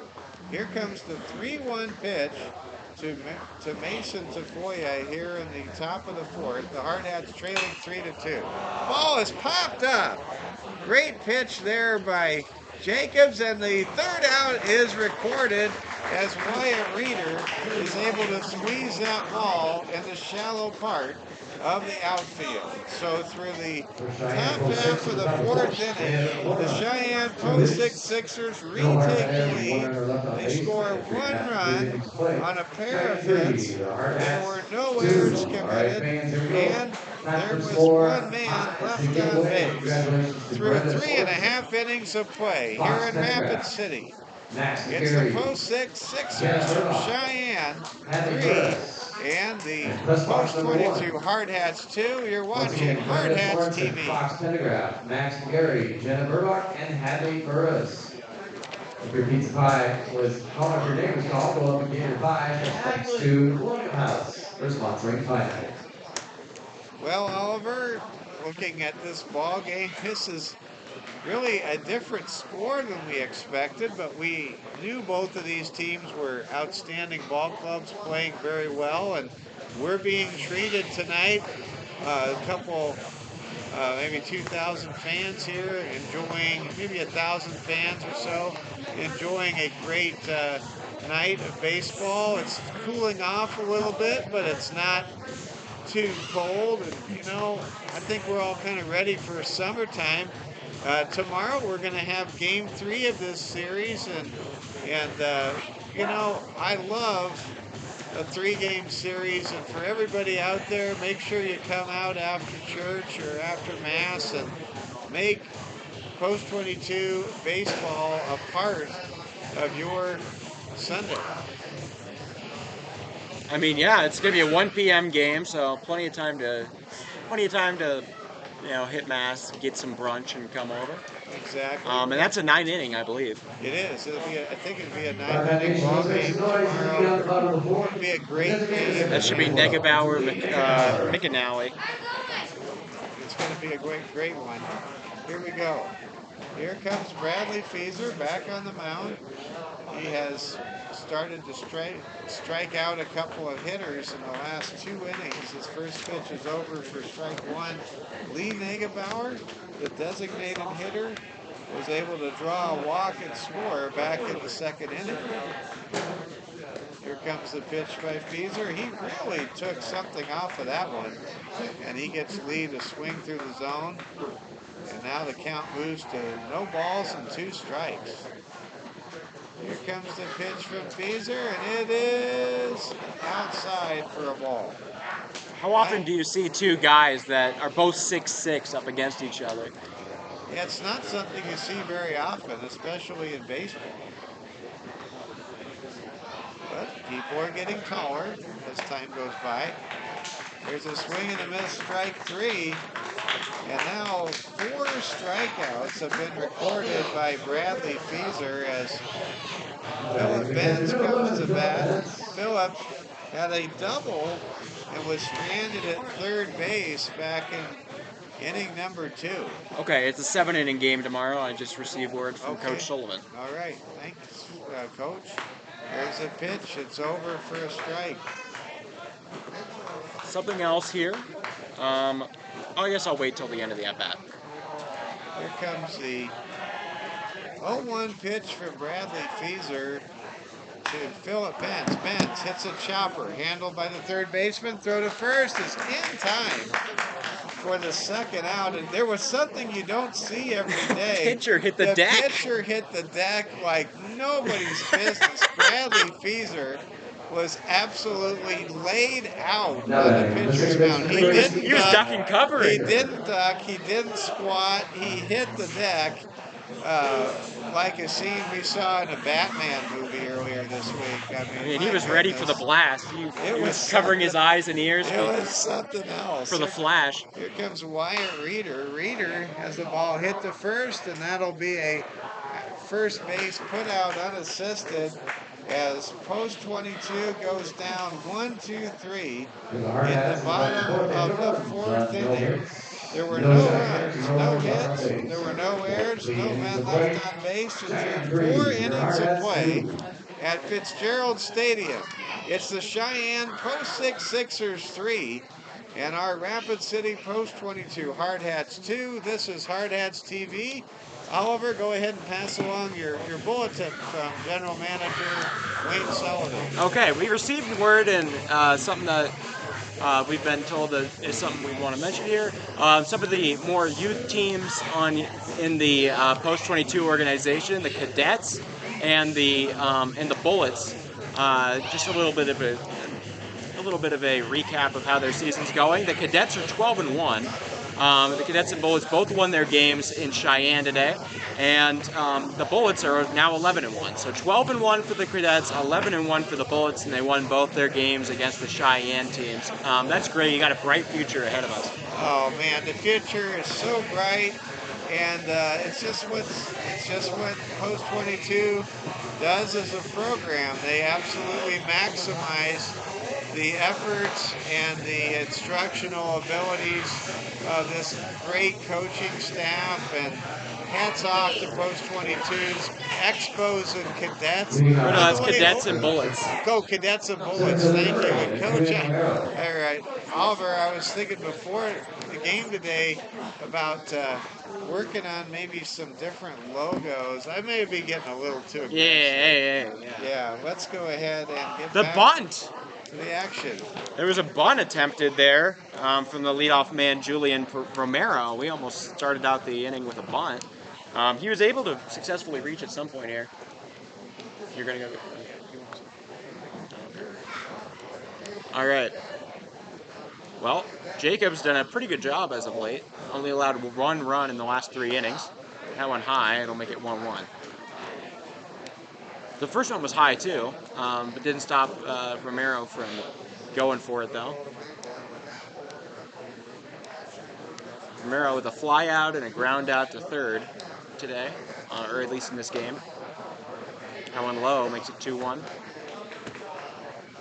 Kind of weird that we have a Julian Romero on Post 6 and we have a Jaden Moreno on Post 22. You know, Romero, Moreno, they're the same. They're an anagram. That one hit over to second, easily played by Reeder, and that'll be first out.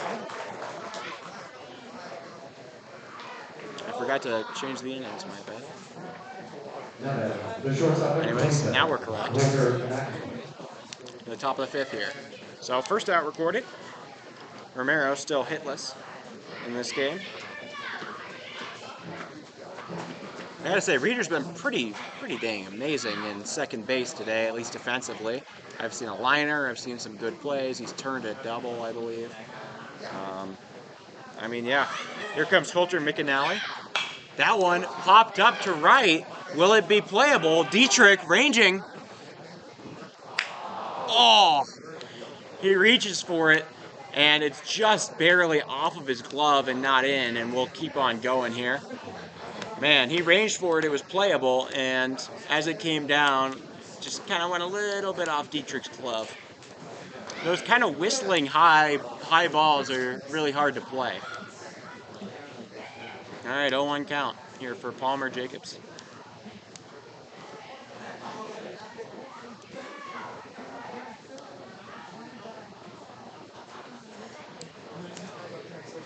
Thank you all for coming out and watching. Really appreciate it. That's a good strike. 0-2 now. 0-2 count for Jacobs. He's only got the 1K on the day. I don't know if he can do it again. Wink, wink.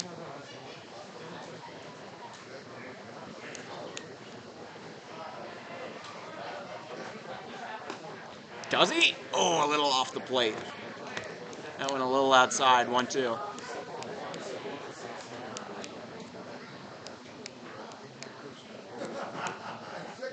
Give him the changeup, Palmer. That one, ooh! That one scorched down the left field line, but foul. Stays 1-2. I just found this out with the scoreboard. You can like add as, for some reason I can put up 8 strikes. I don't know why. Anyways, 1-2. Jacobs. Wink. Does he? Oh, a little bit low. Good eye there. Good eye there from McAnally. You can hit 88 off the bat, and you can throw 88 on the mound. That's a special little thing. 2-2 count. Low. Bent's able to keep it in front of him, but there's nobody on. It wouldn't have been that big a deal. Anyways, 3-2 count. 3-2-1, my favorite. To McAnally. Palmer. Started out this count 0-2. That got him! How about that? Palmer Jacobs catches the bit of the corner. I don't think McAnally thought that was going to hit. And Jacobs able to get the second out of the inning there with his second K of the day. I went back to the well and doubted Palmer, and he had a K, so, you know, it was strategic.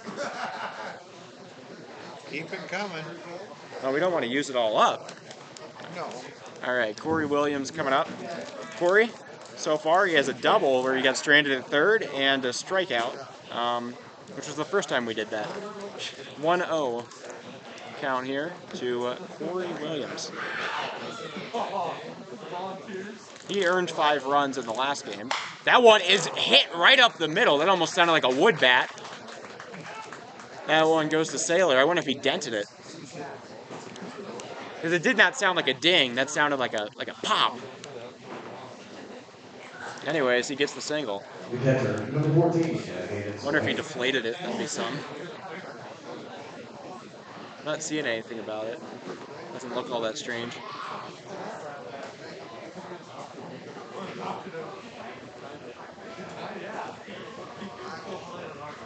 Alright, gotta watch out for Williams on the base paths. He's somewhat fast. That one, right over the middle for strike one.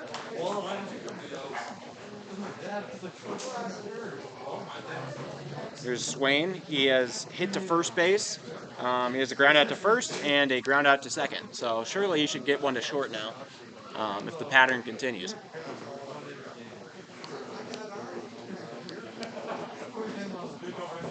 Jacobs, that one grounded to short. Oh, it gets through. That'll be a single. Anyways, that'll put the second man on. We still have 2 outs, but Jacobs unable to get the last one. In the middle of the 5th inning, Oliver, you've triggered a thought that I have for the future of baseball that involves something along the lines of cold spray technology that was developed here in Rapid City at the School of Mines. I'll get to that in between. Ooh, swing and a miss. That'll get him running. Bentz makes it to third. He's safe. Just barely able to get ahead of the throw. Bentz almost got him. Still 0-1. That was a swing through. Both the runners advance. Now we're starting to worry. Palmer. Seems like maybe the M&Ms are wearing off a little. I am not worried at all. Okay. 0-1. You better not be reverse psychologing right now. That's how much confidence I have in Palmer Jacobs. That one grounded past him. Reeder makes the play. The throw to Dietrich in time. That'll be the final out. We get out of the top of the 5th. No runs allowed, and you were right. That's what an ace does, and Palmer Jacobs is an ace. He showed it right there. And that is the supreme confidence I have in Palmer Jacobs, the super senior pitcher for Post 22. So here's my dream. You talked about how that at-bat a few at-bats ago sounded like a wood bat, but of course it's aluminum. Well, we developed, we meaning Rapid City, cold spray technology a couple of years back. And the military loves cold spray technology because old parts can be sprayed and preserved far longer than the depreciation of the part with normal oxidation. Okay. So my thought is this: could we find a way to play with wooden bats that never splinter and never break. My Could only we question. could we get away from the aluminum thing and find a way to develop some spray technology? It is 2023 after all, so that we can have bats that are like forever bats and wooden bats. Wouldn't that be great? I mean, I agree totally, but my only worry would be with the. I mean, the cold spray seems to imply a little bit of freezing to the bat. My only worry would be with the freezing and thawing of wood itself. But here's the thing. I guess once the cold spray technology is sprayed over like nuts and bolts and different parts, Yeah, those metal. it stays forever. But my thought is that if so metal, it's able to expand and come back in whenever it wants, especially aluminum, because it's kind of flexy like that. I would worry that if you cold sprayed the bat, it would kind of like freeze and thaw the way that it does on like fences and whatnot. The bunt put down for Kiefer. That's a great bunt, and he's gonna get in. No throw needed. Wow, you can't do it any better than that. Wilson Kiefer leadoff bunt. Well, let's get back to baseball, but Oliver, you bring up an outstanding scientific observation. But I do dream about that day. It's possible. Where we could have wooden bats at the amateur level, thanks to the kind of cold spray technology that was developed right here down the road at School of Mines. It's a good idea, and there's plenty of space for that in baseball. I know a lot of people are purists and love that wood bat, but obviously cost effectiveness, you got to have the aluminum. Big time. Well, I'm a big time purist. And that's true. Man alive, I wish we could have. He still thinks that there should be beer at third. Anyways. What? That used to be a thing in the MLB. Oh, I don't remember that. You know? Oh yeah, it was like the 1800s, but anyways. I don't want to go that far back. You love the 80s. 1880s. The 1880s. I did love the Kansas City Cowboys and the Kansas City Grasshoppers in the 1880s. All right. Well, 1-0 here for up for Zeke Farley. He's got a single and a walk today. He gets that. 1-1 the count with Kiefer on first. What a great leadoff bunt single by Wilson Kiefer. That's so huge against a starter like Bradley Feaser here in his 5th inning. Yeah. Kiefer 3 for 3 on steals this year.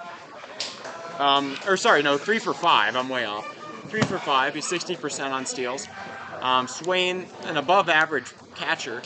I wouldn't be totally shocked with no outs in this inning if he went for it, and you only need 1 run to tie. I don't really hate the idea of making him steal, but... I like the idea of a sacrifice punt here. There he goes. He is going. Kiefer is in. There he goes.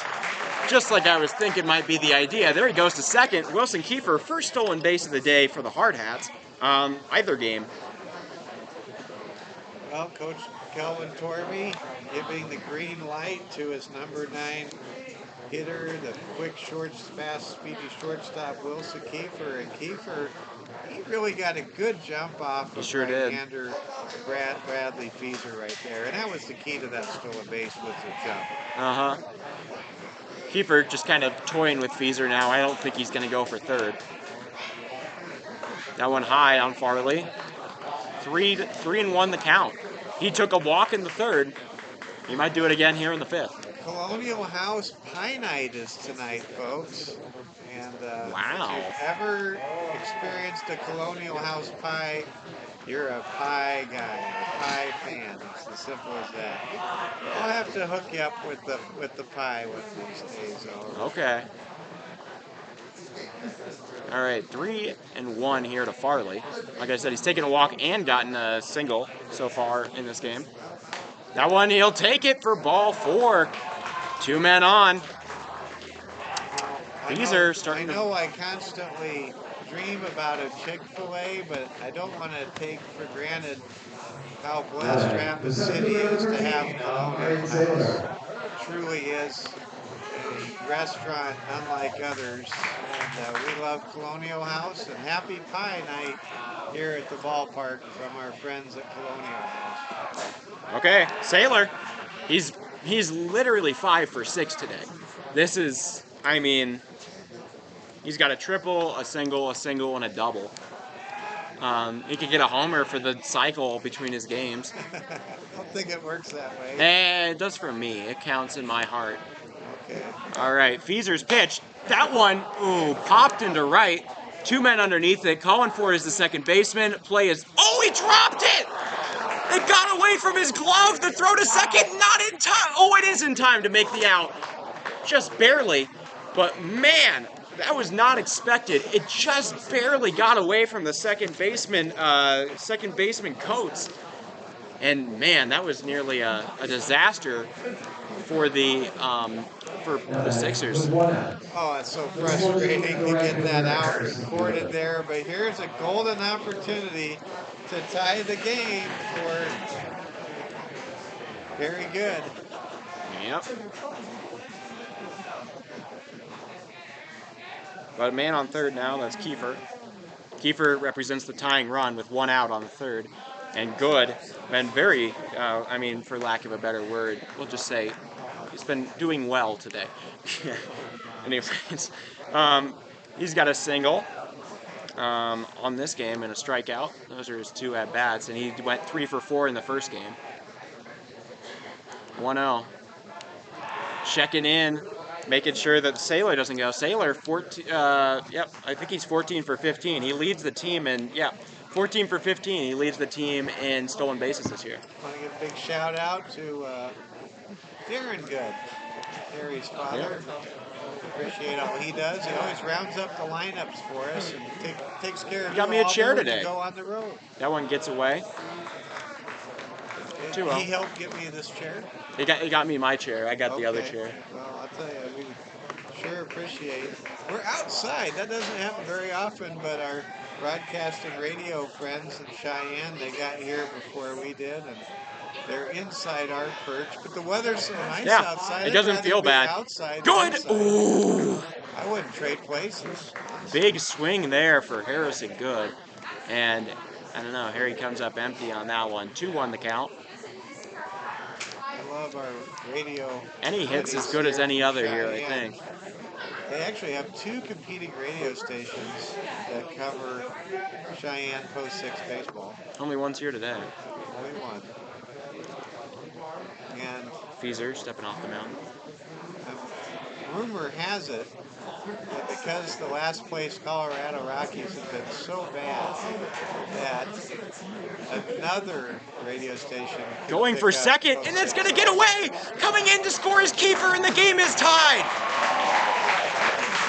I'm going to count that as a stolen base because he was already there, more or less, by the time the ball got away. Yeah, I think that's fair to do. But hey, you called it, Oliver. It's a tie ball game, 3-3.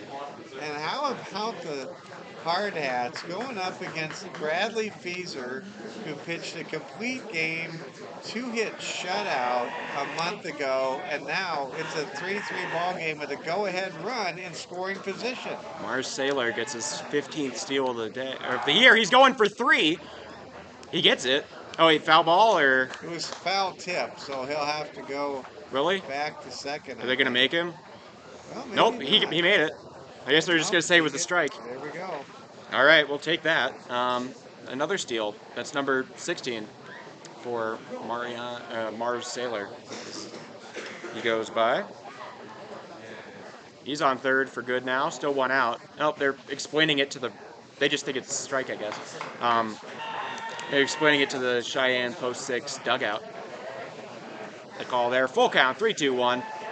The man on third. Oh, they're coming in. Why are they coming in on Good? That's a little crazy. Now they're trying to make a play at the plate in this 3-3 game. I That's suppose. what they're trying to do. That one off the plate, though.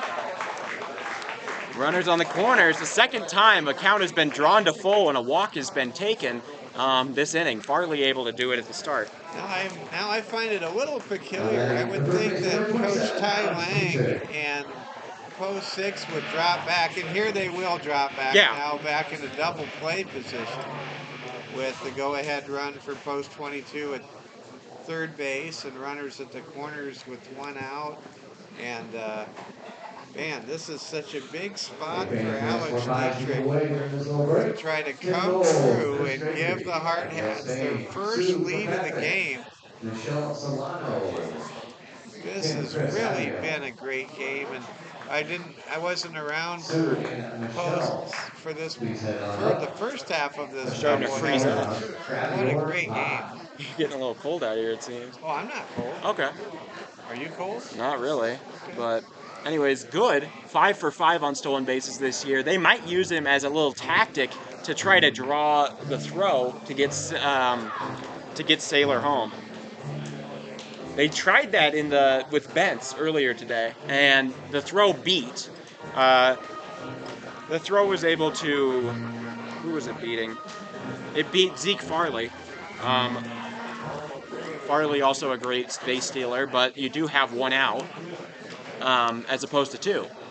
If you're able to do that, you get the throw to second. Taylor is home. What a big spot here for Alex Dietrich. Clean-up hitter at the plate. It's just what you want for Coach Torrey. Absolutely. Dietrich.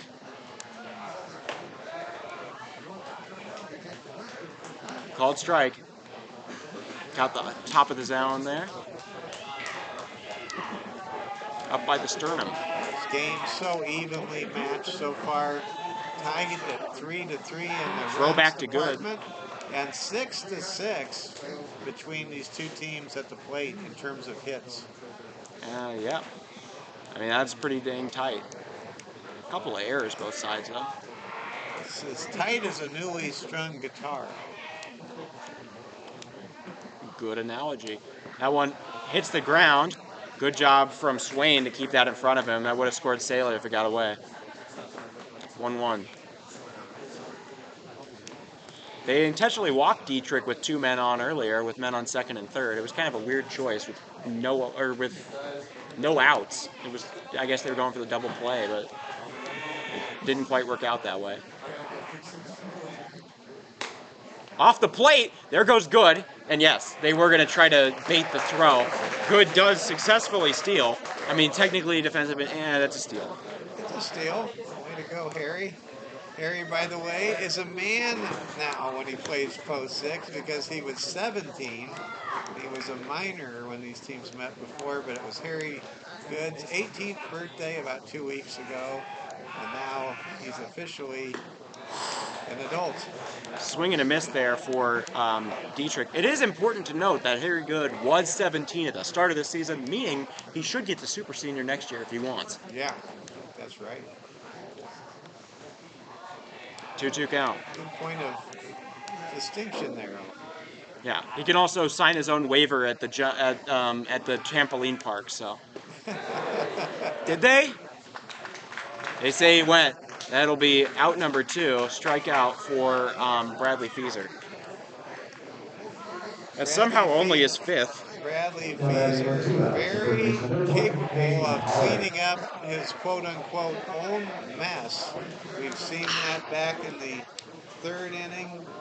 We saw it in the 2nd inning, and let's see if the Hardhats can come through here. I think he just likes leaving Sailor on 3rd. That one hit deep into the night sky. Center and left calling for it. Right, able to get it. And that'll be the inning. Yet again, the go-ahead run left 90 feet away at 3rd, and yet again it was a Marion Sailor. Wow, what a game this is. And Bradley Feeser and Palmer Jacobs, they are just pitching outstanding baseball right now. I'll tell you, this is such a great game. We've been looking forward to this series, Oliver. I know a lot of fans have for the last couple of weeks, and as the Hardhats have built their 7-game winning streak or 6-game streak going into game 1 of the evening that the Hardhats were able to win tonight. And then, of course, Cheyenne post 6, they haven't lost since the week that they played post 22. Something had to give tonight, and Coach Torby wondering if any American League Legion team had ever defeated the Hardhats so many times consecutively over a couple years. Well, you know what? The Hardhats ended the skid, got the monkey off their back And they tonight, might get 2 in a row. and now they're trying to win the series. and Ooh, Moreno on the perhaps mound. get the sweep. And here comes Jaden Moreno to start the 6th inning. And this is a high leverage opportunity out of the bullpen for Jaden Moreno. And Oliver, you got to meet Jaden earlier this week, and it sounds like you really liked Jaden. Yeah, he was a really fun guy to be around. And then even out there in Gillette, they let him pitch the 5th. Though Leading off it was the top of 16 to six, nothing, 4 not hits. 3 to The 3. first baseman, But 22, Ethan Wright. he pitched a he pitched a 1-2-3 back then, and I think they're kind of easing him into a high leverage relief role, especially since Kelly's already pitched 4 innings tonight. I want to recap that bottom of the 5th. There was 1 run, there were 2 hits, there were no errors, and there were 2 men left in scoring position, 2 men left on base. The Hardhats tied the game in the bottom of the 5th, and now we bring you to the top of the 6th inning. Mike Fell with you, Oliver Fell. Happy to have you along. I don't know how many father-sons broadcasting teams we have in this part of the world in American Legion Baseball, but it's just a real privilege and pleasure to be on the broadcast with you, Oliver. You do a great job. Let's give a shout out to your wonderful mother, Catcher Sharon, appearance who of may the be watching number tonight. 6, Nolan Horton. She at least was for like the first 3 or 4 innings of game 1. All right. So Ethan Reinsdorfer comes up to bat, leading things off in the 6th inning. Nope, somebody's already on. I'd rather check that. Reinsdorfer got on base. How did he get on base? I don't know. Okay. Well, here we go. No one. That was a serious. He teleported out there. He just showed up. Kind of like starting in the 10th inning in MLB and extra innings with a runner just starting at second. But We were no, too busy talking about We were just. stuff. We had too long of an introduction, and it definitely. I don't know how he got there, but he's there. So there's a man on, nobody out. Nolan Horton is the batter. Jaden Moreno falling behind 1-0 in the count. We'll try to square the count. Looks like it was a hit. It was added to the 1-1 here. list. We'll call it a hit by Ethan Reinsdorfer. Ball is hit down the line. Oh, no, he hit him! The back of the runner, and that was not interference on the runner, so that is a very fortuitous development for the post-6 Sixers as Horton is able to reach Now batting. on Number the 96 throw baseman, that Jason was hitting the man in the bat. And moving on to second was Ethan Reinsdorfer, who led things off with a quick single. Looks like the umps will talk it over. And See now if he was the in the base path. Umpires will talk things I thought he over. was. I thought the runner was in the base path, and if that's the case, he He's is safe. safe. So Nolan Horton able to reach on a hit down the line. And now there are runners at first and second with nobody out. And Jaden Moreno is going to have to work around some traffic here in the top of the 6th inning. Moreno looks into Phillip Vance, gets his sign. Oh, what is this And, orientation? we've Oh, got they a sniffed out the bunt. Pitch that's high. The ball 2. There was a lot of movement out They're going there. to call it a strike. Yeah. Count is even at 1-1 now. Cade Coates is the batter. Actually, the count goes to 0-1. Cade Coates is the batter. 2 on, nobody out. It is late. And the throw from Moreno is fouled back to the netting. Count now moves to no balls and 2 strikes. Glad you're with us. We will be on the air at 12:30 tomorrow afternoon for Game 3 of this 3-game series. It will be a 7-inning game, and there will be youth baseball going on with the Cadets, and what's the other team out there? Ooh, did it hit his bat? And we have a hit by pitch as Sounded like it hit his Cade bat. Coates is struck by the pitch inside by Jaden Moreno. Oof. This is not looking good for And now Moreno. the bases are loaded with Sixers. There's nobody And you the can top pull him of the for, really. order, Now batting. The leadoff Marsh baseman and is Tafoya number will 13, come up to bat. There is no activity in the post-22 Hardhats. I mean, I don't think they were bullpen. anticipating that this would happen. I mean, Marsh would be the only guy I'd think is even even like eligible right now, like realistically usable. Here comes Moreno's pitch to Tafoya, and that is outside for a ball. Nowhere to put Tafoya for Jaden Moreno. Moreno, the right-handed hurler, gets his sign from catcher Philip Vance. Here comes the short kick and the pitch, and the ball is popped up. Oh, it's going to Good. Shallow. Harrison Good going to try to make a throw to home plate. Oh, here it that comes. Will be a deterrent as Good is able to throw it quickly back to Moreno, and that strands the runners at all three stations, and that's out number one. Good play there by Jaden Moreno. Somebody else, I mean, it looks like these post 6-6ers watch their film on Harry Good. It's the seventh commandment, thou shalt not steal. I mean, that's really how it is for Harrison Good. Now it's Romero versus Romero. It's Julian Romero versus Jaden Moreno. No, it's Moreno. Yeah, they're anagrams of the same that's name. True. Romero versus Moreno. Same letters. I got just different order. Just a little crossed up there. Here comes the pitch. Ball is hit hard, and it will land for an RBI go-ahead single. That's a good throw. For Julian Romero. And Romero in the top half of the sixth inning stakes the Sixers back to a one-run advantage.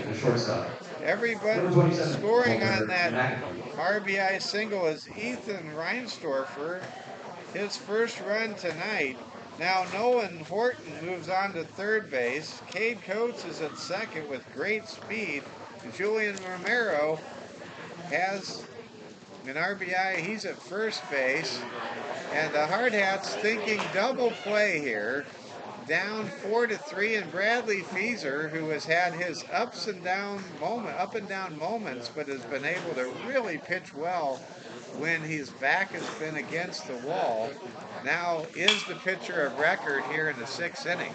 Ball is popped up, and it is caught by Saylor. Here comes the effort to score, and that will be a sac fly RBI for Coulter McAnally, and Coulter able to pick up the first RBI of the game off of his bat. But that is a big development. Sure is. Nolan Horton scores a huge insurance run here in the top of the sixth, and it's 5-3 for Cheyenne post six.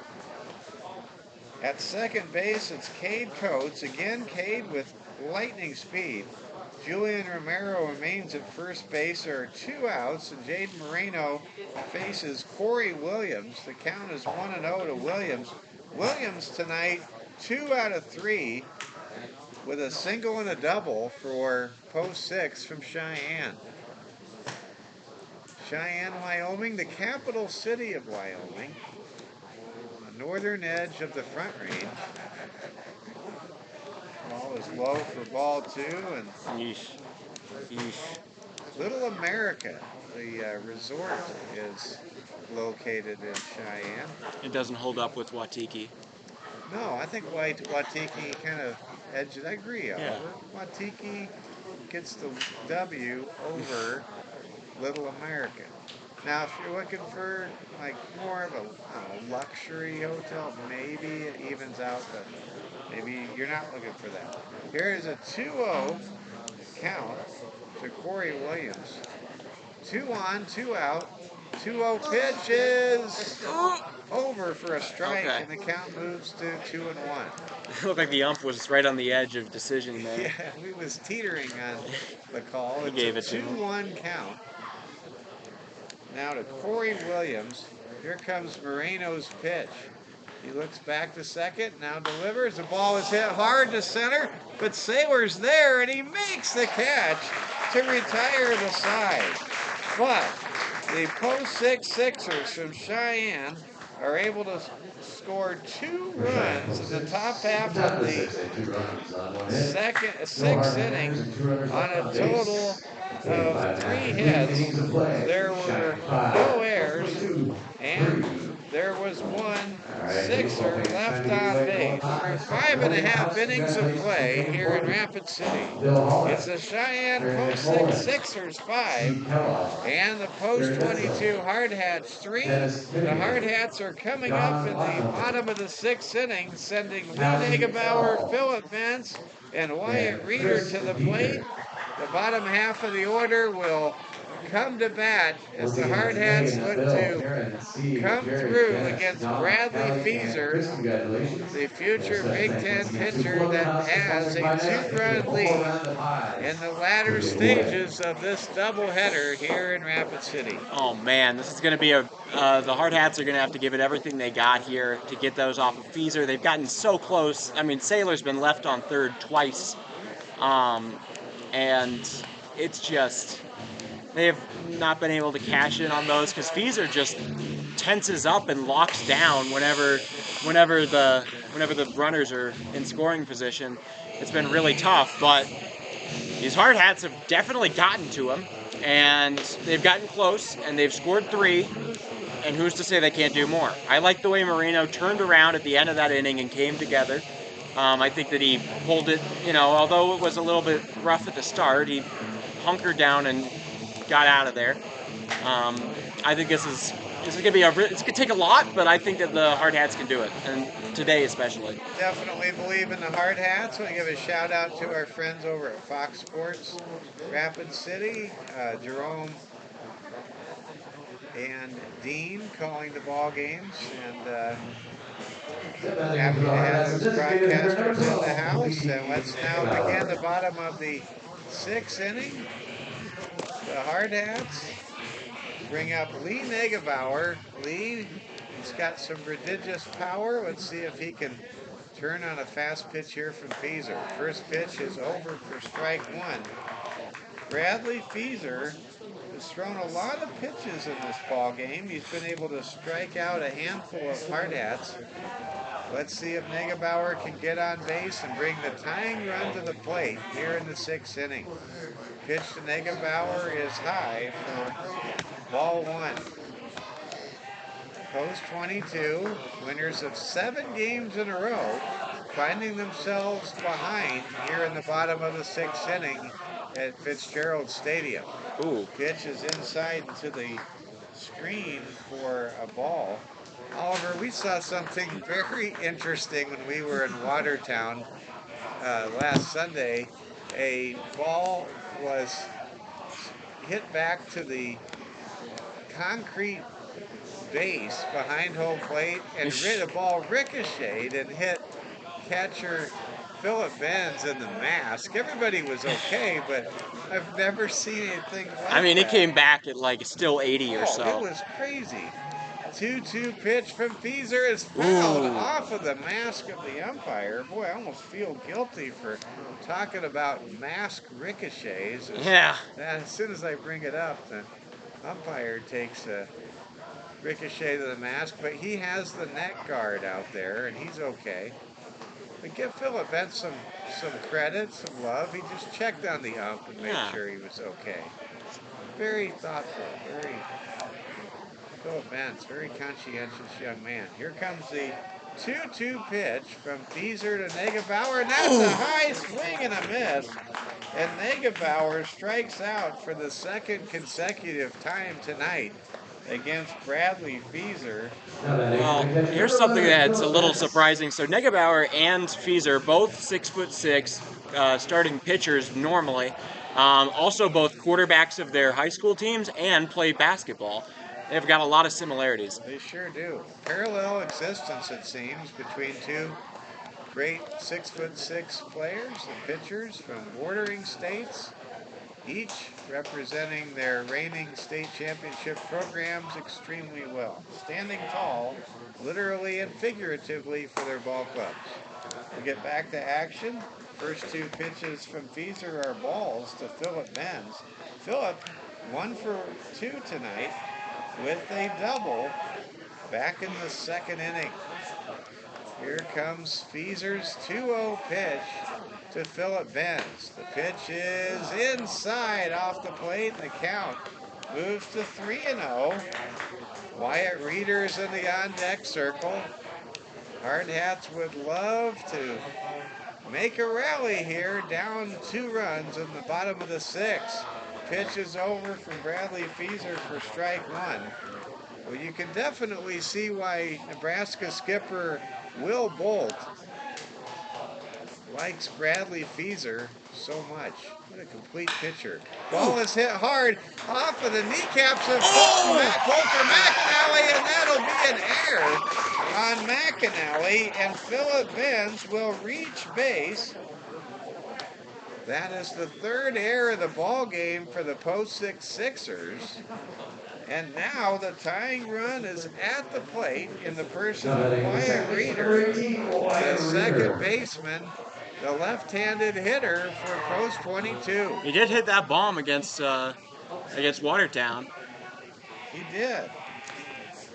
Well, no, I think that, yeah, it was. He did hit that bomb to right field with the fence there. And there's a sacrifice bunt that goes foul from the get-go. I don't know if that was sacrifice. I think he was going to try to get to the base.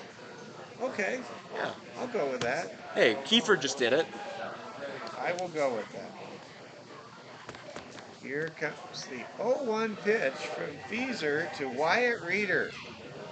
Hardhats down by 2 runs here in the bottom of the 6th inning. Here's a pitch, and Reeder will foul the ball past the light tower. The first base line. I love the classic light towers here at Fitzgerald Stadium. We asked General Manager Wayne Sullivan about the light towers, and he said they've been here since he's been here. That's a great answer. It is. And it's the truth. He's been here for a while. Here comes the pitch. Ball is fouled onto the berm in left field. Speaking of berms, if you're a huge Husker baseball fan like I am, Bradley Feezer will get used to some big berms, because that's one of the great features of Haymarket Park are the berms where all the fans can go and bring blankets and just hang out and watch the Big Red win baseball games. There's a ball fouled over over into catch 22. Yeah, it just went over the roof of catch 22. Oh no, it hit the front of it. Oh, it did. Hope everyone's okay. Yeah, it's fine. It bounced I don't think you can just turn around and sell the ball. Hey, no, you're supposed to return it to the... Yeah, that's right. for $1. I was just saying the inventory just grew by 1 baseball. There's an 0-2 count now, coming up with 1 on, 1 out for the Hardhats here in the bottom of the 6th inning. Feezer looks back to first base. And here comes the pitch to Reeder, and he fouls it high off the screen. And Just keeps Reeder fighting. just keeps on battling. He's got that classic B-hack, protecting the strike zone on 2 strikes with this 0-2 count. With 1 on and 1 out here in the 6th inning. Mike Oliver Fell with you from the ballpark here on the west side of Rapid City, Fitzgerald Stadium. Here comes the pitch. Ball is hit hard and foul, and what an at-bat this is. Are we up to 6? Wyatt Reeder just... Yeah, we're up to 6. He's just like a bulldog to a bone right now with Bradley Feezer here in the bottom of the 6th inning. He's a little out of the batting box here. He won't let go. Wyatt Reeder will not let go. Feezer gets his sign, fires, and the ball is over for strike 3. What a tremendous big-time pitch right there, as Feezer is able to catch Wyatt Reeder looking on a 3-2 count. Man, that was just pitching at its best. And how about Wyatt Reeder, the number 8 hitter? He scrapped and battled, very reminiscent of Jerks and Profar last year for the San Diego Padres in a number of at-bats. Man, I mean, something that nobody caught. I love you, Wyatt, but you were inside the strike zone, or you were inside the batter's box there. You were not within the confines. Just, I mean, it might have helped. Who knows? Here But comes Wilson Kiefer, 1 on, 1 out. 5-3 ball game. that's a strike. Feeser pitching a very different kind of outing than he had in his dominant 10 strikeout, 2-hit complete game shutout against the Hardhats back on April 29th. But what we're seeing tonight is Feeser showing his resourcefulness and his ability to deliver clutch pitches and key moments time and time again. Count is now 0-1 to the number 9 hitter for Coach Kelvin Torvey, Wilson Kiefer. With 2 outs, the tying run at the plate. Here comes the pitch, and there's a He's going swing for and a miss second. by Kiefer, and the bag is stolen by Philip Benz. You rarely see somebody jump after the ball gets to the catcher when it's not a wild pitch. That's exactly right, and you know that was just a heads-up play there by Philip Benz. So now, and every run counts. Of course, we still have the 7th inning. It would be so much easier, quote unquote, for the Hardhats to tie the game later. Here's a swing and a miss, throw down to first. He hits him! The back, and Come on! everybody's safe. Ow! But Wow.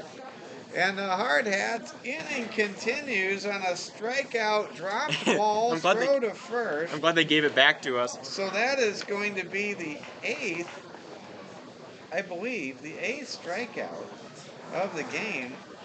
But Philip Benz is now at third. Kiefer's at first with 2 outs, and now we've got a pitching change. No way. As No, they just gotta Farley talk to will come him. up to bat. Congratulations. I don't think they're gonna pull him. Pitching change. Really?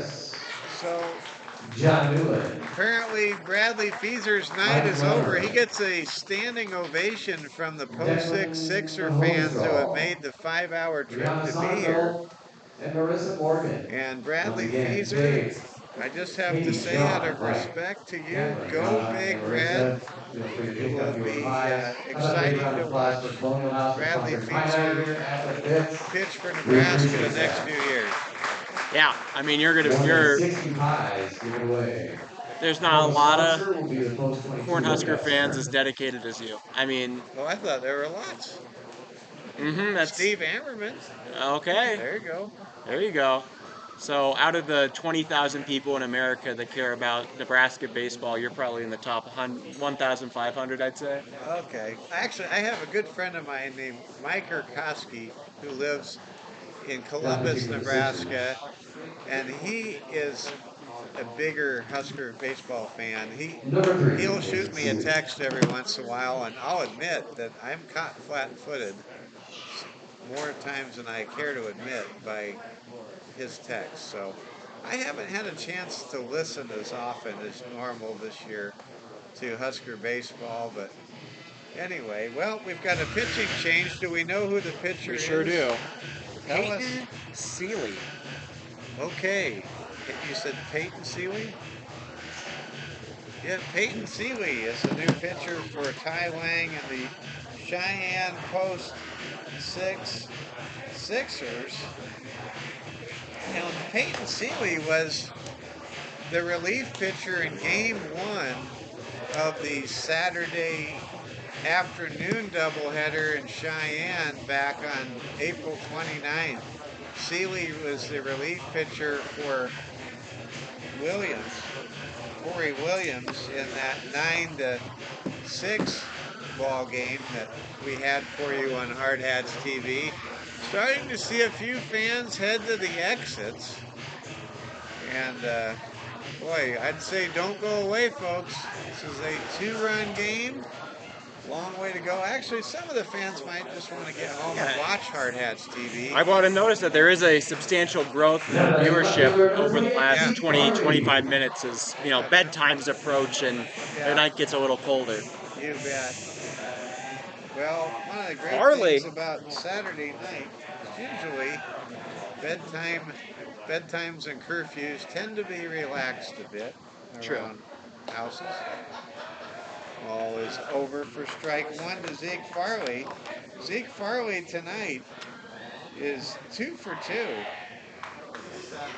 Yeah, he's got a walk, and a He was single. thrown out at home and caught stealing at second, so he's just kind of had a hard knock life tonight, to borrow the title of one of my favorite musical songs from the musical Annie. But he has played very well. Here comes the 1-1 pitch to Zeke Farley. And we've got a time call. You know, Oliver, you've probably never heard a reference to Annie during a You're something else, man. baseball game. All right. Here comes the pitch from Peyton Seeley, and that pitch is outside for a ball. Oh man, Farley already taken 2 walks off of Feezer. Let's see if he can do it against Seeley. Here comes the 2-1 pitch.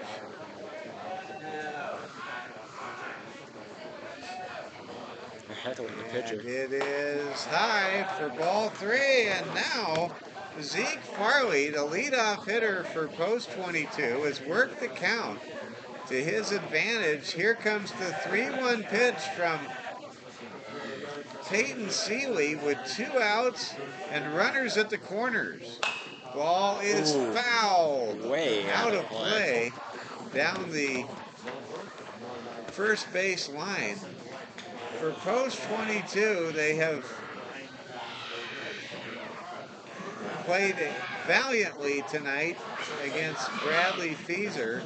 They're only down 2. The go-ahead run is at the plate, and that pitch is ball 4. Oh, and he can't believe it. A walk. He is stunned, and the bases are loaded. And Peyton Seeley just looked at home plate. He's all angry right now. He thought he got him, but he thought he Zeke got was him, pretty but dang that's sure. not- Zeke was pretty dang sure that was out of the zone. So I don't know who to trust here. Well, what matters is we trust the umpire. He is the home plate umpire. He's been pretty good all day, I'll be honest. He's been excellent, and we praise the umpire for getting it right. Whether that pleases everybody is not the umpire's affair. Ooh, wow. First pitch is high. I think he's and angry. outside for Amari and Saylor, and I do think I think he added a little velocity Seeley is there. angry. But Seeley needs to settle down if he wants to get out of trouble. Bases are loaded 5 with for 2 6. outs. Amarian Saylor, 5 for 6 today, watches a pitch go outside, and that ball had a lot of heat on it. Seeley throws hard for post 6.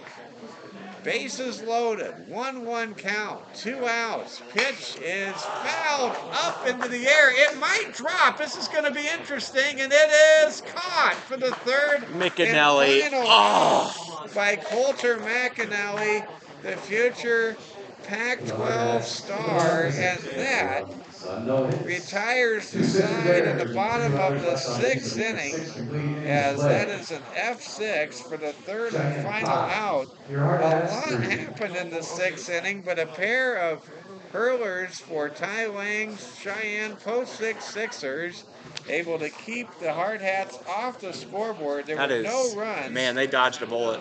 With There 5 were for 6 no failure. hits. There was 1 error, and there were 3 men left on base with the bases loaded. So we go to the 7th and final inning here in the nightcap of our doubleheader at Fitzgerald Stadium. Here's Oliver Fell with inning number 7. Man, that really just hurts for the Hardhats. Even though they did all of it on 2 outs, pretty much, that just hurts to know yet again you left guys on base. And the guy who missed, the guy who had all those chances and couldn't quite bring him in is the guy who got stranded twice. The 5 for 6 hitter, Amarian Saylor. He's been money all night and day, and he just happened to, it didn't work out. It was the one time he couldn't get the hit, and he goes 5 for 7 tonight, and that's 7. Really something else. I want to pass this along from our good friend, General Manager Wayne Sullivan. Would you mention? Yes, we will. Coach, tonight that these two teams have 79 state championships between They got to them. upload their Cheyenne bios. has 35. Post 22 has 44. Okay, So, well, you their know what? I was bios. saying 80. You said 78. Splitting the difference is where the truth lies. Thank you, Coach Wayne Sullivan, General Manager Sullivan, for letting us know these teams have combined for 79 state championships between them. Well, they got to update their Twitter bio if they do, in fact, have 35. They may not have. Done Yeah, so. they need to update it. We'll leave it Yeah. at that. Anyway. Take it away, Oliver. We're All in the right. 7th. Well, we got Moreno back out here. That one is crushed to left. That's going to land in fair territory up against the wall. Farley picks it up. He throws it into the cutoff man. That's Kiefer, and that'll be a leadoff double for, Hayden Swain. yep, for, yep, Hayden Swain. A double there. Hayden really had a good night overall. Well, I guess he's 2 for. Never mind. He did He's great in 2 his for other game, 4. too, though. I mean, Yeah, he he's a hit good 2. player. Yeah, well, here comes Brayden Pearson. He had 1 single and 2 groundouts to second. That's a strike. Oliver, as I mentioned earlier, you had a lot of fun with the Hardhats this week, and folks can check out, get to know the team a lot better, can't they, through social media? They will soon. I've got all the things cut up. I just got to make the videos. That one hit down the middle. It's going to get past Kiefer. Here comes Saylor. He throws it in to home. The throw is in time, but Benz doesn't apply the tag. And that'll score Hayden Swain. Make it 6-3 Sixers.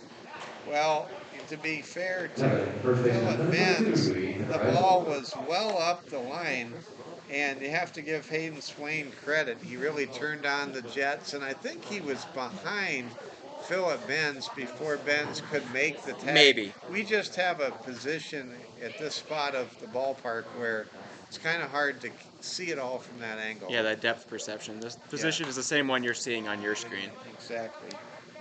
That one fouled off. So, I mean, not been ideal here for Moreno so far. They're going to pinch run, it looks like. Or, nope, he's just giving off his batting gear. I don't know why it took till the pitch was thrown, but okay. I'll tell you what I never liked to see back when the pitchers were allowed to hit in the National League was when pitchers would go and get their jacket. That one lost. And Pearson's going to come over to third. I never liked seeing National League pitchers, put on their jacket Kudai on a Sun. cold night. Just never liked that. Sometimes they had balls in there and stuff. I mean, it wasn't pretty. 1-1 count. Moreno high. 2-1. Time called. Pence is going to go talk to him. That's probably a good choice. So Armed Forces Day is today, and congratulations to, and thank you, a sincere thank you to all of you veterans out there and all of you active military personnel. I used to enjoy watching the Lawrence Welk show on Armed Forces Day when the great performers would sing the different ballads for the Armed Forces. My favorite was always the Ballad of the Green Beret. Whoa! He lost his bat. He did. Maybe a little more pine tar, something on the gloves. Do you know that song, the Ballad of the Green Beret? I might if I heard it. I don't know Okay. things by their names. It's from the mid-1960s. So probably not. I just love Here They Go Into the Wild Blue Yonder, the Air Force song. Yeah. That they sung on the Lawrence Welk show as well. Well, shout out to Lawrence Welk. You seem to have late changed your, A one and a shaped two. your Hollywood. A 1 and a 2 and a 3. Some folks out there know what I just meant by that. Okay, 2-2 count. Moreno, that one is driven deep to left. That's gone. No, Wait, it's no, not. it stays in the park. Farley able to get it. Sorry, it's hard to see over that Midco sign back there. The color's kind of throwing with me. but that is an RBI double. Sixers up 7-3 now. And they can't pull Moreno. I mean, Torvey's coming out. Are they gonna? We have activity in the bullpen for post 22, and I Maybe do that's think Marsh. we will have a pitching. Marsh is the only guy I would pitching think change. is ready for this. Moreno with a little bit of an unfortunate night, 4 runs allowed. Moreno gets a nice round of applause from the great fans. They're still on hand here at Fitzgerald Stadium, and we'll see a pitching change. Oliver, let us know about it. I mean, I need to see who it is first, but if I were to guess, it'd be Marsh. I don't see them doing anything. That is 28. I believe that is indeed Dylan Marsh. Is that 28 or 26? I think I see 28. Okay. Let me double check the roster sheet.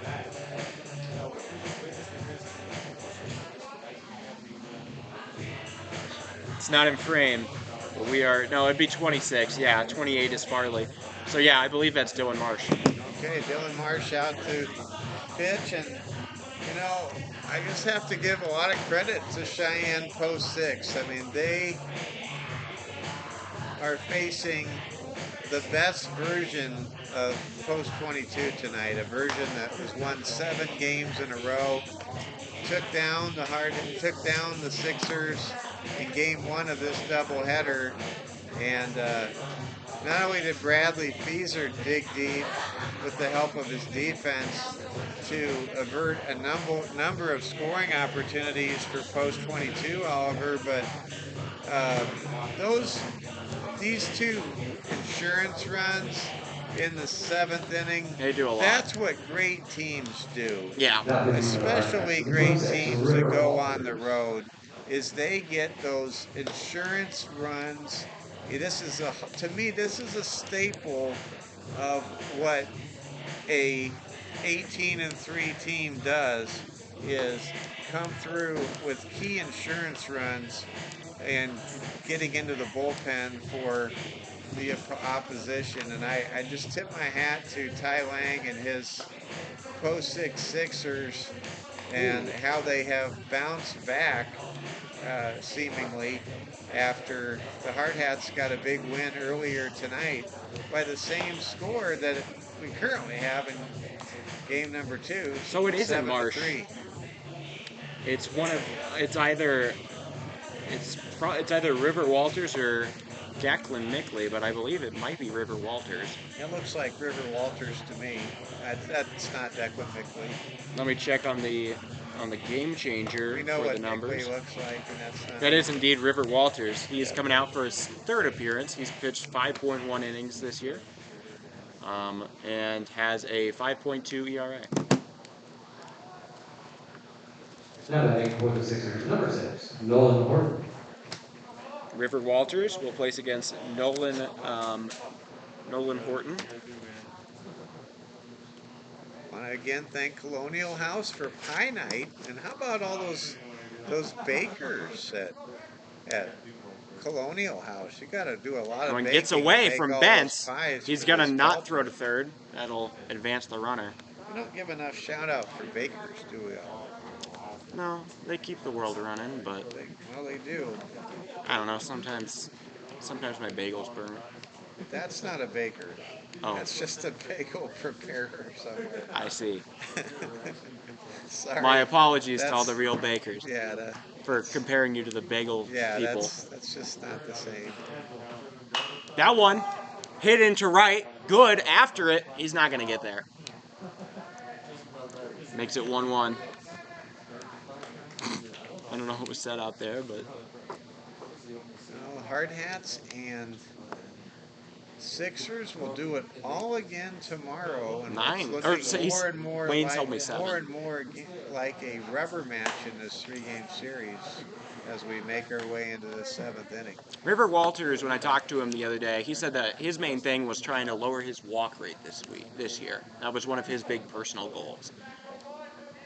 You know, if I had a fitness goal, Oliver, I'd try to raise my walk rate. Yes, I go for a walk once in a while. Nice. Walters, he throws that. That's right down Main Street, 2-2.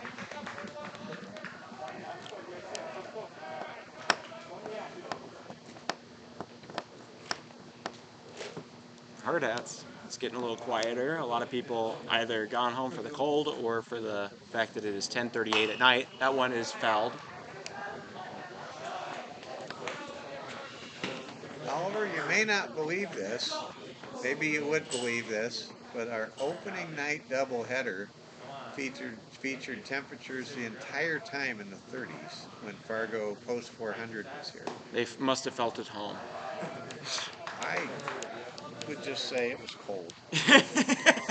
Full county for Walters. I was Thank you all for inside. sticking through with us. 59 Was of you inside. seeing us. If you do enjoy this, give it a like. That one hit down the shortstop area, and that'll get into left. That's an RBI single there, and it makes it 8-3. Yeah. Sixers starting to pile things on. You know, you get the feeling the post Sixers trying to take out some frustration as the Hardhats defeated post 6 in game 1 earlier tonight. And Ethan Reinsdorfer now with that RBI single. Yeah, 3 by straight Nolan RBI hits. Houston or Horton able to score in back-to-back Throws back innings. to first.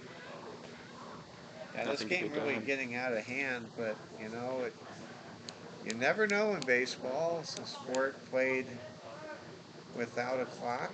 Mm-hmm. I mean, there's a pitch Paid clock, Coates. but there's not a in Not- the big not here. leagues, but not here. Oh, Coates hits it to third. The throw gonna go to. Oh, he spikes it, and that's gonna be an error on Hollick. Almost a double play turned, and instead a man will reach base. Yeah, that's frustrating, and that's not something you see very often from Hayden Hollick. He's such a reliable Now batting lead up there, third baseman number 13, third baseman. Tafoya. Well, still yet to get an out here. 2 men on, first and second. Walters now pitching to Mason Tafoya, the leadoff man. He has flown out 3 times and walked the other time, but he did score a run that time. So 0-1 here. You feel in those situations, you feel badly for River Walters. He did what he needed to do as a pitcher and did not get an out. That one is grounded to Reeder. Reeder just going to settle for the 1, and it'll be done. First out recorded at first. Center fielder number 8, Julian Romero. I think we're looking at a nice hot day tomorrow. Might want to bring some suntan lotion. It's supposed to be. It's called sunscreen. Oh, You're okay. crazy. Well, I call it suntan lotion. You also call it a fill-up station. You're crazy. Well, a filling station, not a gas station. That one is crushed to center. Sailor going back. He can't get it. That hits the ground, hits up against the wall. 2 men are going to score, and he's chugging for third. The keeper throws it to third, and the throw's going to beat him. That'll be an out, but 2 more Sixers score. It'll be 9-3. Well, that's a big 2-run double right there for Mason Tafoya. Or sorry, 10-3. Man alive, did he absolutely smoke that ball. Marion Saylor, who's one of the best defensive center fielders you'll ever find, he was even caught off guard by he was how still backing fast up, and it that didn't ball work. got to where it I mean, that was exit velocity upwards of 95, I'd bet. serious exit velo right there. So just when you thought, by the way, Oliver, I could only use old-fashioned terms, I just dropped a He did. velo He just said reference. velo. Yeah, huh? So there we go. There we go. Proud of you. Thanks, Oliver. That being said, I don't think that the coach run's gonna go to River because it was an error that he reached on. So that being said, all right. Well, no men on anything. 2 outs, 2 balls. Quickly got away from the Hardhats after Palmer left. At least I'd say so. It's kind of tough. I wonder what. Maybe he had thrown too much. Maybe they were trying to look out for his arm. Maybe he wasn't hot anymore. I don't know what was going on that had Palmer leave. That one, I think Palmer just outside. had his pitch count work up to the max, and That's going to be a walk. you know, and you can't, you know, we're in the month of May. Now batting, number 16, We've Corey got a Williams. lot of big tournaments on the horizon this year, Oliver, Yeah. and you just can't grind out your ace's arms in May. I guess You're so. going to need those It's arms just all summer unfortunate. long. We haven't even started summer yet, and I think Right. that's a big part of the thought process right there. Well, here comes Corey Williams. He's the last batter in this order to hit this inning. He's going for second. Bence makes the throw. It's going to be off of him into left field. He's going for 3 now. The throw not going to make it, and the in the wild throw there is going to allow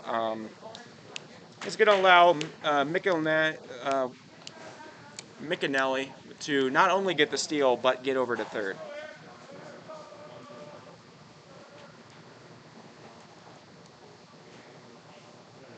Well, Miner's still 2 outs.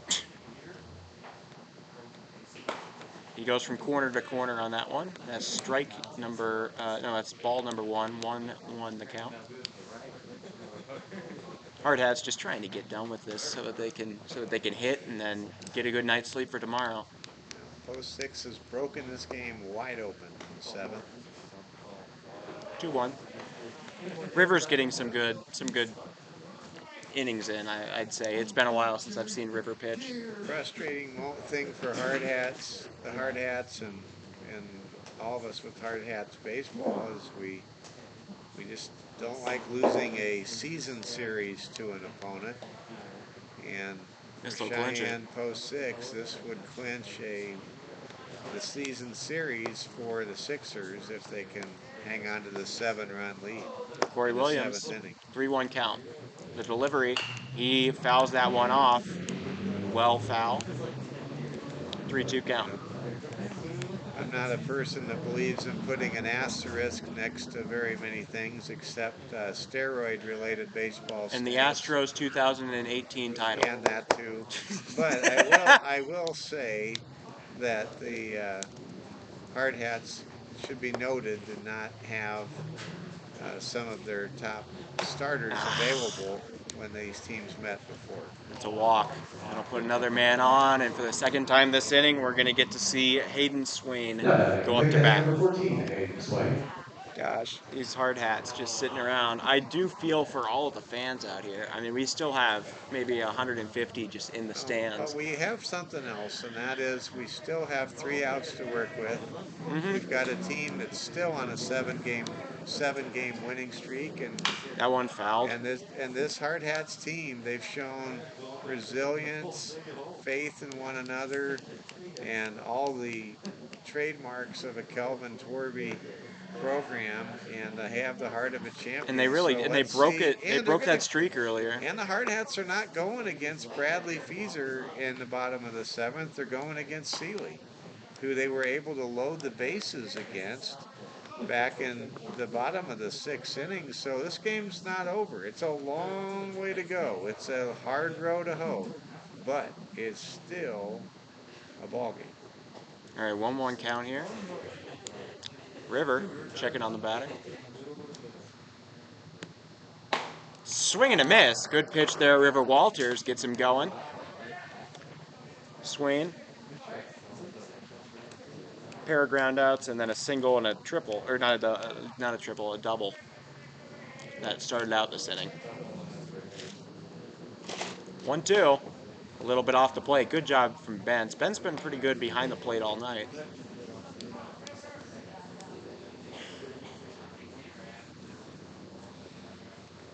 This is kind of what happened at the end of the first game. It was a really close game, and then finally the team with more hits just kind of started to pull away. Swing and a miss, foul tip, and that'll be the end of the top of the 7th. Well, 10 Sixers come to bat in the top of the 7th, and they score 5 runs. And we'll see if the Hardhats can rally from 7 runs down in the bottom half of the 7th and final inning, We played 13 and a half innings of baseball today,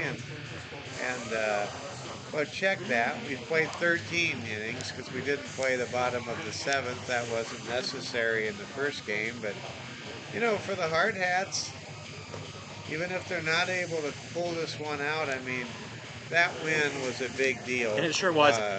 You know, earlier today. And we're working off of a lot of things. I mean, it must be a little bit frustrating.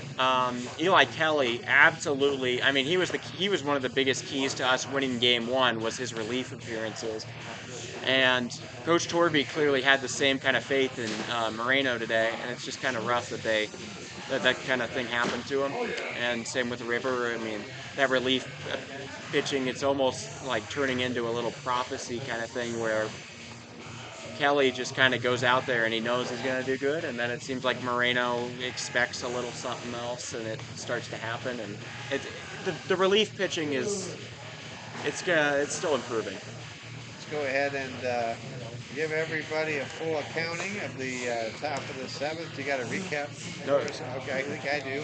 Good for it. 5 runs, 6 hits, 1 error, and 2 left on base. And the Cheyenne Post 6 Sixers lead our Rapid City Post 22 Hard Hats by a score of 10-3. And here's Oliver Fell for the bottom of the seventh. Thank you all for sticking around. A surprising few of you have. I mean, I really appreciate it.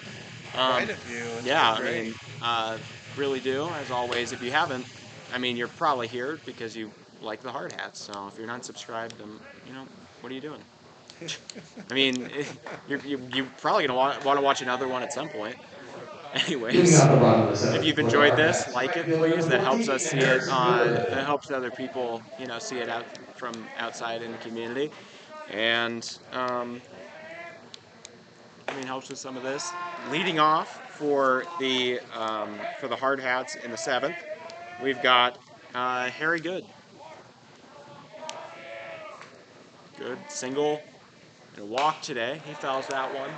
Wouldn't be shocked if this is his first home dinger. Just kind of pressures off. Well, we've seen Harrison Good deliver a solo shot against the Post 6 Sixers in the 7th inning on a Sunday That's a good afternoon pitch. a couple weeks ago. Seeley able to locate that one, makes it 1-2. Hard Hats not devoid of base runners this game. I went a little bit off. 2-2. I can't begin to tell you how impressed I was with Bradley Feaser's ability to get out of trouble in this game. That's going to be another one off the plate. 3-2. I really think that's the biggest. I think that's the difference Yeah, in the game. totally. I mean, it's a completely different game at 6-3 if he allows even one of those ones to hit. Good, gets the walk, able to draw that one away. And Harrison Good against some outstanding pitching tonight. Number 27, Alex Was able to Dietrich. reach base 3 out of 4 times. Just gives you. It's just a testament. That's tonight. to- He went 3 for 4 in game 1 too. He's 6 for 8. I mean, it's just a testament to how special Harry is. That one, got him. And it'll be 0-1 here. This is Alex Dietrich. He has 2 strikeouts, 1 looking, 1 swinging, and a single so far today. That went off. 1-1. It's a completely dark night sky out there. I don't know if it's totally the smoke, but I really don't see any like moonlight or anything going on. On the west side of town, there is just not as much what you call light pollution as there is downtown Lost. or in the valley. Good's going for 2. He's gonna get to second on the wild pitch. Well, This nice. is the side of town where it does get darker than the other side, the east side of town. No, light pollution makes it so you can't see stars or the moon as well. So, I mean, that one is bounced to the third baseman. He checks on Harry, and the play will be made at first. Dietrich gets that one. Hard Hats down to their final 2 outs. Hayden Holland. Really did not want to have that first out be recorded that Man. soon. Pollock, unfortunately today, despite being the RBI king the other day, has really been in a tough spot. He's stranded 2 in the first, 1 in the second, and 2 in the third in scoring position in this game. It's just been rough. And a couple of those are just kind of unlucky, good defensive plays. But despite, I mean, I guess things even out for how good he was in RBIs the other day. He's, you know, having a little trouble today. That's a good one. It's 0-2 to Hollick.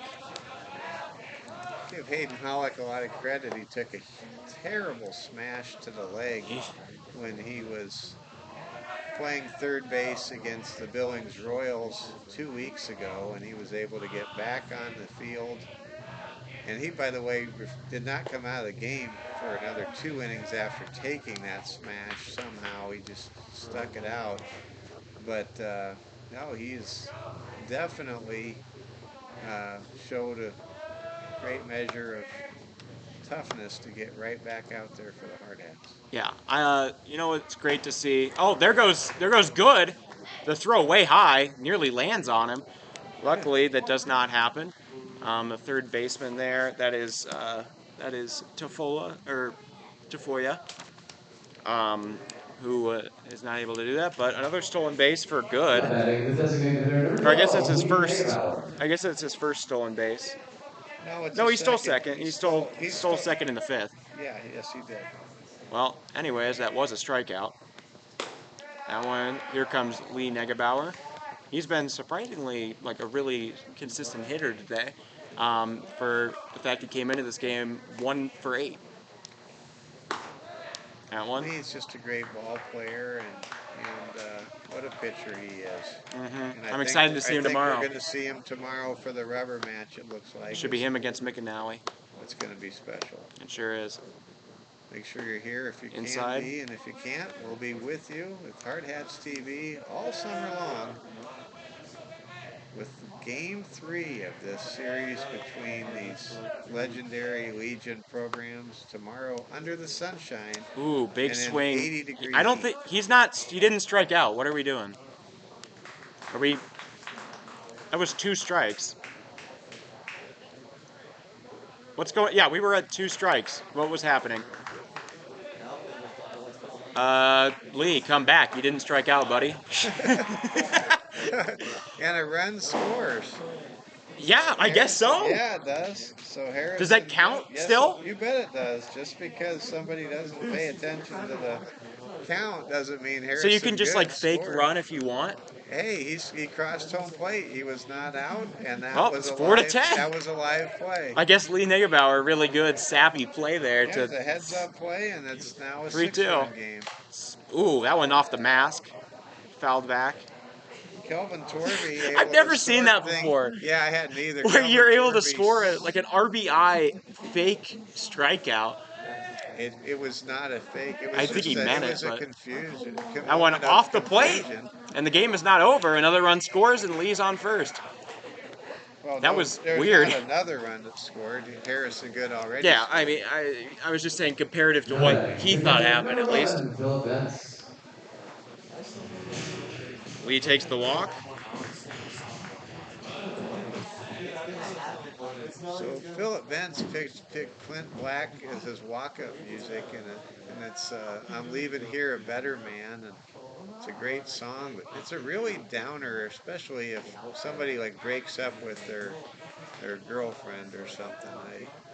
I suppose there's wisdom in old country songs, but man, that's a downer. My friend played it for me once. I got dumped in college. Yikes. It's a downer. Yikes.